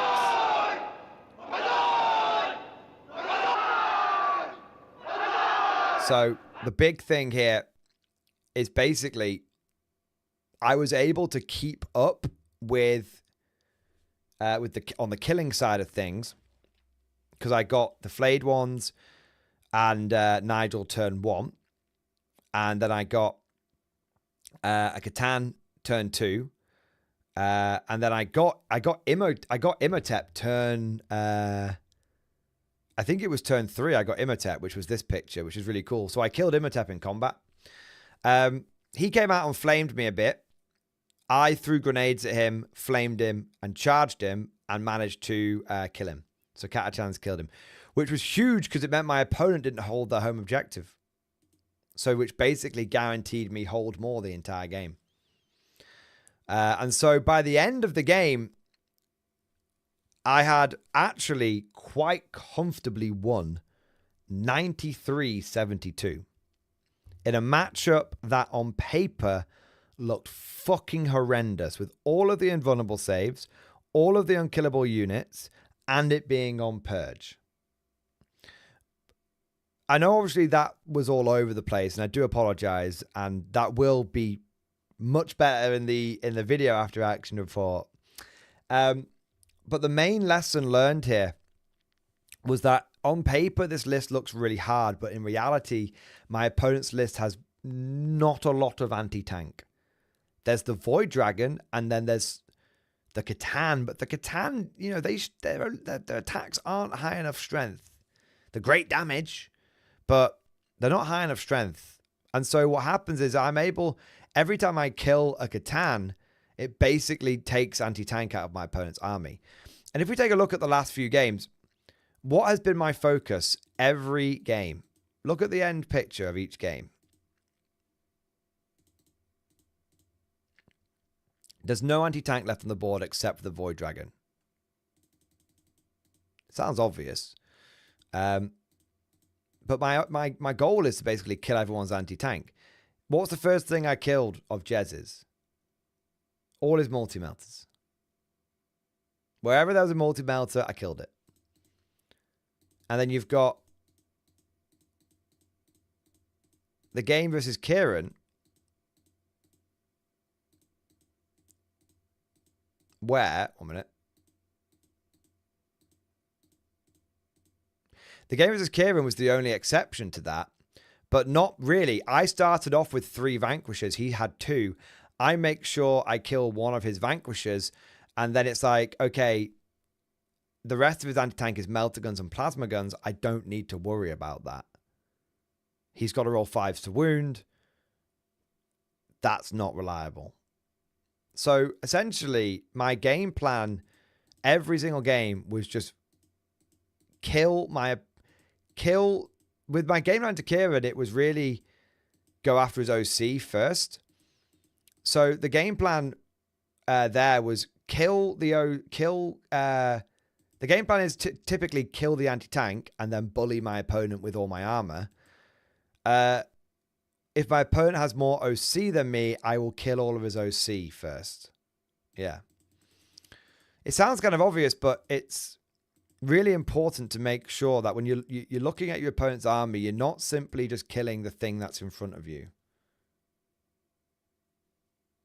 You're not just killing, oh, well, that's in front of me, so I kill it. The Wraiths were in my face most of the game, and I just basically tied them up and then ignored them.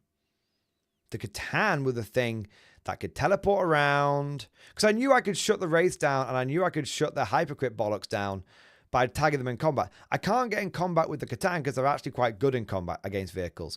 So I fucking blew the Catan off the board anytime there's an opportunity, tied up the Wraiths, and then my opponent basically doesn't have an army rule, and he doesn't have the ability to fuck with my tanks enough. He's got 1 Void Dragon, and it's still only got the same profile, but it's 1 Void Dragon, you know? So, that's been the goal on all of these games. Looking back on game number 3 specifically, I think I was much more worried about this game than I should have been. My opponent said at the beginning that they thought it was going to be a 10-10, and I was surprised that they thought that it was going to go that badly for them. Upon reflection, my opponent really just didn't have enough anti-tank. And I think this is a great reflection on you being able to just absorb damage isn't enough in a game. You kind of, guard players often try this with like pure infantry. I'll bring more wounds they can possibly kill. The reality of the situation is that just taking damage isn't enough. You have to be able to take damage and do damage. And ideally, you have to be able to have some maneuverability behind you. And I think the reason why this list does quite well is because it can take damage because it's all fucking armored. And there's a lot of armor as well. It can do damage because it's got lethals and 5 fucking Lehman Russes. Lehman Russ Gang Rise Up.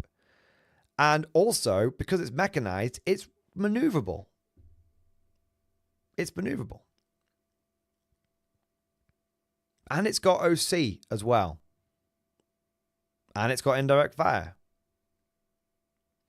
This was the one game where the artillery teams didn't feel great, but they were still fine. They killed the destroyer. They killed the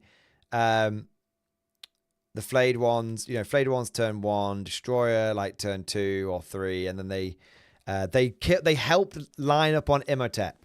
They wounded him. I didn't get any grenade wounds. That was it. So I got him down to 1 wound with flamers and artillery teams, and then I charged in and took the last wound off him. Yeah. Okay. So this game wasn't as bad a matchup for me as I thought it was. My opponent had a lack of anti-tank, which I hadn't appreciated. All right. I do apologize, guys. I was a little tired in that. I went through a spell of tiredness. Let me have a bit of a sugary pop, and then we'll be okay. I think that game was the hardest one to remember as well, because it was the most tired I was in the tournament. So I was like, yeah, there you go. We've got some super chats coming in here. Let's do the undeserved super chats because of how shit I am at streaming. And then let's do game 4. Big thank you to Yo-Yo the Assyrian. Thank you for the Prime sub, baby. X-Force, baby. 13 months Prime, baby. Yo-Yo the Assyrian. Mech Guard. Oh, Mech Guard, mate. You love it. You know it. I've been running this mechanized list for so long. It's crazy. It's crazy to think that the same 6 Russes that I bought 8 years ago and the same 6 Chimeras that I bought 8 years ago are still good. The only thing that has changed is what goes in the Chimeras and what I use for indirect fire. That's it. I used to run infantry squads inside them. Now I run Catachans inside them. That's it. Oh, the only thing that's happened with the Russes is a change of turret. But even then, it's only like I've gone from demolishers to vanquishers. You know, it's like it really has been a truly bulletproof, edition-proof list. I know, touch wood, it's going to get fucked in. It's going to get fucked in 11th. But yeah, it really has been just a solid workhorse of an army. Yeah, trad mech, baby. Hashtag trad mech. Find yourself a list like trad mech. There you go. I haven't read it, Blackstone Chattermaster. I said I wouldn't read it over the weekend because I was at the tournament. I apologize, mate. I should have time tomorrow. There you go. It's just the GT, mate. I also want to say a big thank you to Tiki, my boy. Tiki, thank you for the double support, mate. I know one of them's taking the piss out of me, but still, thank you. Firstly, thank you for the gifted membership. Banzai! And then also, thank you to Tiki for the super chat. Hey, MG, have you ever tried streaming an after-action report? Yeah, I have. I'm still new at it, though, apparently. Oh, man. Fucking hell. Trooper number 212, thank you for the super chat, man. Hobby update and stream discussion. All right, man. Let's take a look. So I was wondering why his old model has such a dark colour metal to start off. Then I bothered checking the package. Well, lads, I suppose I have already had raging autism since I was a kid. What's a little more brain damage? Vehicle family transit, model TR10, roll, fire, bomber, garrison, fire armaments. Okay, why? What the fuck is it? This product contains lead and should not be chewed or swallowed.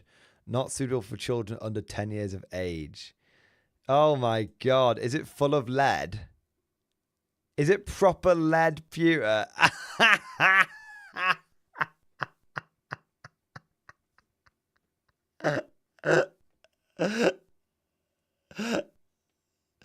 Oh man, that's actually amazing.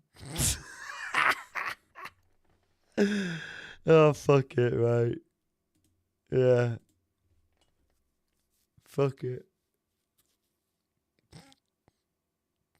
You might as well bang it up your ass as a suppository, mate. Just go, if you're in for a penny, in for a pound, you know.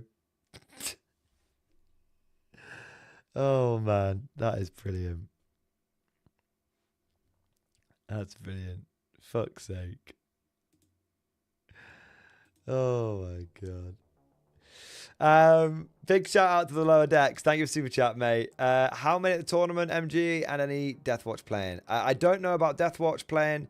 There are about 80 people at the tournament. Yeah, about 80 people. I don't know if there's any Deathwatch playing.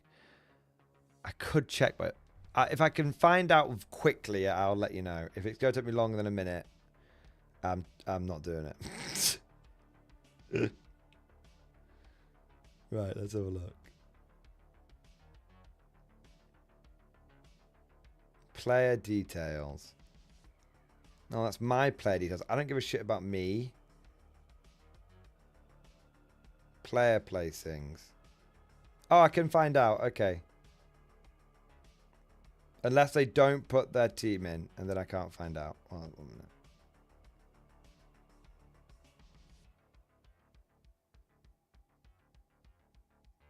No.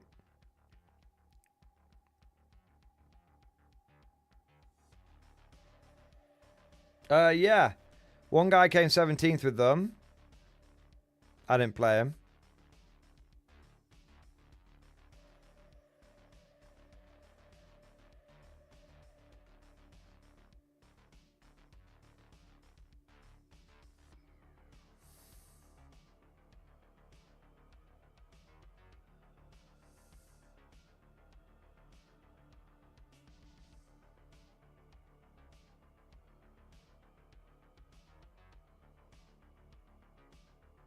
I'm going with a solid 1.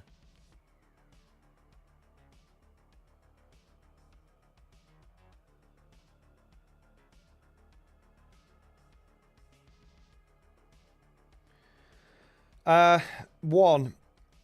If it's any, but on a more amusing note, I think there was one Tau player there and he went 0 and 5. So, lol to him.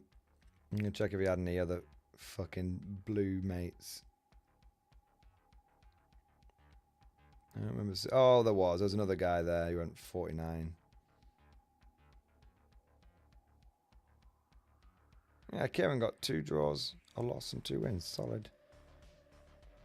Yeah, there you go. Faction's not dead yet, lower decks. There you go. N Harper. N Harper, thank you so much for the 19 months, baby. X-Force, baby. Yeah, buddy. Yeah, buddy. Yeah, buddy. And Harper, thank you so much, mate, for supporting the channel for over a year and a half. Thank you, bro. Congrats on the tourney. Appreciate it, man. Thank you. It was a hard-fought event, but we did all right. We did all right. So for those of you that aren't in the Discord and don't know the ultimate result, no spoilers, please. Going into day 2, I was undefeated. I had a draw, a win, and a win. Although the draw was a win under GW. So it's like a win, a win, and a win in a funny sort of way. But via the tournament rules, it was a draw, a win, and a win. Because it's WTC scoring. So it's about... I was 4 points ahead. I needed 5 points to be ahead to get the win. Now, game number 4 started off quite interestingly. So I played a chap called John. John is a very good player. Up until this point, John had 20-0'd everyone. He's running Dark Elder. Now, John has played me in the past with his Chaos, and I think he's beaten me twice. He's definitely, yeah, he's, maybe it's 1-on-1, but either way, and he beat me by just frankly outplaying me and by being a better player. In the past, that is. Now, this game, he wasn't running his Chaos. He was running his Dark Elder. And he had a very interesting list. 2 Ravagers, 2 Venoms with 3 Venoms. So 2 Ravagers, that's the one with three Dark Lances each. 3 Venoms, 1 with a unit of Cabalites in, 1 with a unit of Incubi with Drazar, which was in reserve, and 1 with the unit of Incubi with an Archon in. He then had a Raider full of Lilith and all of her sex slaves, 2 units of jet bikes, a unit or 2 units of racks, 1 led by the Gimp Suit guy, a couple of units of Mandrakes, Kronos, Talos. Another Kronos on its own, Talos on its own, 2 more units of Talos with 2 in each. So it's a really, and if it didn't say it, 2 units of bikes with heat lances. So it's a really interesting list because it's fast as fuck, and it has loads and loads of game pieces.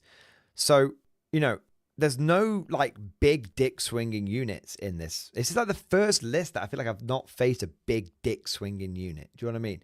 Like, it's just lots of little assets, great maneuverability, great scoring ability.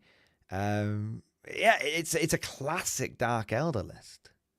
A little bit of everything, bit of witches, a bit of Cabalites, bit of homunculus shit. It's a classic Dark Elder list. And I was a little worried. I'm not gonna lie, because he's got a lot of anti-tank.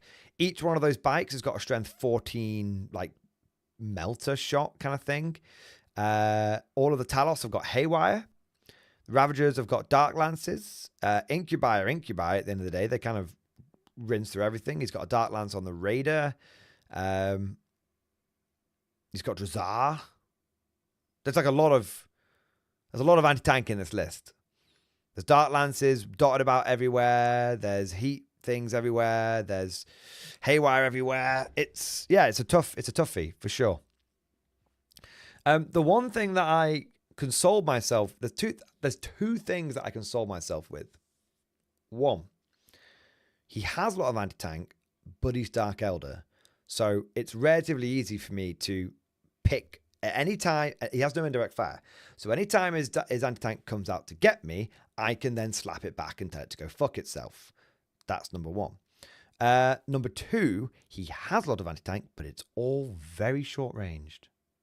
Apart from the Dark Lances, the Ravagers started off the board, so I wasn't worried about them. Apart from the Dark Lances, all of his anti-tank is very short-ranged, which means that it really has to come to me to get me, and if it does come at me, there's a chance that I get to shoot it first, especially on the Taloses, who are relatively slow. The other thing I have going for me is that I've played into Dark Elder a lot, so I've got that experience with this specific list as well. And I play my brother. He's got Dark Elder. Not played him in a year, but he still has Dark Elder. And every time I go to tournament, I seem to play against Dark Elder. And the other thing I've got going for me is I kind of counter his main advantage. His main advantage is that he's got lots of units to do lots of actions and do lots of scoring with. Normally, he plays into people that don't have a lot of units because a lot of people are going very elite these days. But I have loads of units. I've got 5 Chimeras with 5 squads in. That's like 10 assets right away there. That isn't really good at doing damage. It's just good at holding objectives, doing actions. So it's like I can kind of play his game, which doesn't add anything to me, but doesn't add anything to him either. So we get to, let me go over to the app.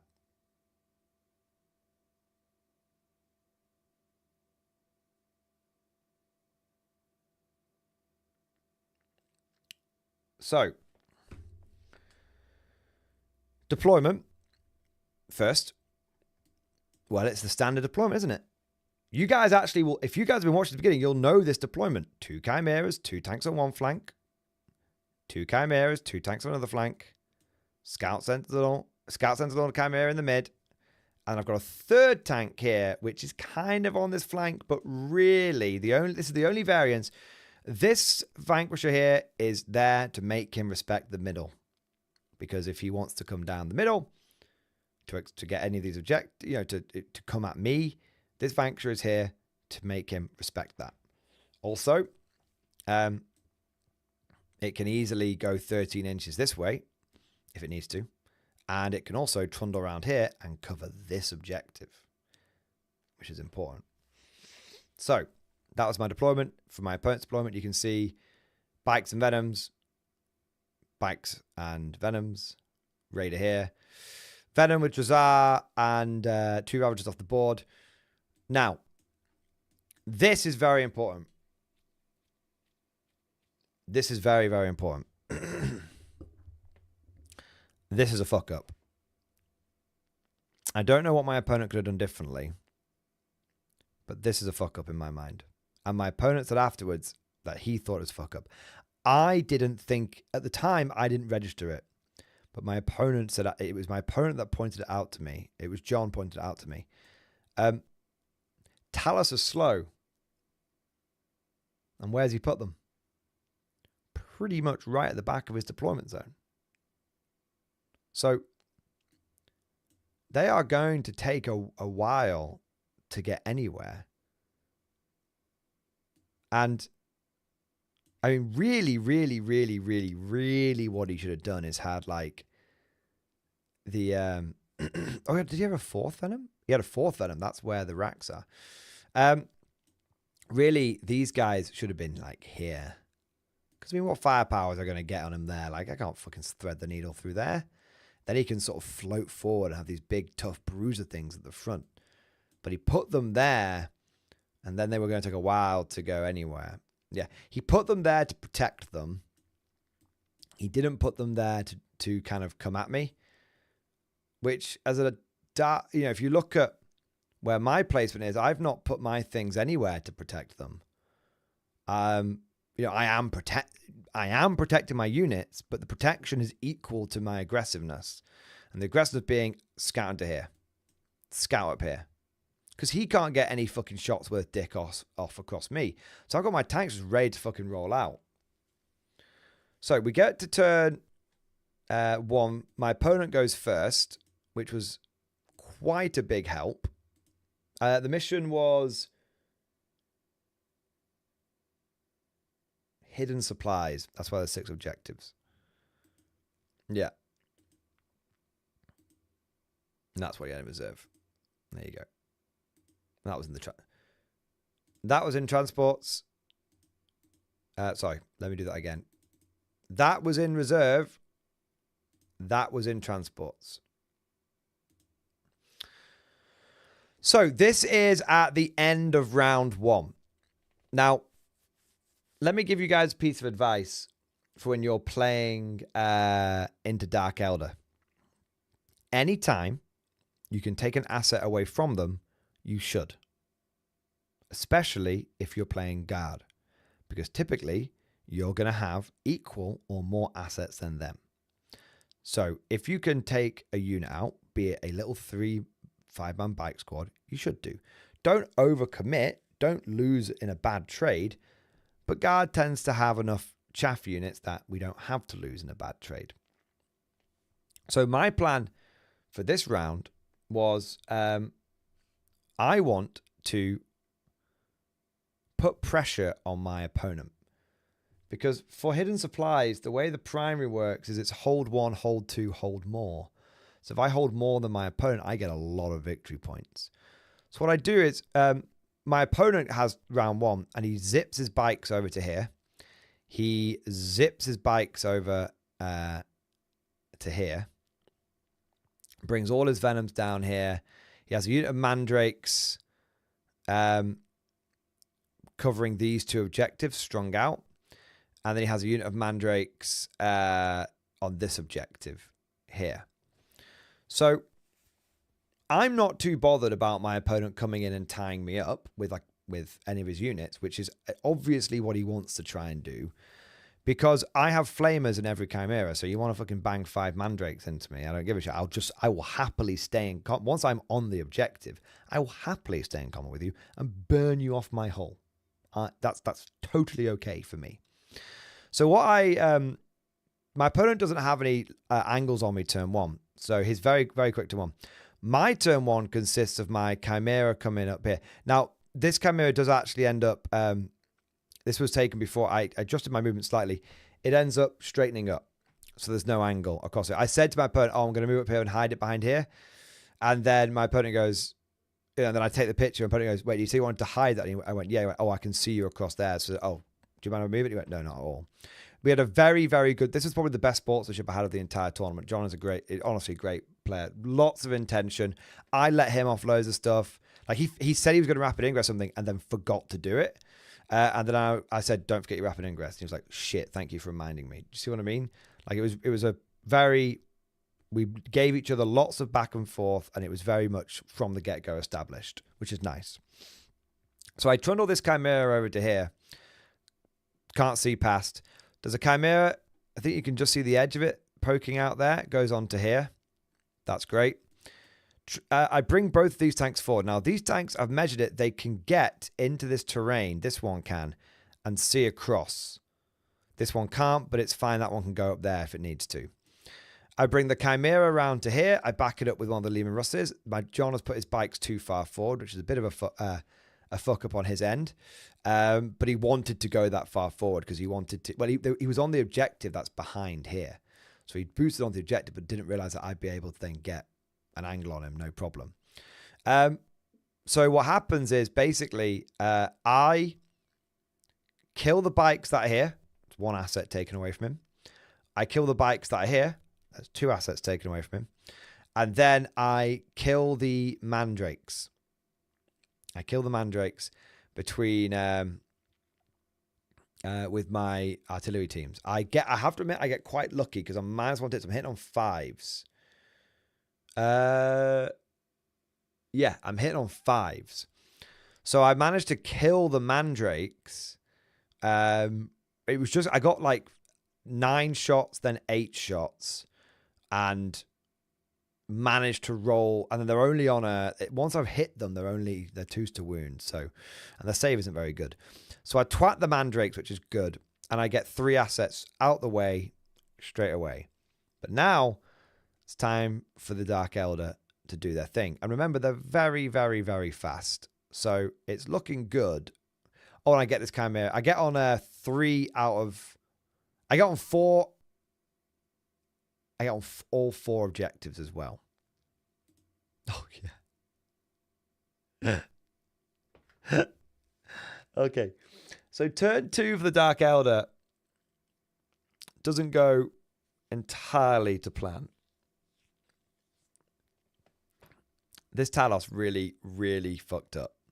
So it shot the Sentinel and failed to kill it. And then it failed a 5-inch charge on a reroll. That was huge because then I auto passed that Sentinel and held this objective. And it ended up meaning that I held more objectives, which gave me like a big swing on primary. Yeah, I got 15 points on primary turn 2. Because that Sentinel lived, I got 15 points on primary. And John was like, yeah, that's basically game. And I was like, really? He went, yeah, you stopped me from getting any. You're going to keep stopping me from getting any. And you just got 15 and you've got second turn. So the chance you're going to get 15 then as well. Like if we both got 0 up until turn 5, maybe I'd be able to do something. But you've basically got a minimum of 30 primary in the bank. And I was like, true. So Dark Elder turn 2 wasn't great. So the Sentinel lived. The Ravagers came down and popped this Chimera, and I had a bit of a big brain maneuver where I was like, well, I'll just disembark off the objective. Because what my opponent wanted to do, if I disembarked onto the objective, my opponent would charge me with his racks and then consolidate back into the boat because he had set that up so it was possible for him to do that. So by going behind the objective, what it meant was my opponent would have to charge past the objective and then kill my guardsman, but then be stuck out in the open, which he didn't want to do. So I managed to just lose a Chimera, but I managed to preserve the guardsman squad. They got a bit melted by the racks, but it was fine.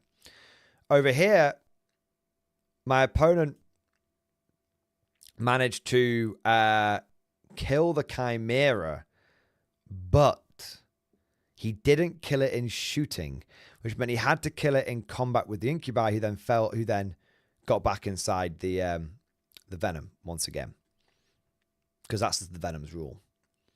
And again, that was massive, because if he'd killed it with shooting, then he would, between grenades, a blast pistol, a blaster, and a dark lance, if he'd killed it with shooting, then charged the guardsman, he would have been able to hold this objective, hold that objective, contest that objective.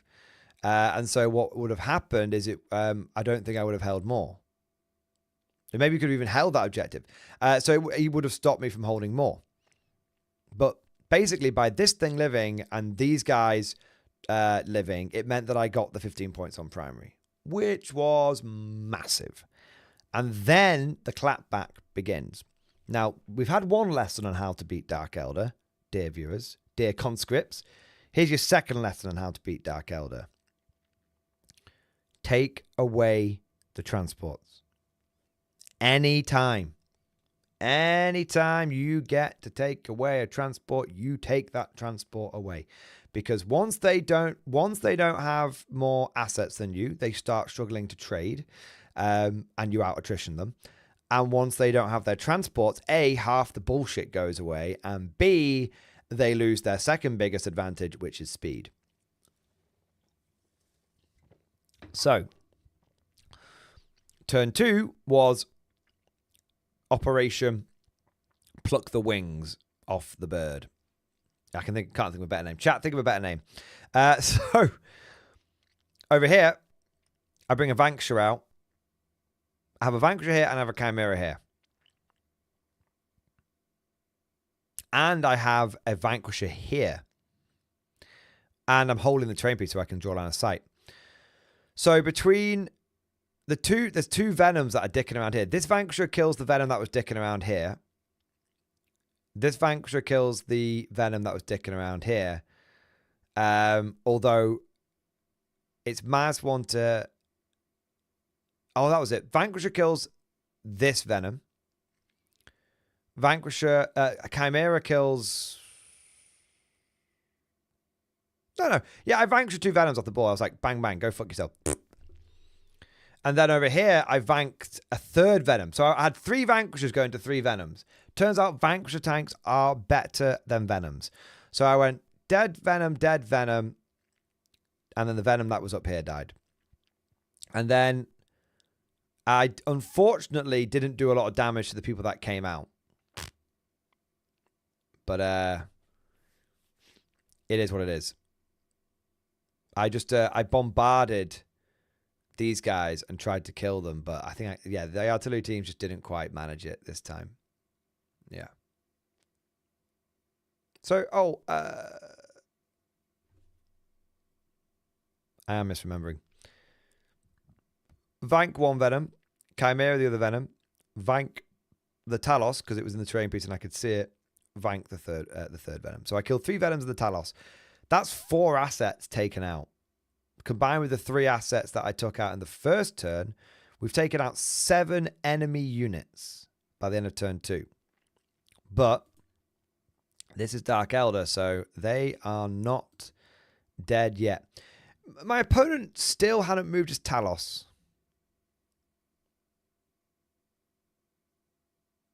I think he was worried about I think he wanted to soften me up before sending the Talos in, but really I think they should have been coming at me from the beginning. But they got a wiggle on turn 3. Turn 3. I lose the right flank. Everything just fucking dies. Yeah. I lose the right flank. And I knew this was going to happen. Because no matter how much you beat Dark Elder, they still hit like a fucking truck. Like an absolute fucking truck. So, all the guardsmen died to these incubi. And then the Vanquisher dies to this incubi. The problem is that one of these guardsmen survives. So my opponent strikes with these guys first, and 1 guardsman survives. this is quite big because it means that these incubi, when they kill the Vanquisher, can't get back in the venom. Why? Because this guardsman's here, and you have to consolidate into a fresh combat before you consolidate onto the objective. Now, if my opponent had been able to consolidate onto the objective, he would have been able to get back into the venom. But he either stays out of range of the venom, or he consolidates into the guardsman, at which point he's in engagement range. He can't get back into the venom, because you can't get to the venom if you're in engagement range. So this leaves Drazar swinging his big dick in the wind. It doesn't end up being that big a problem, but it looked bad for my opponent at the time.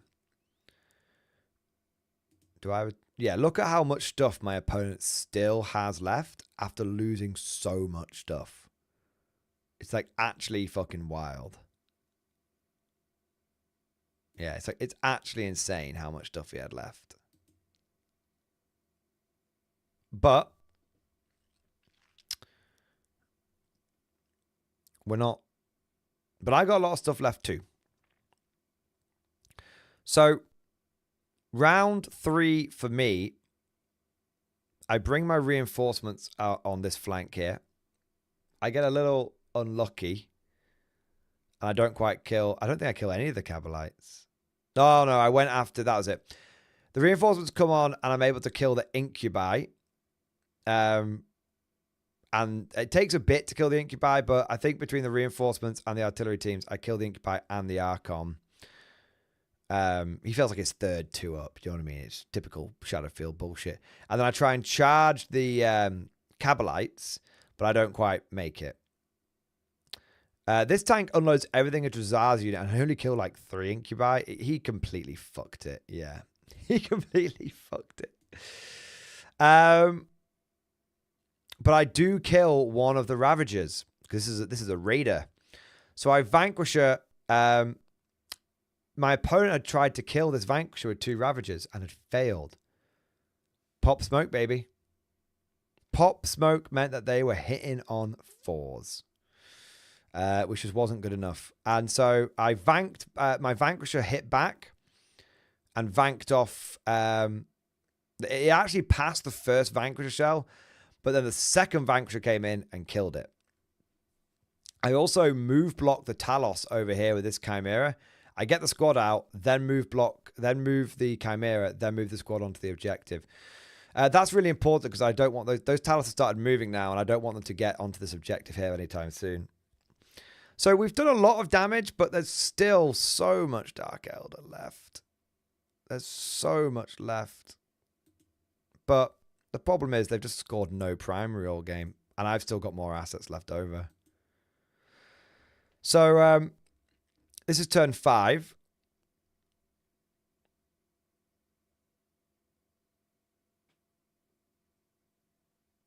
This is turn 4. It's turn 4 for my opponent. He manages to kill the Vanquisher here with the Haywire. He fails to kill the Chimera up here in shooting and in melee. Just got very unlucky. Drazar came down here to go after the reinforcement squad to try and protect this objective, but failed his charge. And that was it. And then at the end of then it goes over to my turn 4. I finally kill Drazar and the guys here and dump my load onto that objective. And I deny my opponent this objective. And I kill the last Ravager. And so we get to turn 5, and my opponent, I think, manages to get... He got one set of primary... He got 5 primary points this game, I think. He brings the Raider over here. Lilith gets out Butcher's 10 Guardsmen, but he brings the Raider over here to get behind enemy lines. He butchers the Guardsmen on the objective here with the Talos. And then it comes over to my turn 5, and I don't even need to like kill anything to get the maximum points. So on my turn 5, I have no prisoners and cleanse, and I get to score 15 points at the end because I hold this objective. I dump the guardsmen. So there was you know, the remnant squad of guardsmen that had survived the racks. They were in this chimera, and they jump out the following turn and get onto there. So I sort of put one squad out, put the next squad in, and then next turn put that squad out. So there's like wave of guardsmen in there. So I'm holding one. I hold one objective here. I basically kill Lilith with Lilith's squad with the artillery teams and the chimera here and the plasma tank here. Just like just kill them, and then kill the raider as well. So they all die because they're just witches. They just die like piss. And then yeah, I hold one at the end of the game. I hold 1, 2, 3 objectives, which is more than my opponent controls. I get maximum primary there. And at the end of turn 5, if we've got a final picture. Yeah, that's basically the state of the board. I think Lilith actually survived, but everyone else died. And that's the final picture of the board. We've got a chimera with 5 guardsmen down here, and we've got the we've got this tank here, and we've got the chimera here, and we've got the squad over there. So when we get to the end of the game, I actually haven't got that much more left than the Dark Elder. We were trading constantly throughout the game. Trading constantly. At the end of it, I've got 1 Lehman Russ, 2 chimeras, 2 artillery teams, and 15 guards left over. And my opponent has got Lilith, the Kronos, 4 Talos, and 5 Cabalites left over. So we were trading blow for blow, but in a battle of attrition, the guard comes out on top. And to give you an idea of how brutal this was, did Big Smoke make it? Not that one. I don't know. Did Big Smoke make it? I can't tell. I don't think Big Smoke made it.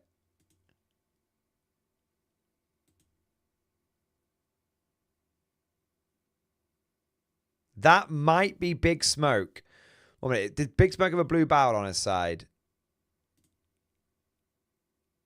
Did Big Smoke have a big blue barrel on his side?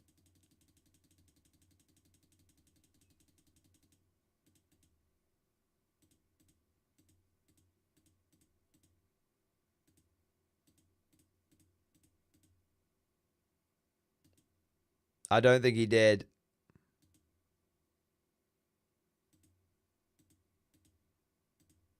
No, sadly. Although, to be fair, yeah, I don't think Big Smoke made it, sadly. F in the chat for Big Smoke. But do you guys want to know what the final score of that game was? 100 to the guard, 43 to my opponent. It was a 20-0. It was a 20-0. My opponent 20-0 3 other people and then encountered the Emperor's true finest and got 20-0'd. I spoke to John afterwards and he 20-0'd his last opponent as well. So he went 20-0, 20-0, 20-0, 0-20, 20-0.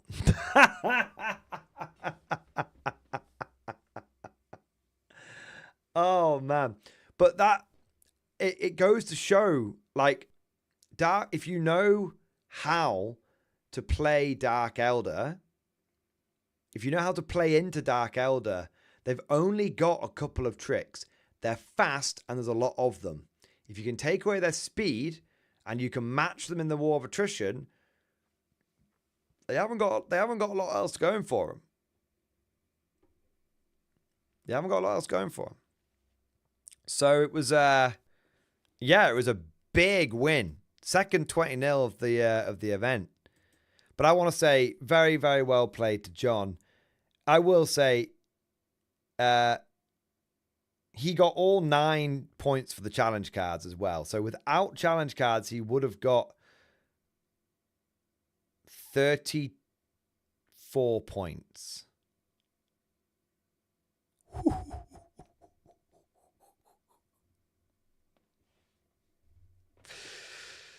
Ooh. He got 5 points on primary and 19 points on secondaries. He just he got secured no man's land and assassination. He couldn't do assassination round 1. He got recover assets and establish locus. He couldn't establish locus round 2. He got extend battle lines and area denial because the Talos. He didn't get area denial round 3. He got behind enemy lines, display of might and tempting target round 4. Couldn't do any. He kept behind enemy lines, but couldn't do the other. I think he binned off a tempting target, and then that's why he got behind enemy lines. So he didn't get anything round 4, and then round 5 he got behind and storm hostile, and we scored. We scored every objective that we drew: storm hostile, air denial, establish locus tempting target, extend battle line sabotage, overwhelming force assassination, no prisoners and cleanse, and then we went 15, 15, 5, 15. Yeah. Yeah, it was it was just we took the middle of the board. We took the middle of the board and then we fucking held the middle of the board. That was the biggie. And my plan for this game worked perfectly. The plan was go around the flanks, cover these, make this a killing zone. Go around the flanks, make this a killing zone, and pour firepower into the middle. But that was basically it. I think that game would have gone very, very differently if my opponent had been much more aggressive with his Talos. The Talos not getting involved until turn 4, realistically. Turn 4, turn 5 was a bit of a clanger, unfortunately. A little bit. But I didn't even really pick up on it until I was so focused on doing my own thing. I didn't even realize John had left them back that long. Yeah. But, you know, it is what it is. I wouldn't have noticed if he hadn't pointed it out to me. Yeah. Oh. Game 5.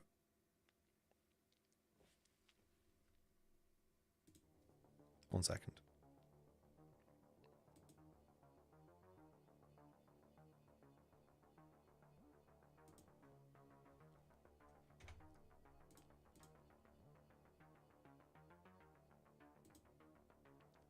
I need a song.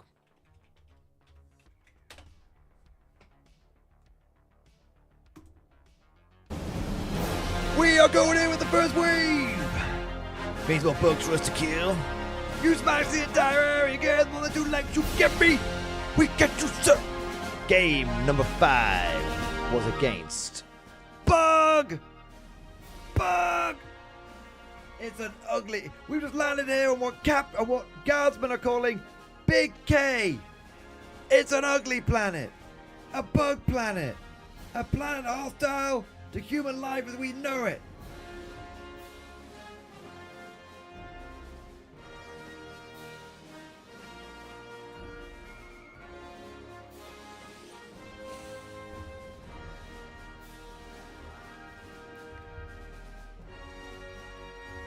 Game 5. Now, I think it's important at this point. Game 5 was against Craig and his NIDS. Those of you that's followed the channel for a while will actually remember Craig and his NIDS. It was when I took the Titan to the Christmas tournament, Craig was my round 3 opponent there, and we threw away the game and said, how about we have a game where I try and get to the hive and you try and kill the Titan? And he was like, yeah, fuck yeah. And it was a great game. Now, this wasn't a Christmas tournament, and I hadn't brought a Titan. And Craig had brought a proper list. It's at this point we need to talk about team tournaments. In a team tournament, it's not just about your matchup. It's about what other people are going to play into as well. Now, round 5. Now on our team, we had Simon with his Raven Guard. We had It was Ben and Sam. I'm sure it was. Ben and Sam with World Eaters and Tyranids. And then we had myself with Guard. Now, the problem with Craig's list for everyone else in our team is that it was all monsters. And so there wasn't... It was all monsters. It was all tough monsters as well. Double Malinceptor. Double Tyrannofex. Triple Exocrine. Norn Emissary. Like, no one else in our team had the capability of taking that many bugs on. Big bugs. So, they turned to the one army that could get the job done. The Imperial Guard. The hammer of the Emperor. The moment I saw what was in Craig's list, I said to Simon, you need to put me into that list. I said, anyone else goes into that list, it's just going to walk over you. And Simon was like, okay. I said, not only that, but at least I get lethal hits into it. I said, he was like, Simon was like, could I outshoot it? I went, you won't outshoot it. I said, that thing will, it will fucking outshoot you, Simon. You've got like 2 dreadnoughts and and 2 lancers. It's no. So I was like, put me in, coach, because then you've got the World Eaters, which are struggling to kill vehicles with chainswords, and then the Nid on Nid matchup would be interesting, but at best we get like a 10-10 out of that. So it was like, put me in, I'll get something out of this. Also,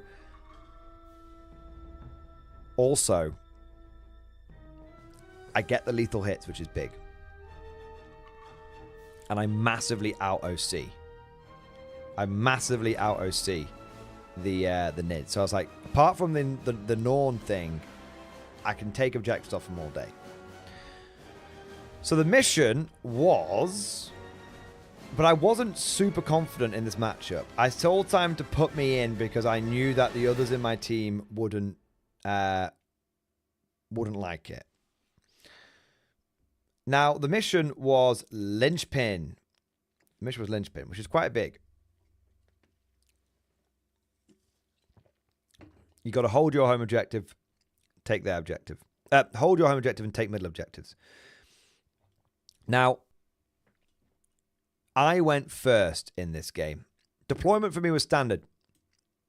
2 Chimeras, 2 tanks on the flanks, 1 tank in the mid, 1 Chimera in the mid, 2 tanks there, and 2 Leman Russes there. Literally same deployment, same shit, different day. So I went first. This must be back end of round 2. I went first. This could be end of round 2. I don't think it's end of round 2. It's end of round 1. It's absolutely, positively, 100% end of round 1. Yeah, okay. So end of round 1. So I go first. First thing I do, obviously I scout everything. So scout mirror here, scout mirror here, scout mirror here, scout mirror here, scout mirror here.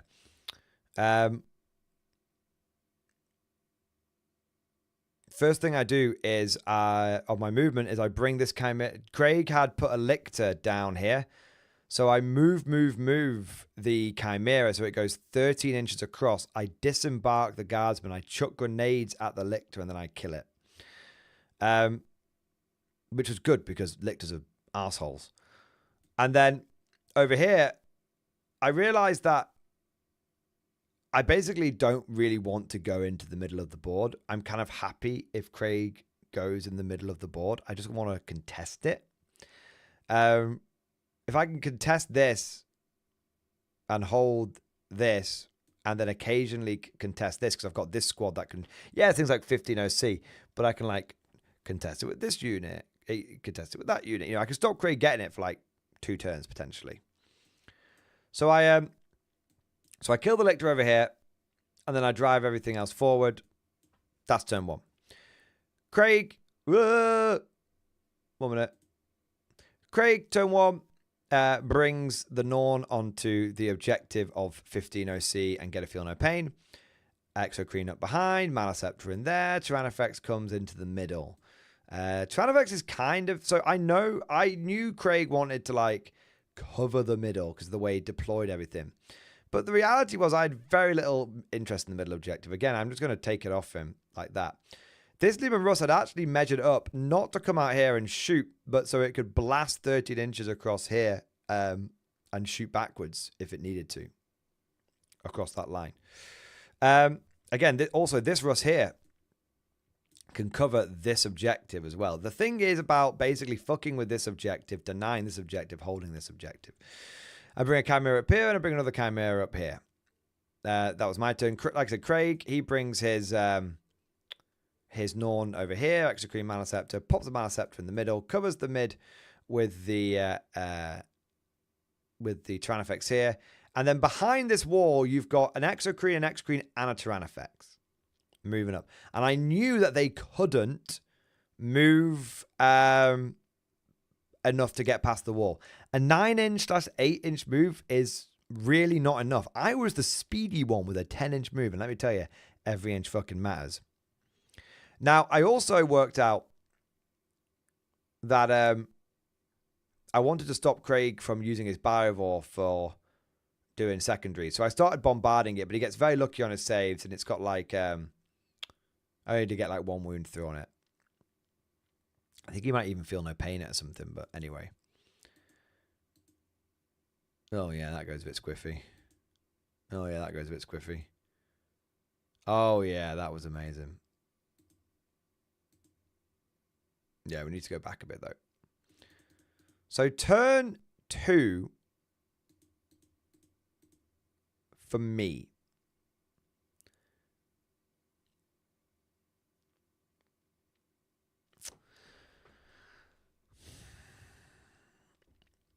I move the Vanquisher over here.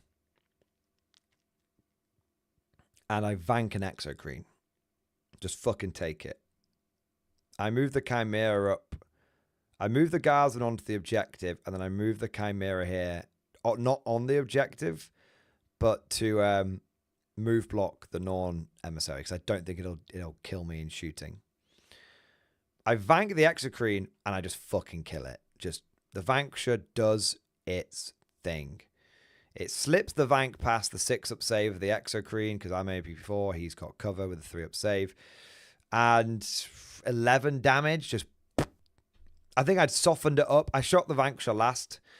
I softened it up down to maybe like 8 or 9 wounds, and the Vanquisher went bang, fuck off. So that was one Exocrine dealt with, which was good.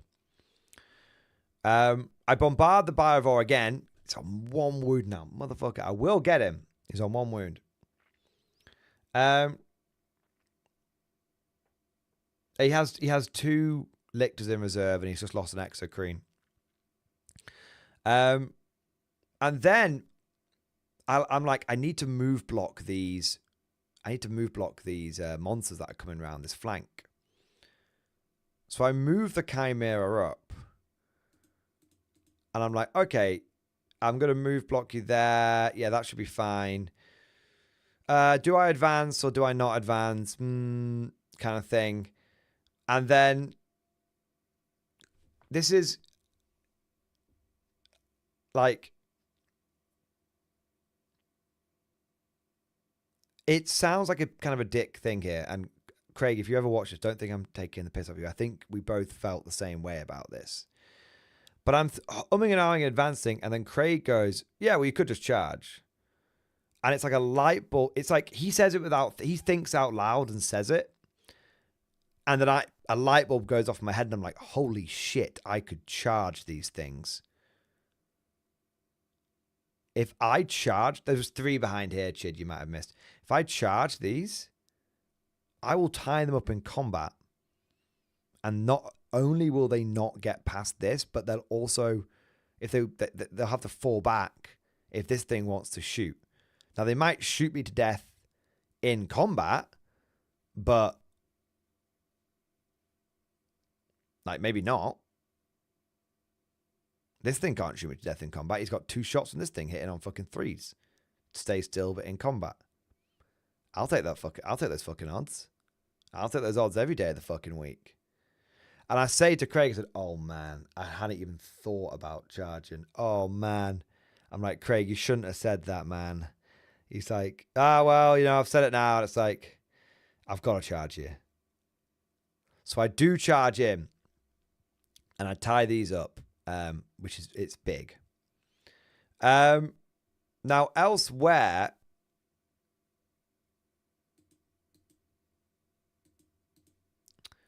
Craig had moved on to here. In my turn 2, I'd got a unit of guardsmen out here to deny that objective because it's 4 OC. So I put 2 guards on it and string the rest out to cover here. And like I said, I used the guardsmen here to deny that one. So in Craig's turn, he charges his Hormagaunts that he had hiding behind his home ruin onto these guardsmen and only kills 8 of them. And 2 of them survive. This is quite a big deal. He also shoots and charges this 10-man guardsman squad. The shooting kills 4 of them, so there's 6 left. He then charges the Hormagaunts, and 10 Hormagaunts fail to kill 6 guardsmen. The Emperor protects. Indeed, he does, guardsmen. Now again, this is massive. Now, Craig does tie up both of these vehicles. But anytime I can protect... His monsters are only 4 OC. Anytime I can protect any OC, I'm taking that. Yeah, I'm taking that. They were in Synapse range, was kind of the big one. But still, it should have been 15 attacks. 30 attacks, 15 hits, 7 or 8 wounds, AP -1. There's no way I should survive, but he just didn't get it. He did 4 wounds, and I obligingly failed all 4 of them, but yeah.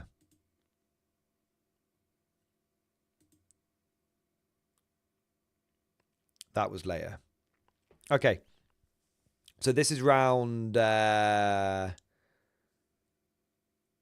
is a different round. Obviously. Round 3 for me. Round 3 for me. Oh, yeah, his Tyrannofex shot my Vanquisher and didn't kill it.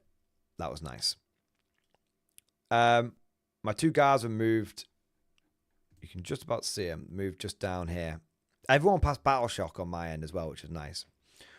So what happened is the guardsmen here fell back into the Chimera. And then they could shoot out the firing deck because the Chimera stayed in combat. And I killed all the Hormagaunts there. Oh, in Craig's turn 2, he shot my Chimera with his Tyrannofex. Got a hit, got a wound, but I'm in cover, so I get the benefit of cover. So I roll a save, and I get the 6, which means he's stuck in combat with my Chimera for another turn. Oh, big. Big. But the thing is, even if he kills it, I've lined up a second Chimera. And then I've lined up a Russ. I am very ready to tie this entire flank down. Sir, a second Chimera, said the Tyrannofex. Now, my shooting, I do fuck all. Okay, like, I actually can't explain to you like how little damage I do. This is what I was worried about with Craig's army. It's so tough. So I injure a Maleceptor here. I put 3 Vanquishers in. I don't think this one has a target, actually. I put 2 Vanquishers into that Maleceptor, and it doesn't die. I might have an angle, actually. 1 Vanquisher certainly goes in. Yeah. No. I go Vanquisher, Vanquisher. Vanquisher, Vanquisher. And then I go, and Chimera over here. And then I go Vanquisher, Executioner, Chimera into this Maleceptor. So you take, that's the combined firepower of 6 vehicles, and I don't kill either Maleceptor. Frankly, I don't even really get close. Craig makes every 4-up save on every Las cannon and every Vanquisher cannon and every Hunter Killer missile. I was just like, what the fuck? He just makes them all. The only thing that ends up working is I slip a few side plasmas through, and god damn it, the stubbers end up. He fails like every stubber wound that I do to him, so he takes a bit of damage. But like, yeah, the hive mind was strong with that one. I did very little damage. Those Maliceptors are respect the Maliceptor. They're very, very, very tough. It goes over to Craig's turn. Oh yeah, that wasn't that was great. But we'll get to that in a minute. We go over to Craig's turn.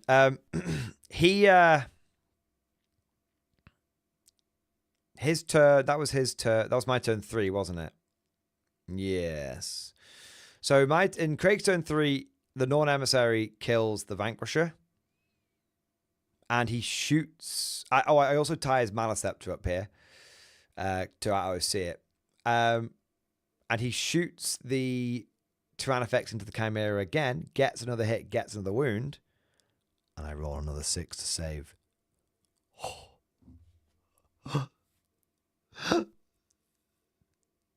Oh my god. Or do I?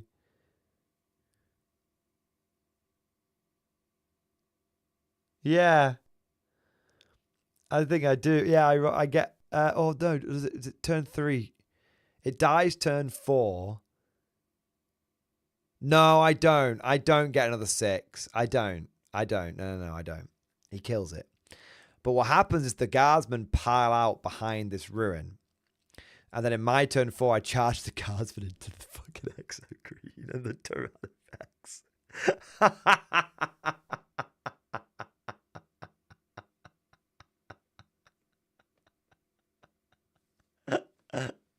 So he's stuck there for turn 4. And then I've got another Chimera ready to go. So he's just not getting past this corner with like 3 bugs, man.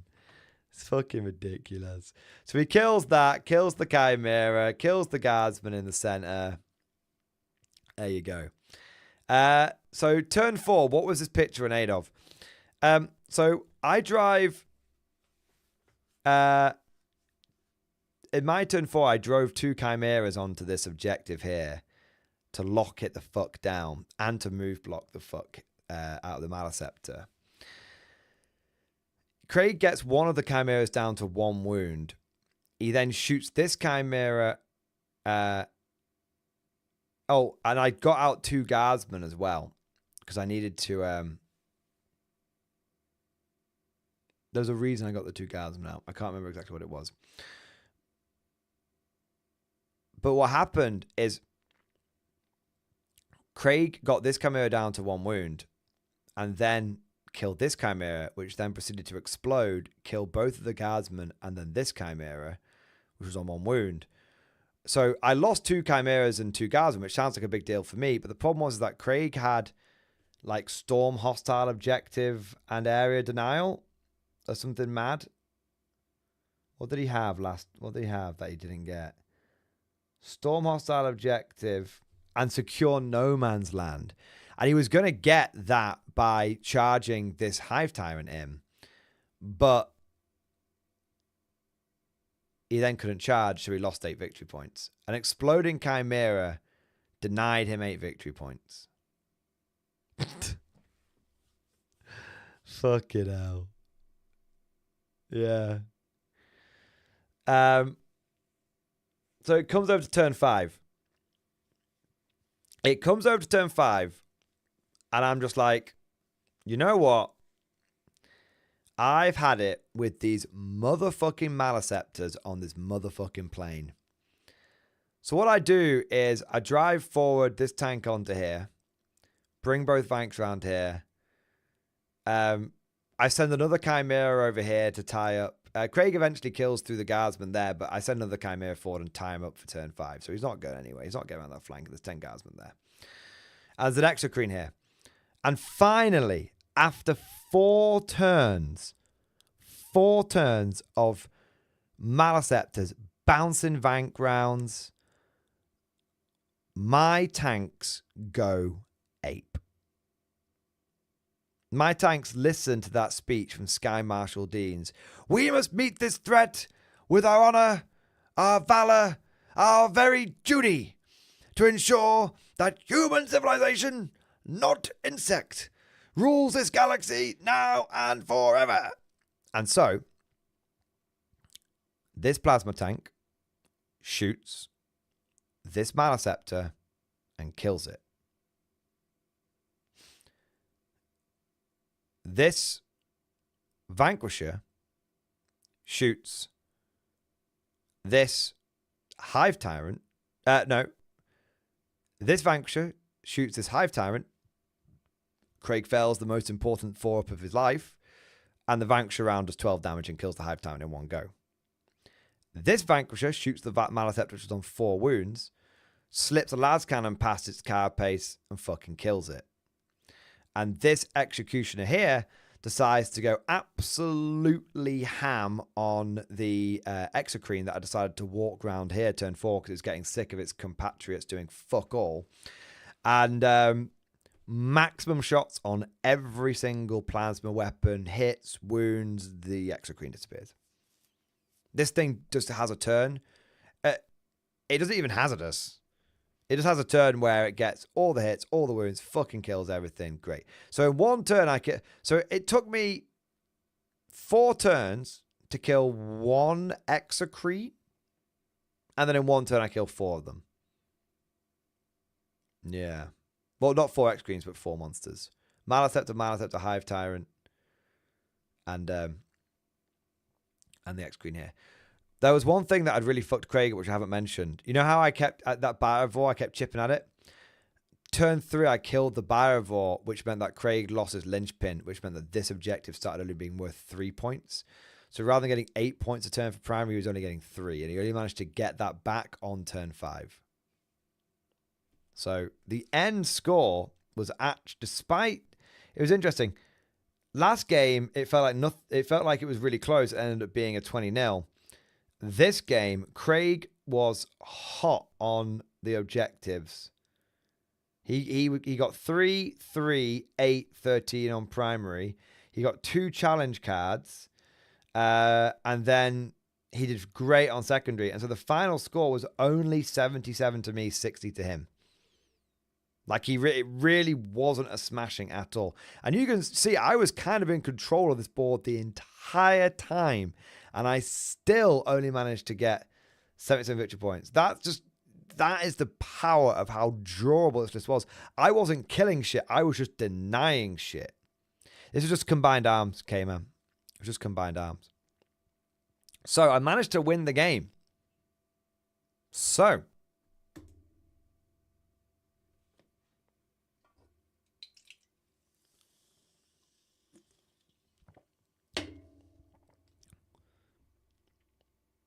also, the rest of the team did really well. We want Simon got a win into Thousand Suns. He loves his Raven Guard now. One of our teammates got a 10-10. The other one did lose, but it was we did all right on that round.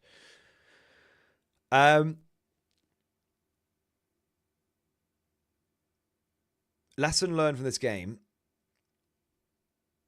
You've got to respect the Maliceptor. If your opponent just makes 4-up saves, tough. Also, lesson from this game. Big bugs are scary, but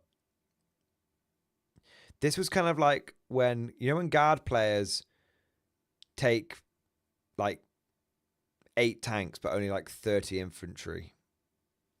This was the NID equivalent of that.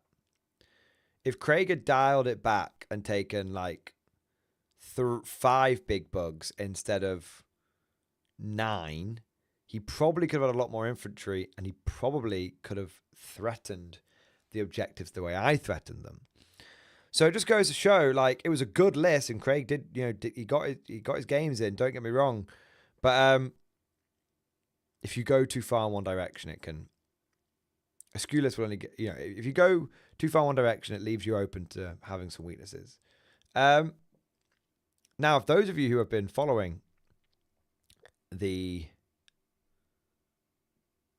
the results. I got 76-72 game 1, 93-40 game 2, 93-72 game 3, 143 game 4, and 77-60 in game 5. Which means under the rules of the tournament, I got 4 wins and 1 draw. But under GW, I got 5 wins. Oh. My head has inflated by several margins.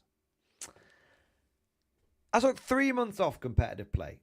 Basically missed 2 balanced data slates. I was like, missed the last balanced data slate. The new ones just come in.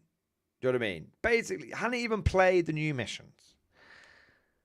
But it just goes to show that if you take loads of tanks and OC, you can kind of win a few games. So this is definitely a skew list, but it's a skew list which actually has a lot of objective control. If you look at this, there's a few list times I encountered I ran into my equivalent, but of another faction, like the Catan list, very tough, but not enough OC. The NID list, very tough, but not enough OC. In a funny sort of way, I would describe the Dark Elder list as kind of equivalent to this because lots of things in transports and whatnot.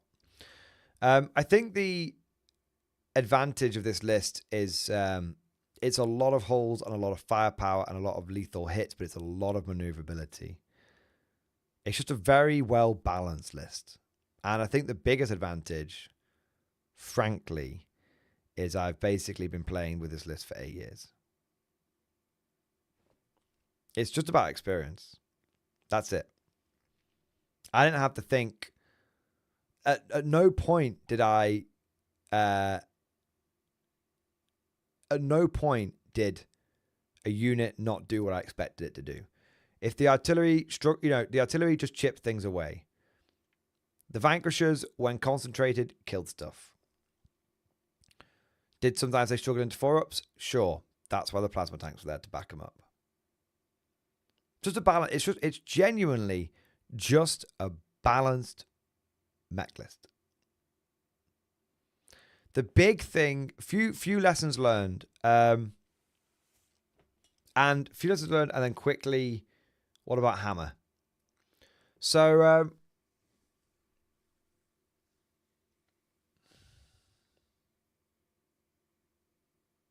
I don't like challenge cards. That's a lesson learned.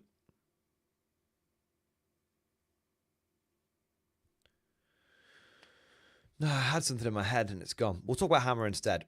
So, the big question is, should I have taken Hammer of the Emperor instead? Because Hammer of the Emperor doesn't have the lethals, but I would have basically this same list, but 2 more Hellhounds.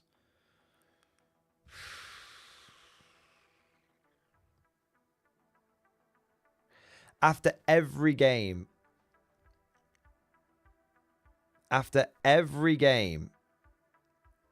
I asked myself, would I have wanted Hammer? And in every game, I saw that the advantage Hammer would have been great. It would have been great. But it's difficult to say because I got plenty of lethals. And would I have been able to kill the Catans without the lethals? Let's go through each game. Game 1. If I'd had Hammer, I could have really fucked with Kieran and maybe got a win. A WTC win. But that's by the by. Game 1, it would have been nice. Game 2, it wouldn't have made a difference. Game 3, I think I would have been absolutely fucked. There's no way I could have beaten that. I could have killed a Katana turn every turn without lethal. So game 3, I would have lost. No doubt in my mind. If I'd had hammer, I would have lost. Game 4, I think would have been a strong win. But nah, no. Game 4, it would have been nice, but the artillery teams were huge, being able to pick off those. The moment I said I didn't direct fire on my list, John was like, well, I'm fucked then, aren't I? And game 5, well, I wouldn't have got through any of those bugs. You know, there was only lethaling stubbers that got me to the point where I was able to bring down the Maliceptors in the end if I hadn't had that. So the answer is, would I have wanted hammer? And the end result is it would have made the difference. It would have maybe helped me get a WTC win in one game. And it would have definitely cost me 2 games.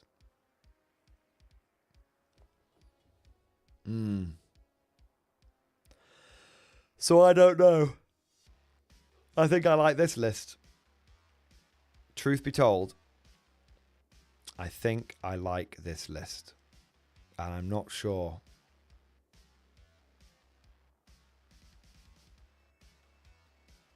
That's a good question. Would I change anything about my list?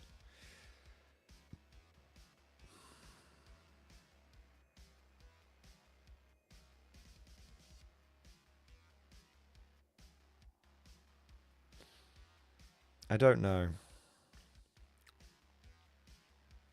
The artillery teams were decidedly mid. But without them, it would have been hard. They're one of those things. You can't live with them, can't live without them. Vanquishers were great. The Plasmacutioners didn't do quite as well as I would have liked. They're decent. They're solid. They're absolutely solid, but without the Vanks, I'd struggle.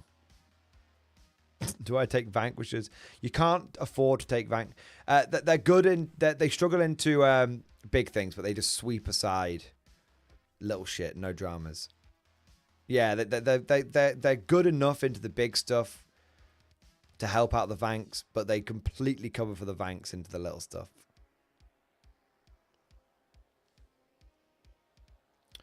Talks of a Chimera. You know, at no point did I wish I had a Taurox. Isn't that crazy? Not once. Not once. I didn't need it. It's not the way I use my transports. If I'd had Tauroxes, I would have thrown away precious... The number one lesson I learned from this is the golden rule of Mech Guard is very, very true. So I knew by end of turn 2 if I was probably going to win the game or not, even when it was close. Even when it was very close.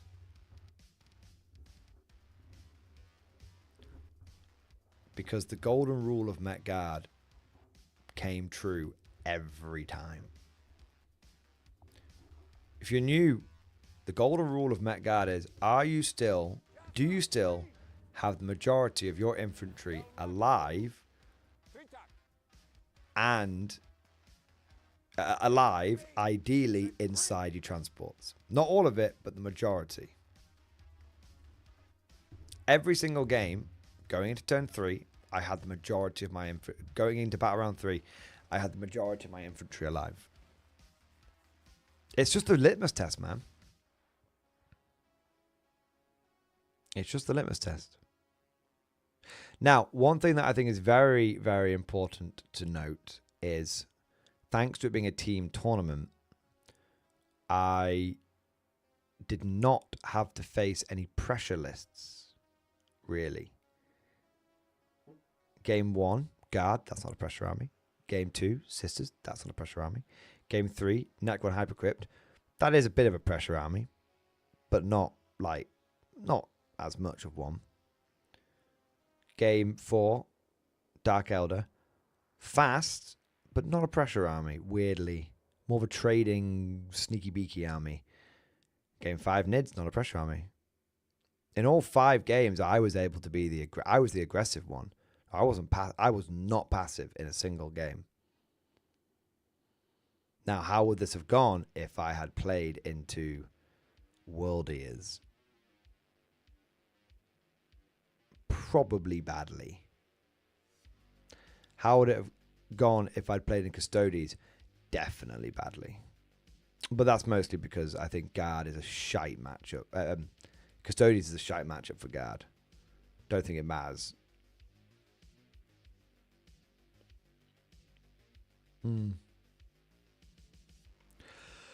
So, I think this was a good display of what this... I think this is a good teams list. I think this is a great teams list. So, I actually need to... You know what? I do need to point something out.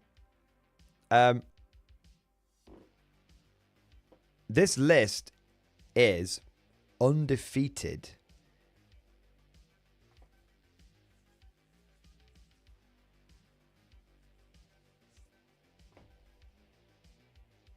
in the last 10 games I've used it. Teams games, to be clear. Let me check something.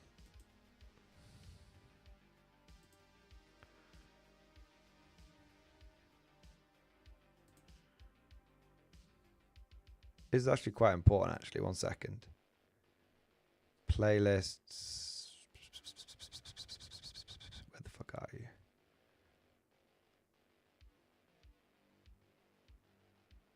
I need tournament reports. Why can't I find anything?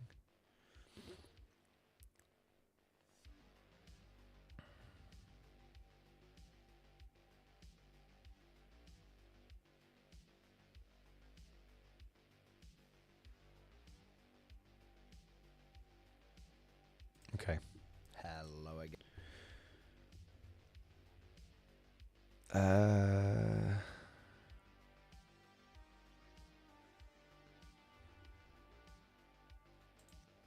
Is that a sweaty guard list?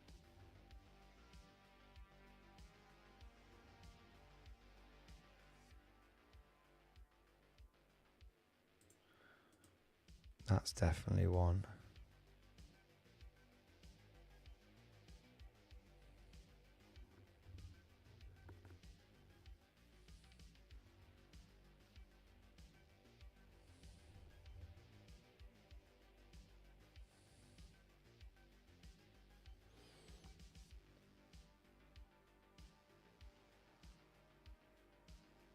I went to Adepticon.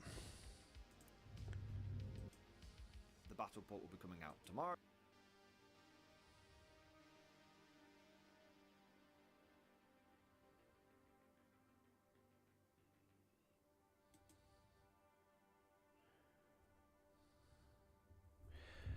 So, it's not undefeated. Well, sort of. Okay.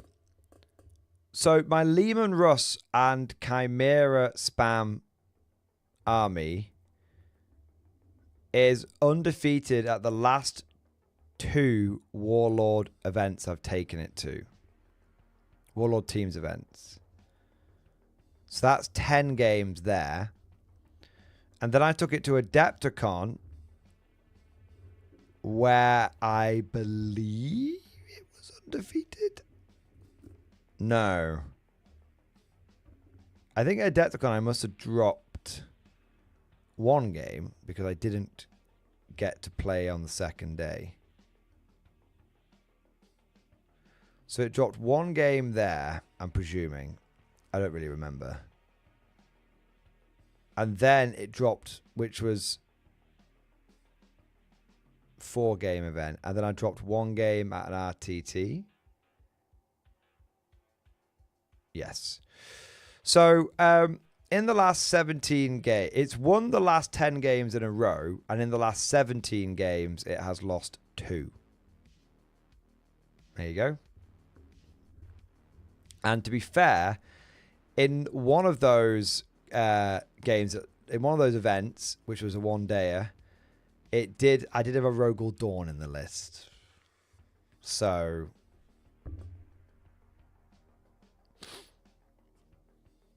does that even count?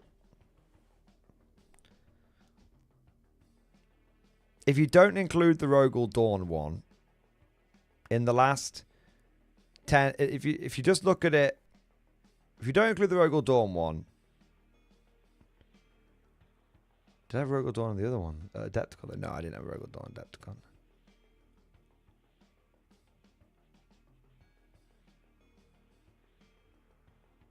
Ah, but I did do teams at Adepticon. Ah, okay. So that list is 14 games, 13 games, 14, 13. It's 13 or 14 games in a row undefeated in a team tournament. There you go. But when I took it to a singles event, in 2 singles events I've taken it to, it's lost a game in each one. So the conclusion, and so the point of this whole thing wasn't me wanking myself off profusely. But the point of this was,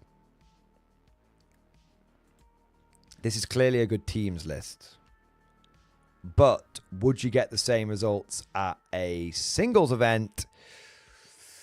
I would say no. I think it's a 2-1 at an RTT. It's a 4-1 at a GT.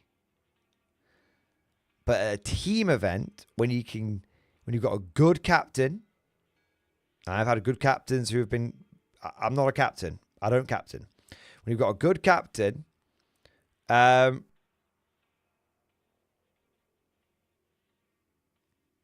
it allowed me to leverage that list very well. As bad like I said, team games are biased. Not saying is a good player, but you should be getting mostly favorable matches if your captain is on it or favorable table layouts. Yeah. Well, I didn't get a good matchup every time. I only stepped in once on the final round and said, put me into Craig because I've got the only list there that'll be able to take on those bugs. Because they're just so tough. Round 4, nobody else wanted to play John because he 20-0'd everybody else. So I took him on. So that was a bad matchup from... I wasn't given the good matchups. Round 3, nobody wanted to go into the Necron, so I got it. Round 2, I wanted to play Jez because we're good mates. And round 1, I wanted to play Kieran because we're good mates. But that was it. It wasn't a good matchup or not. I didn't get put in there for good reasons. It wasn't fixed or anything. Do you know what I mean? It was just I was happy with the matchup, but it had nothing to do with good or bad. I was just like, oh yeah, that'd be cool. Yeah. Yeah. So I did get, but the one thing I said to Simon though is actually in all honesty, in all fairness, the one thing I said to Simon was, don't put me into melee pressure lists. If you put me into melee pressure lists, I'm probably fucked. And so Simon, to his credit, didn't put me into a melee pressure list once. The downside is if I wasn't going into the melee pressure list, I did have to go in, if I had to take kind of what was left over. Yeah. So, yes, I think I would say Mad Larkin. I would say my matchups had a huge impact on success or not. But that happened last time I ran it. When I came second at Warlord Teams. When we came second, yeah. That was because my captain just put me into good shit every time. Yeah. So yeah, it's undefeated in a Team Shark Tank. Will there be a Soulcast Battle tournament? There will be, and it will be mostly focused on Simon's experience because it'll be like a Simon after action report essentially, but without pictures because I don't think he took any. He might have done, but I don't think he did. Next, I don't know what would make the army 5 and what a 0. What's its weaknesses? If I can get into a shootout with someone, I typically win. if someone runs at me, if I get into Custodes, I basically auto fall over and die. If I get into melee pressure, it's like probably very bad, but maybe okay. Yeah. Mark, Thursday with the first match. Just woke up again. How do you do? Undefeated. 4 wins and a draw. 5 under WTC. 5 wins under GW. Yeah. I ended 5th at the tournament out of 80 people. I ended 5th on a personal level, which is really what it's all about, isn't it? I mean, team tournament this, team tournament that. I care naught for the wittering of the Custodes. I care naught for the World Eater levies that were under our control. I care naught for the tame Tyranids. The only thing that I care for is personal glory and honor for the guard.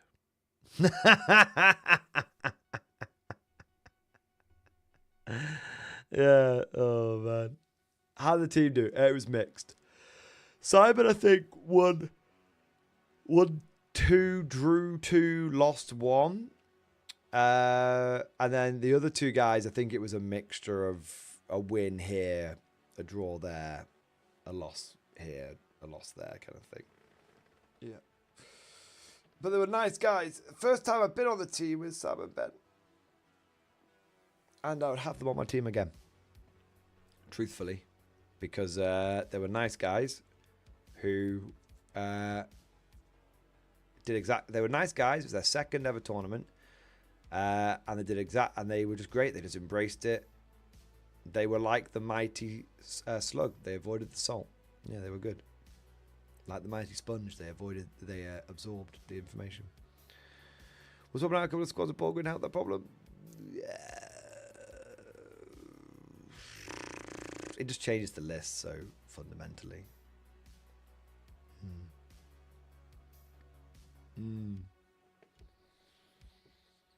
I don't know. It changes the list so fundamentally. It's hard to say. Sergeant Z-Dog, I always struggle to play faster for tournaments. Any tips? Bring a list that is very homogenous. Practice. I finished every game with time to spare, apart from the first game when I was a bit sleepy. If you practice a fuckload, then you don't have to think about what you're doing. You can just act on instinct. I'm basically a Tyranid in a Guardsman's body. I just have instinctive behavior. The other thing is bring a list which is very homogenous. One of the big problems that people have is they'll take 1 Leman Russ Battle Tank, 1 Leman Russ Vanquisher, 1 Leman Russ Executioner, 1 Hellhound, 1 Hydra, 2 Tauroxes, 1 Chimera, 1 Kazuki. It's like, nah. If you look at my list, I had 5 of the same transport, 5 Catachans. 5 Chimeras, 5 Catachans. Bang. I had 3 Vanquishers, 2 Executioners. Bang. Like, that made up the bulk of my army. It's like, it's at all the tank, all the Leman Russes, las cannon, plasma cannons, and every single one. Like, make your list homogenous. Matt Larkin, Oswald, don't take it the wrong way. I know you're a good player, but teams events are bad as fuck. Fuck you! No, you're right. 2 things. Firstly, you just complimented me and said I was a good player. So, you can never take that back. Secondly, could you please explain that, Mad Larkin, could you please explain that to the GW Balance team and have them unfuck my Black Templar Crusader Tide? Because that got nerfed because it did well at a team tournament. So if you could just, slide that into Josh Roberts' pigeonhole, I'd appreciate it.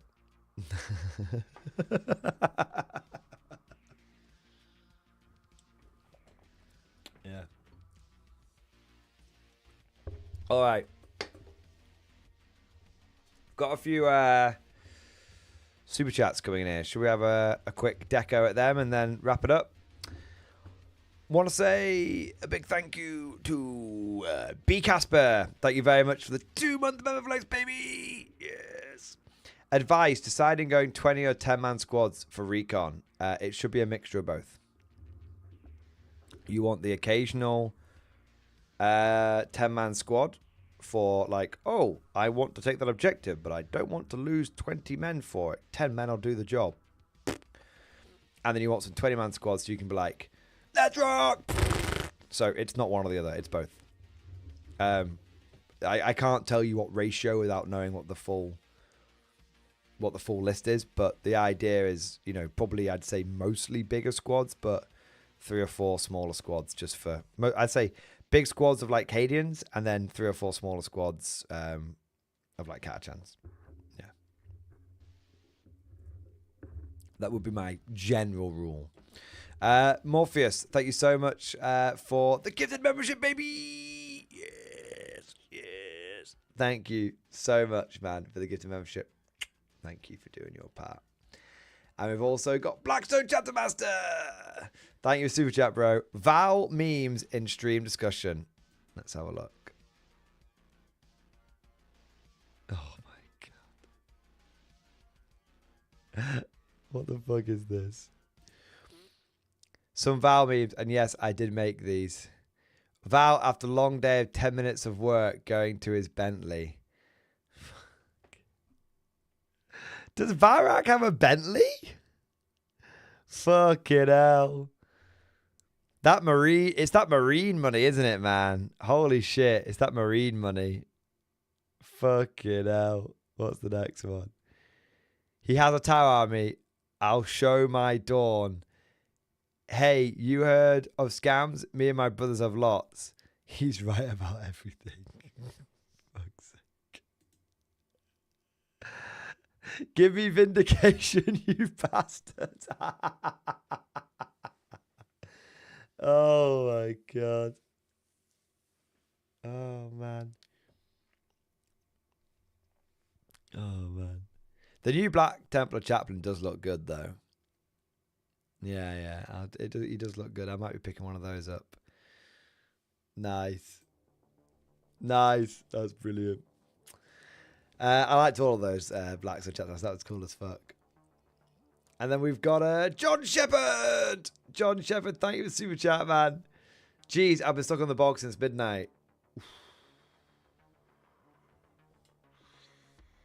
Yeah, that rap has done a number on your fucking guts, mate. You have my sympathies. Jesus Christ. Jesus Christ. F in the chat for John's arsehole. I haven't missed any tips, have I? Nah, we're all good. Right, gentlemen. Forgive me. But the mind is willing and the body isn't. The mind is unwilling and the body is weak. I need sleeps. But I hope that you guys enjoyed the stream. I know I was a little bit tired. I probably should have left it till tomorrow. But I was really excited. I want to tell you guys about how it went. I do have another stream this weekend. Another stream. Fuck it out. Ugh, come on. Right. I do another tournament this weekend, probably. But it's a one-day on the Sunday. So, I'm kind of tempted to take Hammer of the Emperor. It's the big question.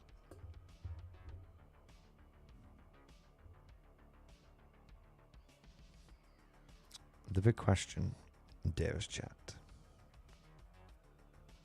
is this. Do we see how far we can go? And we take the same list. We just see how far we can go, how good we can get with it.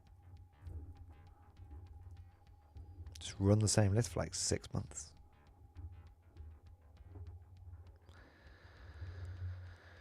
Or do we take Double bane sword hammer. And really mix things up. Or do we take meta hammer? Which is a, you know, possible choice. Or do we take Tau? And prove to everyone that the new Tau in Monka is kind of bullshit.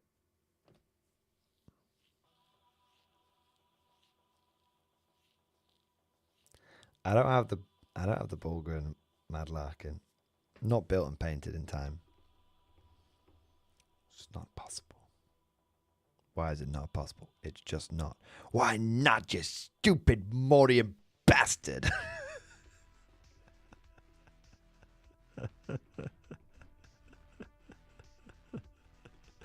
Oh, fuck's sake. That's the big question, though. Do we go meta Mordian or do we go meme Mordian?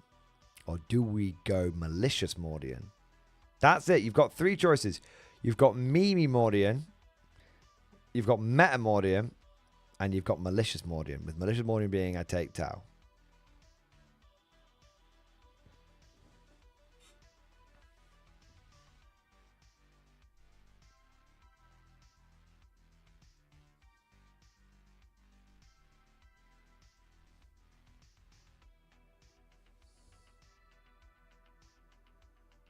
Well, we'll try and, if you guys can remind me, we'll have a poll tomorrow. In tomorrow's stream. Sleep on it, chat.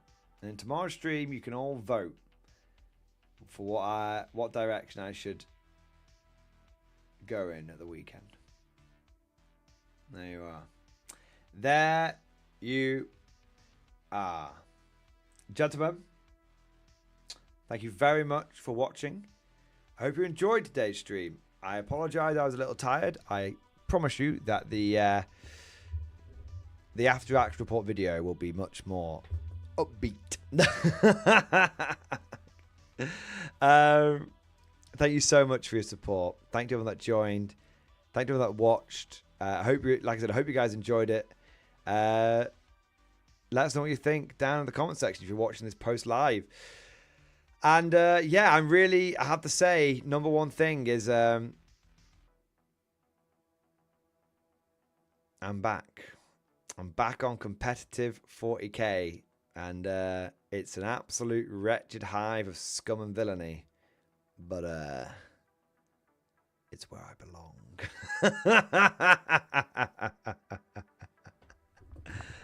All right. On that note, let's wrap this up. I'll tell you what I will do. Do you guys want a nice fun video to see you out?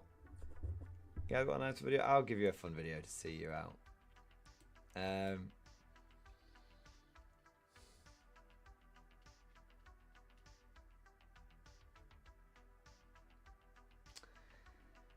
Yeah, okay.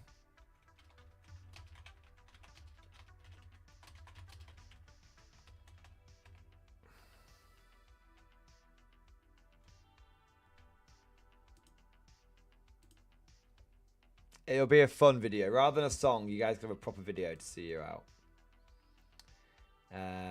Give me a second and I'll find it for you. You guys will like this. Bit of fun.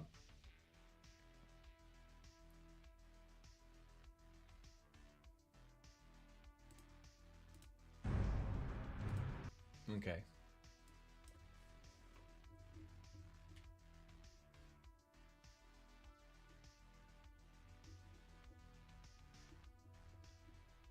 All right, gentlemen. Thank you so much for the support. Thank you for being here. Thank you for watching. Thank you for being an absolute bunch of Giga Chads. Thank you for your patience. And of course, as always, I'll see you guys. 1 minute. I need to make sure I've got this set up properly. 1 minute. 1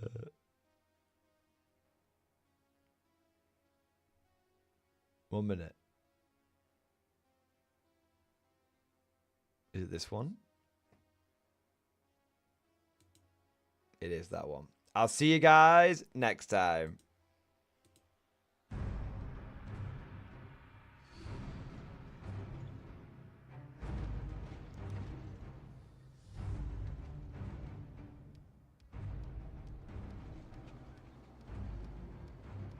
Humans are no strangers to war. After all, we've been fighting for as long as we can remember. War is all we know. In the past, we fought for emulsion. We fought for country. We fought for freedom. But all that changed after E-Day. For 15 years, we've been fighting for our very survival against inhuman, genocidal monsters. But it is a fight we cannot continue. Humanity faces extinction unless we end this war now. So why land down, Sergeant? Why not just drill down here? Jacinto's the one place it can't dig through, and land down's a perfect spot to hit them on their own turf. Heard there's a shitload of grubs there, Sergeant. More like 10 shitloads. We had hoped the light mass bombing would decimate the Locust Horde. But they survived, and have returned stronger than ever. They've brought with them a force that can sink entire cities. Even Jacinto, our last beacon of hope through all these dark days, is now at risk. Soon we'll have nothing left to defend. And that means we have only one option. Attack.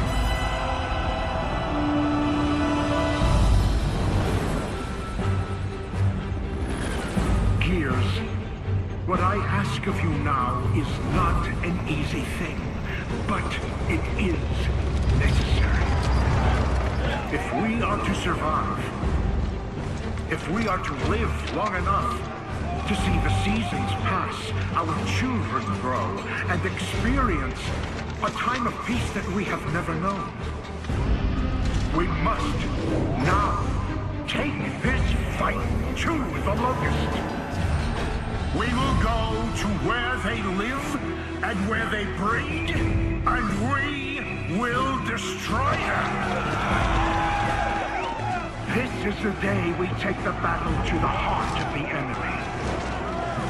This is the day that we correct the course of human history.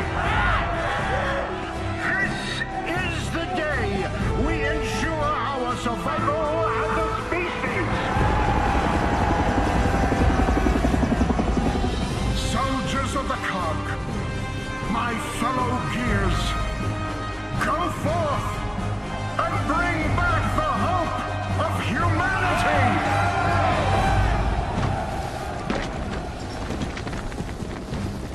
Welcome to the big sock, Sergeant Phoenix.